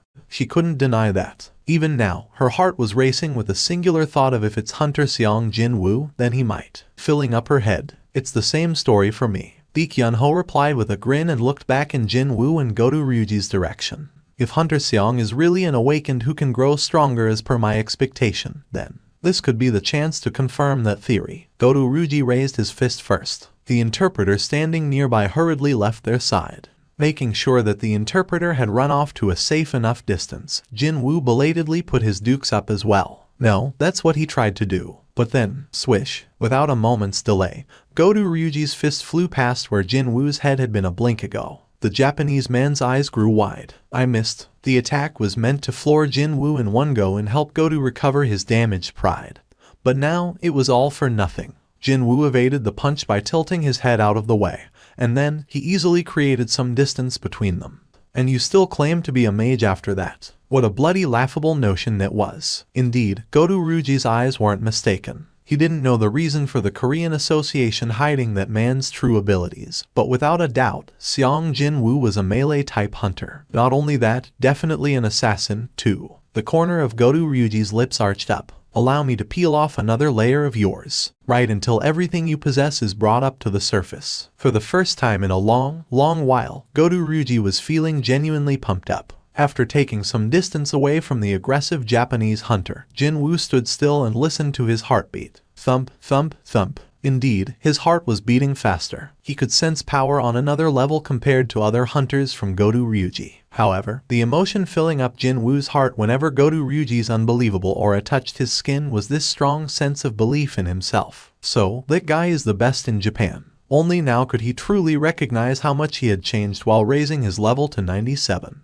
His strong confidence was clearly visible on his face now. On the other hand, Godu Ryuji's expression was hardening. He's smiling again. How dare he, in front of me? Godu Ryuji spat out a heavy breath. The scarcely believable amount of magical energy he emitted began to heavily press down the surrounding air. Hunters watching on were jolted by a nasty surprise. "Shouldn't we stop them before something happens here?" Godu Ryuji, maybe he's thinking of really going for it now. However, there was a thin smile on Jin-Woo's face. This was what he wanted, anyways. Godu Ryuji saw that Jin-Woo showed no signs of cowering even after he had unleashed his fearsome level of magic power, and felt something welling up from deep within. His eyes gleamed dangerously just then. Even before other hunters had the chance to step forward and stop this bout, Godu Ryuji pounced like an angry predator. The distance closed up in an instant. Godu Ryuji reached out with his hand. Jin-Woo leaned back in the nick of time and evaded the attack. Godu Ryuji's eyes trembled imperceptibly. He dodged. Was that also a coincidence, or, even though many thoughts fleeted in and out of his head, he didn't stay his hands and continued to rain down his attacks. Too bad, not one of them could connect to his target. Jin-Woo always managed to dodge by a hair's breadth or repelled the incoming hits away. How could this be? Cold sweat drops formed on Godu Ryuji's forehead. Godu Ryuji and his brilliantly flashy attacks, and Jin-Woo who managed to dodge everything by the smallest margins imaginable. Other hunters watched the duo and expressed their genuine admiration. That's some fierce attacks, alright. Hard to follow those movements with my naked eyes. Look, even Hunter Seong Jin-Woo is enduring pretty well, no. Right, it's already pretty remarkable that he can evade the attacks from Japan's best to that extent. Cha-heen shook her head multiple times inwardly. No, Hunter Seong Jin-Woo isn't enduring anything right now. Others could only see that Jin-Woo was being endlessly led around by Goto Ryuji's continuous stream of attacks, but in reality it was completely the opposite. Cha-hien swallowed her saliva, feeling rather astonished at the moment. He's actually leading Goto in such a way that Goto has no choice but to keep attacking. If she was not wrong about this, then Hunter Seong Jin-Woo had matched his own pace to the opponent's, so he could figure out more about who he was facing here. Such a thing was only possible if his own level of abilities was several times greater than that of his opponent's. How can that even make any sense? But that nonsensical event was actually unfolding right before her eyes. If someone formed a murderous intent towards him, the system would float up a message and issue an emergency quest right afterwards. What if he got a quest telling him to kill Goto Ryuji here? Goto Ryuji's outstretched hand, aimed at Jin-Woo's eye, narrowly missed and ended up slicing his cheek just a little. If his reflexes that had reached the absolute limit didn't react in time and tilt his head out of the way, he might have really lost his eye just now. It was an attack that clearly carried the intent to kill, and it was clearly aimed at a vital spot of the human anatomy. Such a thing would never be accepted during a training match like this. In the blink of an eye, the atmosphere changed. Baek Yun-ho unconsciously spat out a frightened gasp. The first person to sense the abrupt shift in the atmosphere was actually Goto Ryuji, however. Unfortunately for him, although his body understood the change, his head could not. The chilly air roused sleeping goosebumps to break out all over his body, and all the hair on the back of his neck stood up. He had never, ever felt like this before. Jin-Woo's arm was cocked back by a lot. A tightly clenched fist at the end of that arm was taking an aim at Goto Ryuji's unguarded face. The air sinking lower all around Goto Ryuji pressed down on his shoulders. He suddenly couldn't breathe anymore. Why did he inexplicably think of the word death right at this moment? But then, stop. Baek Yun-ho and Cha-hien jumped into the fray purely out of instinct and grabbed hold onto Jin-Woo's right arm.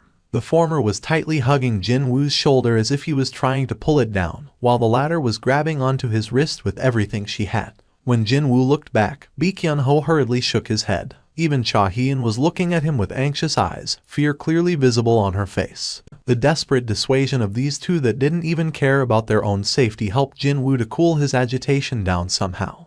Baek Yun-ho quickly spoke to him. Let's stop the sparring session here, since the mood seems to have turned for the worse. Please tell the Japanese for us. The interpreter nodded his head. Forgive us for butting in. That man is supposed to lead the Japanese team in the operation a few days from now. I couldn't just stand by and watch, even though there was a chance that something might go horribly wrong for us. Baek Yun-ho cautiously studied Jin-Woo's expression and asked, did I do something unnecessary? No, not at all. Jin-Woo readily admitted to it. Baek Yun-ho was right. If something happened to Goto Ryuji and that led to an unnecessary snag in the operation, then both countries might end up suffering severe consequences afterwards. So, he never thought of assigning any blame on Baek Yun-ho or Cha-hien after they interfered in the timely fashion. Ma Dong-wook laughed genially. To be able to walk away with only a small scratch on your cheek after having a bout with the one and only Goto, you're truly something else, young man. Regretfully, no one else seemed to have figured out what happened here besides Cha-hien and Baek Yun-ho. Ooh, you have really firm muscles. What an outstanding physique. Ma Dong-wook touched Jin-Woo's shoulders and arms while expressing his genuine admiration. My guild is full of mage-type hunters, so we're severely lacking in melee types at the moment. Instructor Seong, if you haven't thought of a guild to join,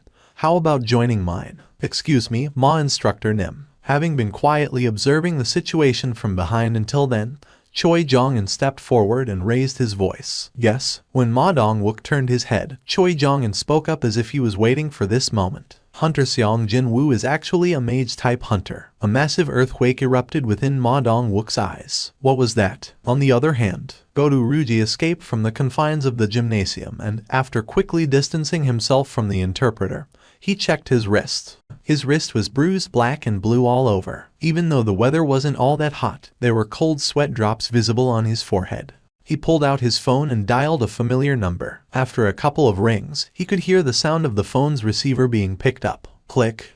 Is it you, Goto? What's the matter with your voice? Goto Ryuji did his best to calm his trembling voice. In South Korea, there's an incredible hunter in South Korea. More than you. More than likely, the name of that hunter is, it's Seong Jin-Woo. He's a reawakened, evaluated as a rank S recently. This is strange. Such a name doesn't exist. I beg your pardon. Such a name didn't exist. Did that mean the hunter Goto Ryuji met just now was a phantom, an illusion? Well, he did kind of feel that he had been bewitched just now, though. However, didn't he also personally enter the Korean Association's website to confirm that that man was supposed to be a mage? What do you mean, sir? How can Jin-Woo not exist? Actually, we have received the final list of the Korean hunters participating in the operation not too long ago. Are you saying Jin-Woo isn't on the list? But how could that be? Unless Go-Gun Huey had gone truly senile, there was just no way that he'd form a raiding party without the strongest member available.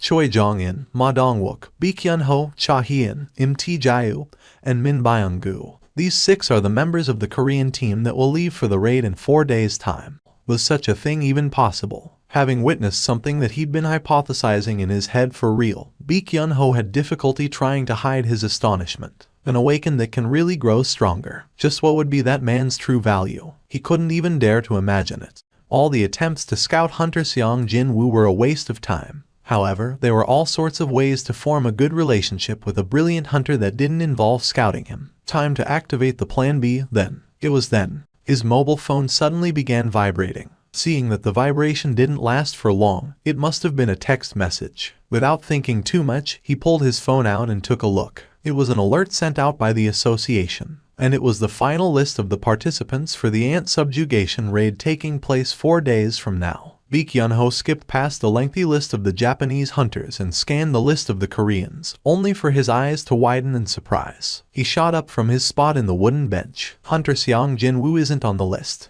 The Seong family returned to their home with their mom as soon as she was discharged from the hospital. Clank. When he opened the front entrance, the first thing saw was the messy living room of the apartment, all thanks to Jin-Ah being alone while he was kept busy inside the demon's castle. Jin-Woo began pinching his sister's cheeks, and with gentle laughter, Mom tried to stop him. The very first thing their mother had to do after returning home from 4 years of coma was to clean the house. Jin-Woo tried to dissuade her, but in the end, he couldn't win against her insistence. Eventually, the whole family rolled their sleeves up to clean up their home. Once the house was spotless, the complexions of all 3 brightened up considerably as well. The apartment that had always felt empty and lonely after Mom's admittance to the hospital now seemed so full of life. The so-called expert continued to speak on the TV screen. The rate of evolution these ant monsters have shown is truly surprising to behold. When the mutated specimen increase in number and gain control of the whole horde, then we call that evolution. After that, the prepared video footage began playing. Ants, as they appeared during the first and second subjugation attempts, were displayed on the screen.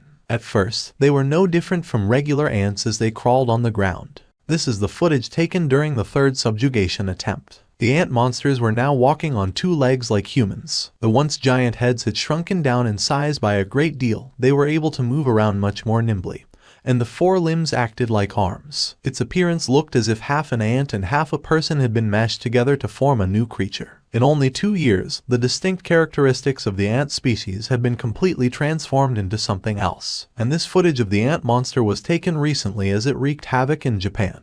That thing can now fly. That's correct. And that would be the decisive factor in the formation of the Korea-Japan United Raid Team. The Korea-Japan United Raid Team. When that term came out of the TV's speakers, Jin-Woo wordlessly switched the TV off. Why is Jin-Woo not on the Korean list? Your disposition won't change just because you've become a rank S, you know. Once a rank E, forever a rank E, dude. Crowley ran off to hide, nearly wetting his pants in the process. Kick. 21 Jap rank S hunters plus even the retired hunter is gonna represent for Korea. Yet where is Jin-Woo? Why does he want to do that when he's a rank S? It's so embarrassing. Except that all these anonymous pointing fingers who didn't even know of his situation were really getting on his nerves now. Or, to be more specific, it was his sister's stress level that got on his nerves, actually. I don't really give a damn about what others think of me, and Mom doesn't really go online, so it's fine on that front, but Jin-Ah liked to search for stuff like this in her spare time. Tisk. Jin-Woo clicked his tongue and put his phone down. He was thinking of taking a stroll to get some fresh air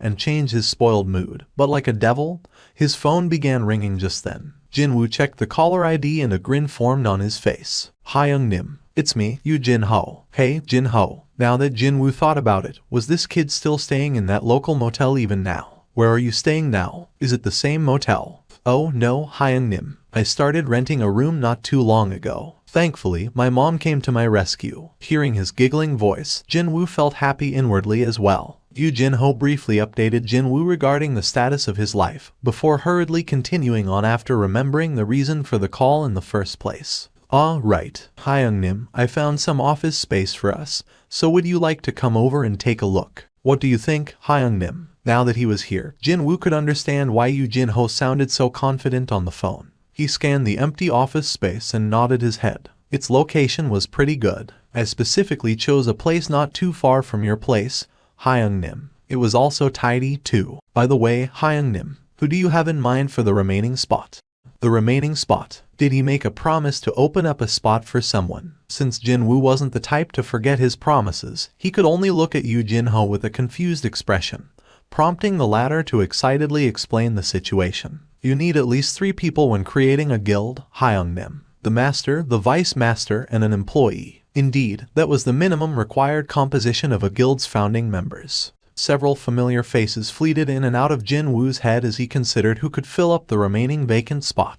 I almost forgot. Yu Jin-ho abruptly opened his mouth. Jin-Woo quickly asked him, did you suddenly remember someone suitable for the spot, then? No, it's not that, Hyung-nim. Actually, there was someone looking for you. Me? Yes, Hyung-nim. Jin-Woo couldn't help but get curious. Seeing that this unknown person had indirectly contacted him through Yu Jin-ho, he or she must have done their thorough research. Yu Jin-ho and I aren't known as associates publicly.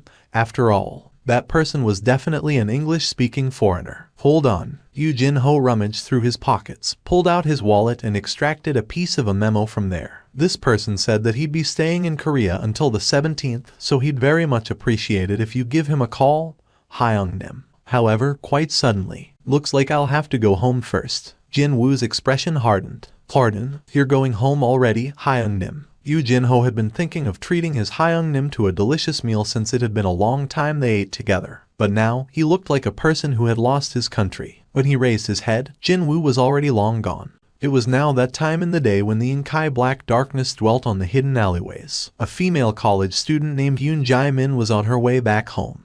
Her heart was pounding like crazy at the moment, however. You make a noise, I'll kill you. The man who walked right by her seconds ago was standing in the street corner with a kitchen knife and an insidious smile on his face. You know that. A few people had died here already, right? Yoon Jae-min couldn't even scream. With a pale complexion, she stood there completely frozen. Follow me. There was no one around them. Only the broken street light flickered listlessly. The man scanned his surroundings. Since the girl didn't look like she'd be able to move, he was thinking of offing her here, right now. How fortunate that there was nobody around. Also, there wouldn't be a CCTV camera of the Big Brother installed in a secluded alleyway like this one, as well. That's why I love this neighborhood, you know. I'm curious about something. The voice naturally belonged to Jin-Woo. Why are you doing this? What's the matter? You wish to reform me or something? Nope. Just curious if you have a reason or not. That's all. The serial killer snorted derisively. Well, if I were to really think of one. Because it's fun. Fun, for some reason. Whenever I see someone weaker than me, I just want to torment that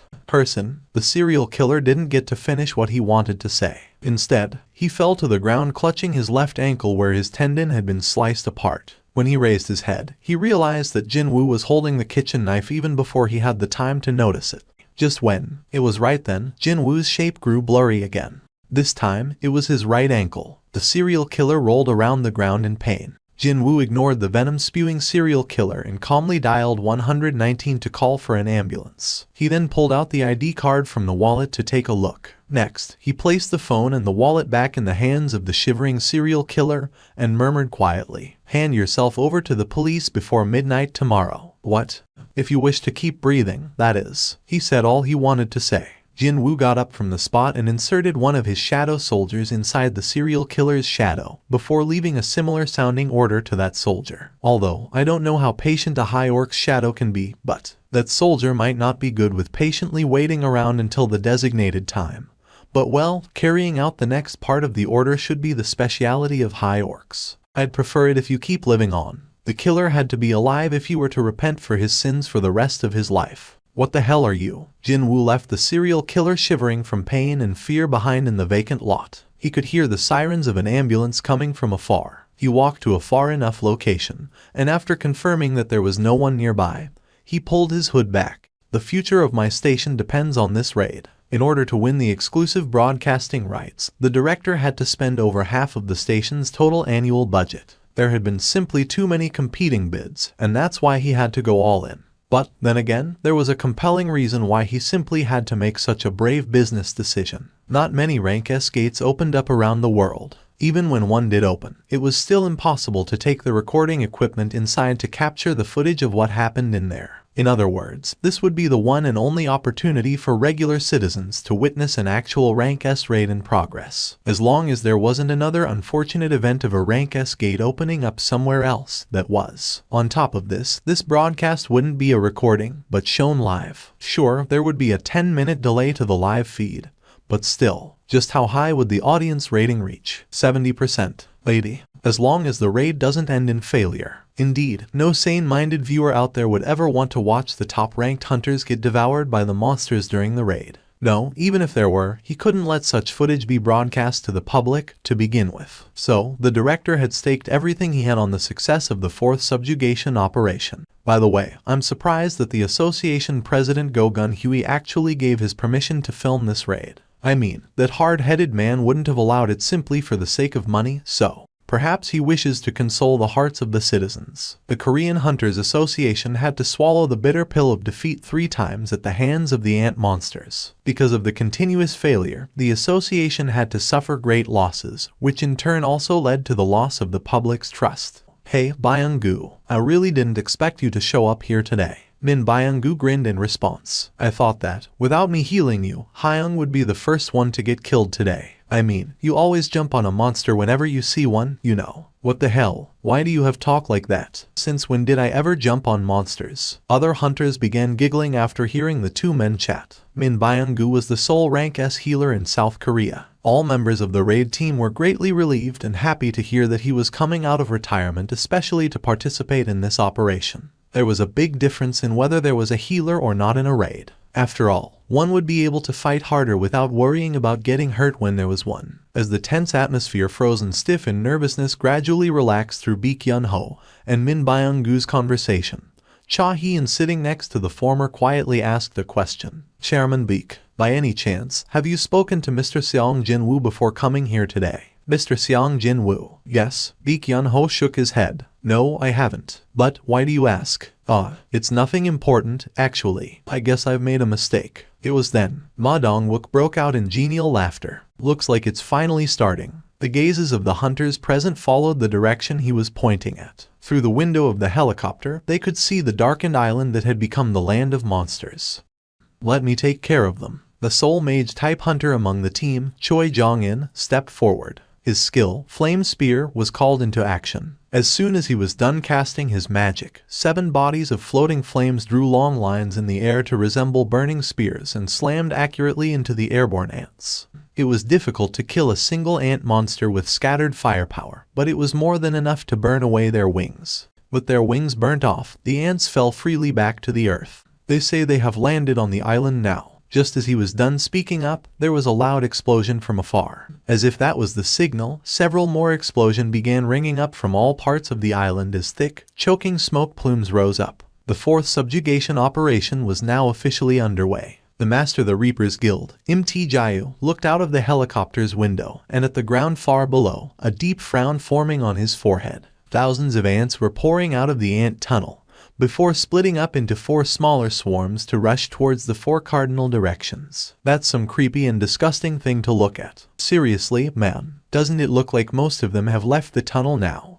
This raid team only had one goal, to eliminate the Ant Queen. Let's go. From the helicopter, 7 people, the 6 members of the raid team and the lone cameraman, jumped out. How long has it been since the Koreans went inside? Go to Ryuji threw out a question. They say it has been less than 10 minutes. 10 minutes, is it? Time to start the escape procedure, then. Before they started withdrawing from Jeju Island, though, Goto Ryuji briefly scanned his vicinity. The corpses of the massacred ants were piled up on high. The role of the Japanese in this raid, on the surface, of course, was to attract the attention of the ants. They didn't even focus on killing the ants and concentrated on retreating in order to buy as much time as possible. Yet they still managed to achieve such a feat. The Koreans might find these ants as tough opponents, but they are nothing to us, the Japanese. The moment Jin-Woo stopped his usual daily run, The familiar mechanical beep rang out in his ear, completely the opposite to when he started doing the daily quests. Jin-Woo wasn't even out of breath. He had repeated these daily quests for so long, it simply felt like the part of his daily routine now. Soon, along with the completion message, his rewards figuratively landed on his lap. Stats. Out of the 3 stat bonus points he gained as a reward, Jin-Woo spent 2 on his agility, while the remaining point was spent on his strength.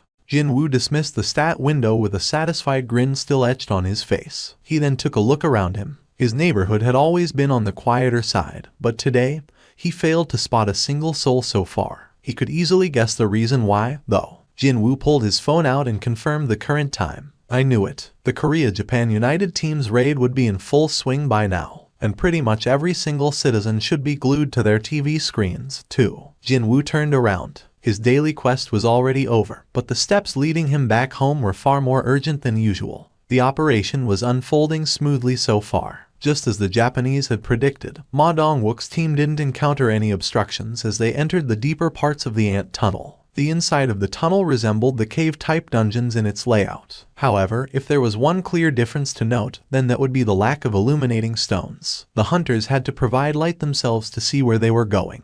The cameraman thought that he had plenty of experience exploring dungeons before, but today, he just had to nervously swallow his saliva. His current position was right at the back of the group. The team maintained a formation of Choi-jong and standing right at the front to light their way using magic, while the other hunters were sticking very close to him. Look, over there. The hunters all gasped out in nasty shock. Countless ant eggs were attached to the walls and the ceiling of this huge chamber with nary an empty space between them. They could see dark-colored larvae wiggling inside the semi-transparent shell of each egg. There could only ever be one emotion they felt when facing this nursery area filled with gloomy, dreary atmosphere, and a seriously terrible stench. That would be sheer disgust. Don't you think we should just burn all these away? Choi-jong spoke, his expression crumpling greatly. I'd like nothing more than to do exactly that.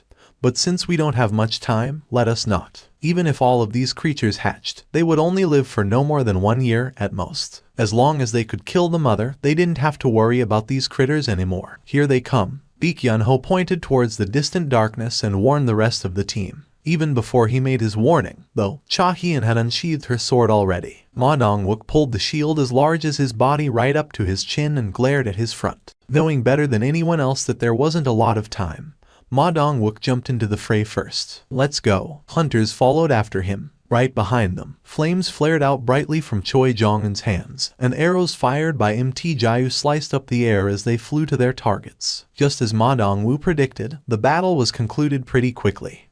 The head of the last ant fell to the ground. Cha Hyun wordlessly shook off the bodily fluids clinging onto her sword. Meanwhile, Ma Dong-wook spoke up. Since the nursery area is right here, that means Choi-jong provided the follow-up. The queen's lair is nearby. Most of the eggs containing regular ants were only about the size of a bicycle wheel, yet the one pointed out was as big as a grown man. No, wait. The lengthy and ovoid shape of the egg was large enough to say that a fully grown ant specimen must have emerged from it. That's also an ant egg.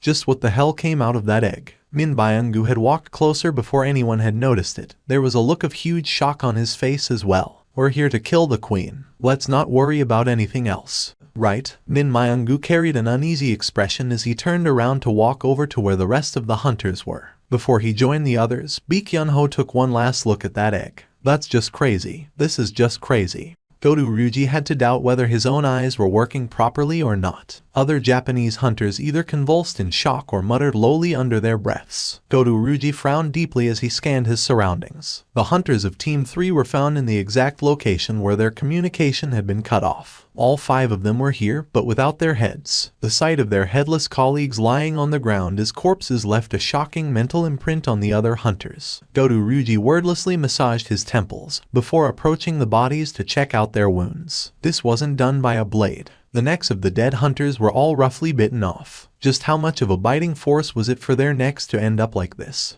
The queen is at the rearmost location. There are 8 guards in front of the target. The queen's guards were incomparably stronger than the regular ants. It'd be too tough for one tanker to take on the attacks of the queen and its guard monsters. From here onwards, Ma Dong-wook needed another person to act as a secondary tanker. He looked to his side. Hunter Cha. Yes, can you take on the guard duty while I tend to the queen? Leave it to me. Cha Hyun's reply was short and simple. She served as the main tanker during the raids of her guild, the Hunters. So, performing the role of a sub-tanker was easier than drinking cold soup for her. Ma Dong-wook shifted his gaze to the rest of the team. Every single member present here was a top specialist in hunting down monsters. Going through detailed explanations was a waste of time for them. Let's go. Feeling overly motivated now, the cameraman tried to step forward in order to capture even better footage. But then, Min Byung-gu standing next to him at the back of the group hurriedly yanked him back by his shoulder. At this absolute strength, the cameraman couldn't offer any resistance and spun around to face Min Byung-gu. His shoulder hurt so much that his mouth bobbed up and down all by itself. How can a healer be this strong? There was no time to get shocked, though. The cameraman was now facing Min Byung-gu, who carried a completely different expression to when he was busy cracking jokes during the ride in the helicopter. This here is a boss room of a rank S dungeon. No one here is responsible for your life except yourself. If you understand, then stay at the back. The real thing is about to get started. The overflowing energy of a rank S hunter, even a healer, who was supposed to be the physically weakest out of all the hunter types, still could display an aura that easily overwhelmed a rank A hunter. That was the difference between a rank S and a rank A. Such monstrous beings were uniting together to start an intense battle. So what could a measly little rank A cameraman even achieve here? Grandpa, aren't you going to watch? Hunters are supposed to show up on screen today. Grandma, I don't care. Don't be like that now. The folks in TV said just now that they can really smash apart those ants today this time. So let's watch together. They all say the exact same thing all the bloody time. I told you, I don't care. An old grandpa turned away on his chair and concentrated on the newspaper instead. But then, a sound of him clicking his tongue came out from his slightly hunched back. Tisk, tisk, tisk. Even this newspaper is talking about those DMN hunters and nothing else. How boring. The old grandma cautiously closed shut the door to their bedroom as the grouchy voice of her husband continued to enter her ears. Only until 2 years ago, her husband used to hold so much interest towards all the news related to Jeju Island. He was also a big supporter of hunters, too. Their one and only child was taken from them by the ants of Jeju Island, after all. The despair that felt like their world was collapsing on them soon became deep hatred towards the ant monsters. Her husband donated a sizable amount of money to the Hunters Association whenever there was a subjugation operation taking place to cheer on the participating hunters. He failed to fall asleep because of nervousness on the nights leading up to the operation dates, too. However, the bigger the one's expectation, the greater the one's disappointment would be. When the third subjugation attempt, where the hunters promised to spare no effort to succeed, also ended up in failure with heavy losses incurred, her husband couldn't regain his wits for several days, looking all dazed and the like. After that, her husband stopped talking about hunters altogether. He stopped expecting and stopped hoping for a miracle from them. The terrifying-looking ant monsters began falling one by one from the fierce attacks of the hunters. And whenever that happened, the roars and cheers of people shook and reverberated throughout the apartment building the grandma lived in. Only 4. There are only 4 more left. They have managed to defeat half of their numbers. Hearing that announcement, tears suddenly formed in the grandma's eyes. First of all, she was thankful towards these hunters who were risking their lives to protect other people. Secondly, she recalled the face of her son as the boy celebrated him getting hired by a large corporation located in Jeju Island. Only 2 more guards remain. As long as they can defeat these 2, they can start concentrating on the Ant Queen. It's not too long now from the successful completion of this raid. It was then, slam, the bedroom's door flew open and the grandpa hurriedly ran out, his face burning with emotions. Dear, even though grandma called out to him, grandpa didn't say anything. His reddened eyes glued to the TV screen and nowhere else. His tightly clenched fists were trembling hard now. The host held his breath and continued to observe the situation for a while before. They have defeated all of those powerful ant guards. The only remaining ant is the queen itself. As soon as they kill the queen, it'll be the same as the ants being completely decimated. Our proud hunters, they are not wasting any time and have begun attacking their final target. The TV screen now displayed the stirring image of 5 hunters rushing in at the same time from behind Ma Dong-wook, who had endured commendably well against the Ant Queen's attacks. Thick tears streamed down Grandpa's face as he energetically punched the air almost out of instinct. The Ant Queen was truly on its last legs. All they needed was a little more push, and that would be it. There were hundreds of arrows stuck tightly together on the head of the queen fired by Mt. Jayu, and the creature resembled a hedgehog as a result. Yet another arrow flew and struck the queen in the face. The creature screeched out as if it was in great pain and shook its head.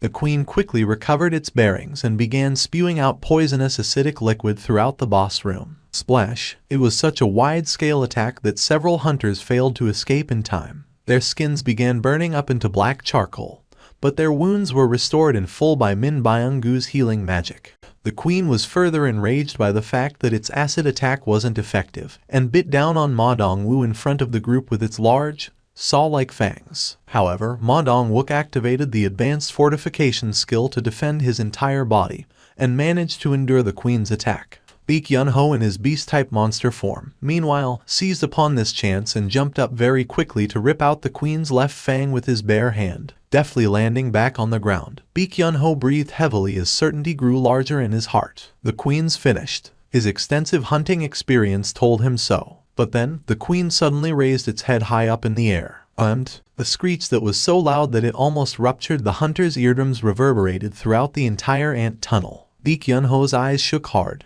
What was that? A roar of anger. Its death throes. No, it felt different from those. That screech sounded like a pleading call towards someone, something, which was still far away. It's calling for something. When his thought process reached there, he felt an unexplainable chill run down his spine. We need to stop that thing. Before Baek Yun-ho could take another step forward, Cha Hien jumped up rather gracefully and swung down the sword she held firmly with both hands. Slice! The queen's head fell down to the ground first before she could land back on her feet. Thud! The cameraman had been holding his breath as he bore witness to this battle of the rank S creatures. And finally, he was able to raise both of his arms up high in elation as tears formed in his eyes. This was the moment when the curtains closed on the horrifying battle that lasted for 4 years. Hyam, we just became the 7th raid team in the entire world to successfully clear a rank S gate, so why do you look like? Hold on. It was then. As he watched a shadow approach them, he recalled the tall, humanoid-shaped eggshell back in the nursery area.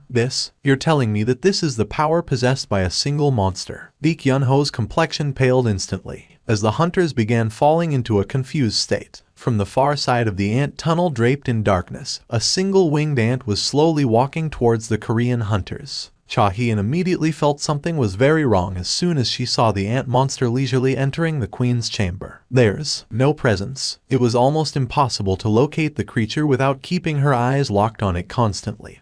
That's how difficult it was to sense its presence. There were only 2 beings out of all the hunters and the monsters she met until now that had this sort of effect on Cha Hien. One of them was this ant monster right in front of her eyes, and the other one was Mr. Xiang Jin-Woo. Gulp. It was just a single monster, yet the atmosphere was shifting rather rapidly. What should we do? Ma Dongwook was inwardly worried. When faced with an unexpected situation, a leader had to make a quick decision. Especially so, when they were pressed for time like this. It's a monster, so we should just kill it, but, just why was he feeling this enormous sense of unease right now? While they stood there pondering and hesitating, the ant monster narrowed the distance between them quite quickly. Its movements were so eerily quiet that goosebumps automatically rose up on their skins. We don't have the time to hesitate like this. By the time Ma Dongwook finally managed to suppress the warning bells rung by his instincts and made the next logical decision, the monster suddenly disappeared from his view. Where? Ma Dongwook's eyes opened super wide as he hurriedly scanned his vicinity. Behind, the cameraman anxiously looking around belatedly located the monster and shouted out, "It's behind us." The hunters were startled by this and quickly turned around.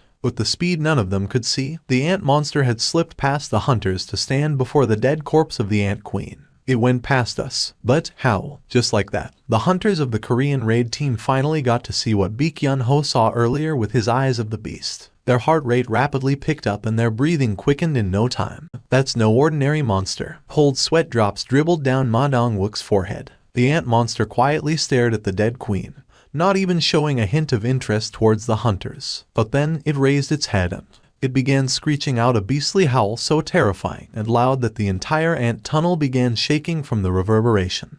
The cameraman was the first to lose all his strength in his legs. The other hunters couldn't withstand the sheer pressure as well, and they began kneeling on the ground one by one. Ma Dongwook too carried a look of pure disbelief as he tried to support himself off the ground. I'm kneeling because of a howl.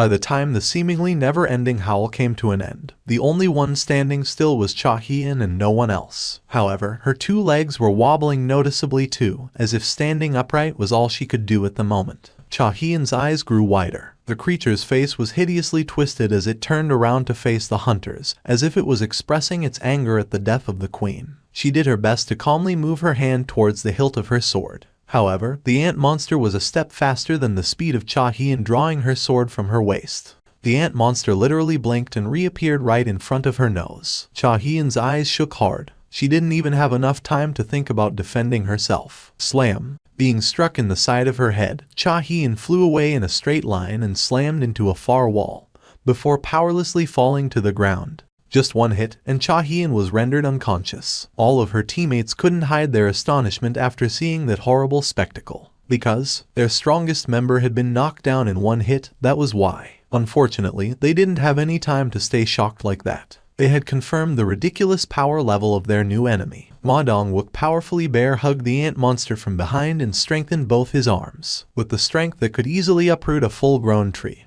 he squeezed hard at the ant monster's body. Thick veins popped up all over his arms and his neck. Unfortunately, when the ant monster increased its strength for a bit, both of Ma Dong-wook's arms fell off, just like that. He fell down to his knees. Baek Yun-ho pounced forward. If he failed to draw that thing's attention away now, then Ma Dong-wook would be killed off in an instant now that he lacked the means to defend himself. Baek Yun-ho gritted his teeth. White fur began sprouting up all over his body. His claws extended and he transformed into a ferocious beast, before pouncing on the monster. The monster disappeared from the spot again, where even Baek Yun-ho's eyes of the beast failed to follow the monster's movements. The scream came from his behind. This time, it was Choi Jong-in, who was getting ready to cast his magic. The ant monster's long claw left a lengthy, diagonal cut wound on his upper torso, and he fell to the ground with a pained moan. About 5 paces from where he was, Mt. Jayu had been waiting for an opening while hiding his presence. He immediately fired an arrow containing his magic energy. I'll never miss in this distance. His strong self-belief was contained within that shot. Swish. Too bad for him. A powerful tremor rocked Mt. Jayu's eyes. The ant monster snatched the flying arrow and easily snapped it in half. Crack. Mt. Jayu hurriedly tried to knock his next arrow, but by the time he did so and raised his bow, the monster was already standing in front of him. FCK. Tao. Mt. Jayu was struck in the face and flew away. Baek Yun-ho attacked when the ant monster's back was turned away from him, but the back of his head was grabbed by the monster instead, as the creature spun around in an instant. He was planted violently into the ground next. Just as the ant monster was getting ready to slam Baek Yun-ho to the ground again, Ma Dong-wook dashed forward and shoulder charged the creature away. The ant monster rolled on the ground for a little while, before standing back up. Ma Dong-wook's arms had been severed for sure only a moment ago, yet he was attacking the creature with all his limbs completely intact. The ant monster defeated Ma Dong-wook again, and then proceeded to defeat other hunters again, too. Yet, the humans that should have stayed down with crippling injuries were attacking again, all fully healed in the blink of an eye. Only then did the ant monster begin to recognize the existence of a healer. The monster scanned the vicinity to find this annoying human. However, Min Byung-gu stayed calm under the pressure. His lone self-defense skill, camouflage. He was able to completely hide himself with this skill that was quite similar to the stealth skill. But there was a drawback to it. He couldn't move from the spot. Even then, that was more than enough for a healer like him. He simply had to stand still in one spot and continue to heal his teammates. That was all. When the healing skill continued to fly in from an unknown place, the ant monster changed its tactic. It selected Ma Dong-wook, who looked the sturdiest among the hunters, grabbed his leg, and dangled him upside down in the air. What is that thing trying to do now? Min Byung-gu was taken aback with great surprise. The ant monster then proceeded to slowly destroy Ma Dong-wook. Min Byung-gu carried on healing him as that happened. He had no choice there. The moment he stopped healing Ma Dong-wook, that man would be dead in less than a blink, after all. Sweat poured out in buckets as Min Byung-gu continued on with the healing magic. The ant monster traced the continuously firing healing magic's origin, and then its head swiveled in Min Byung-gu's direction. It can't be. His heart skipped a beat. He blinked, and the ant monster was gone from the spot. What the hell? Where did it disappear to this time? Byung-gu. Baek Yun-ho loudly yelled out. It happened, then. Stab. Blood sprayed out of Min Byung-gu. The pain of being burnt alive came from below, and he took a look down to see a huge hole in his stomach, and the ant monster's black arm emerging out of that hole. He raised his head in disbelief and met Baek Yun-ho's gaze. Min Byung-gu spoke in a faltering voice. Hyun, run, Di Byung-gu. Baek Yun-ho tried to get up, but he couldn't put any strength to his wounded leg. The ant monster tore into Min Byung-gu's head. Baek Yun-ho staggered unsteadily and ran forward. The ant monster discarded the now headless body of Min Byung-gu and grabbed Baek Yun-ho by his neck. He struggled with all his might, but it was still insufficient to escape from the creature's incredible grip. Suddenly, the ant monster opened its mouth. Hyun, run, Hyun, run. Baek Yun-ho was freaked out of his skull, his brows shooting up real high in shock and terror. The ant monster was perfectly mimicking the speech pattern of Min Byung-gu. If one subtracted the off-putting crack in its voice, one might even mistake it as Min Byung-gu's. Even. Run, Hyun. The ant monster repeated the same words for a long time, before looking straight into Baek Yun-ho's eyes. You are all weak. From the mouth of the ant monster, a familiar language flowed out. It sounded inarticulate, but for sure it was still undeniably Korean. What the? Baek Yun-ho's eyes widened even further. This side. Queen, dead. Killing soldiers. Not enough payment. Your king? Who? King? The ant monster strengthened its grip on Baek Yun-ho's neck. Your king? Where? Baek Yun-ho's brain kicked into gear. With the strongest person in the Korean team, Cha Hyun, still unconscious, he needed to find someone who could buy him and the rest of the group a little bit of time. And he immediately thought of the Japanese team that had abandoned the Koreans. More specifically, the strongest among the Japanese, Goto Ryuji. Outside.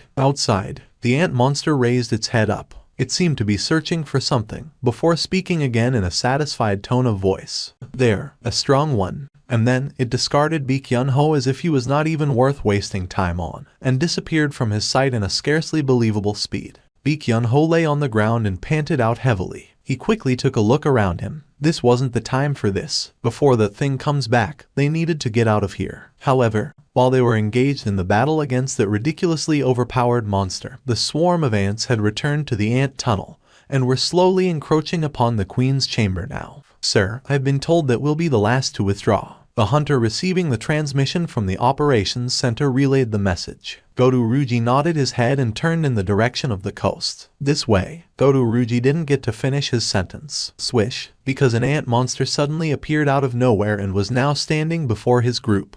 That's why.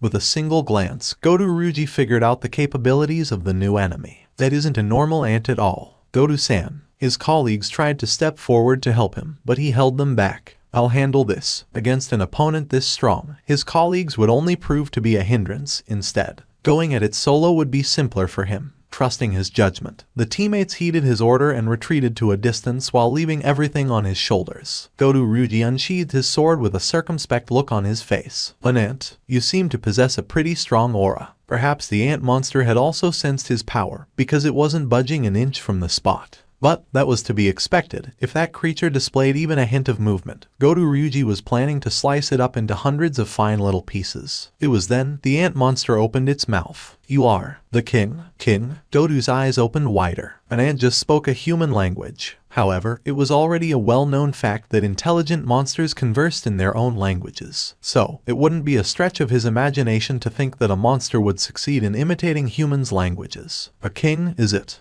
That's right, I'm the king. As soon as the desired answer came out of his mouth, the ant monster fully unleashed its magic energy. Like failing to realize how big an iceberg was from seeing only its tip, Goto Ryuji misjudged the true power of the enemy from the small portion of its magic energy that leaked out. His eyes imperceptibly trembled.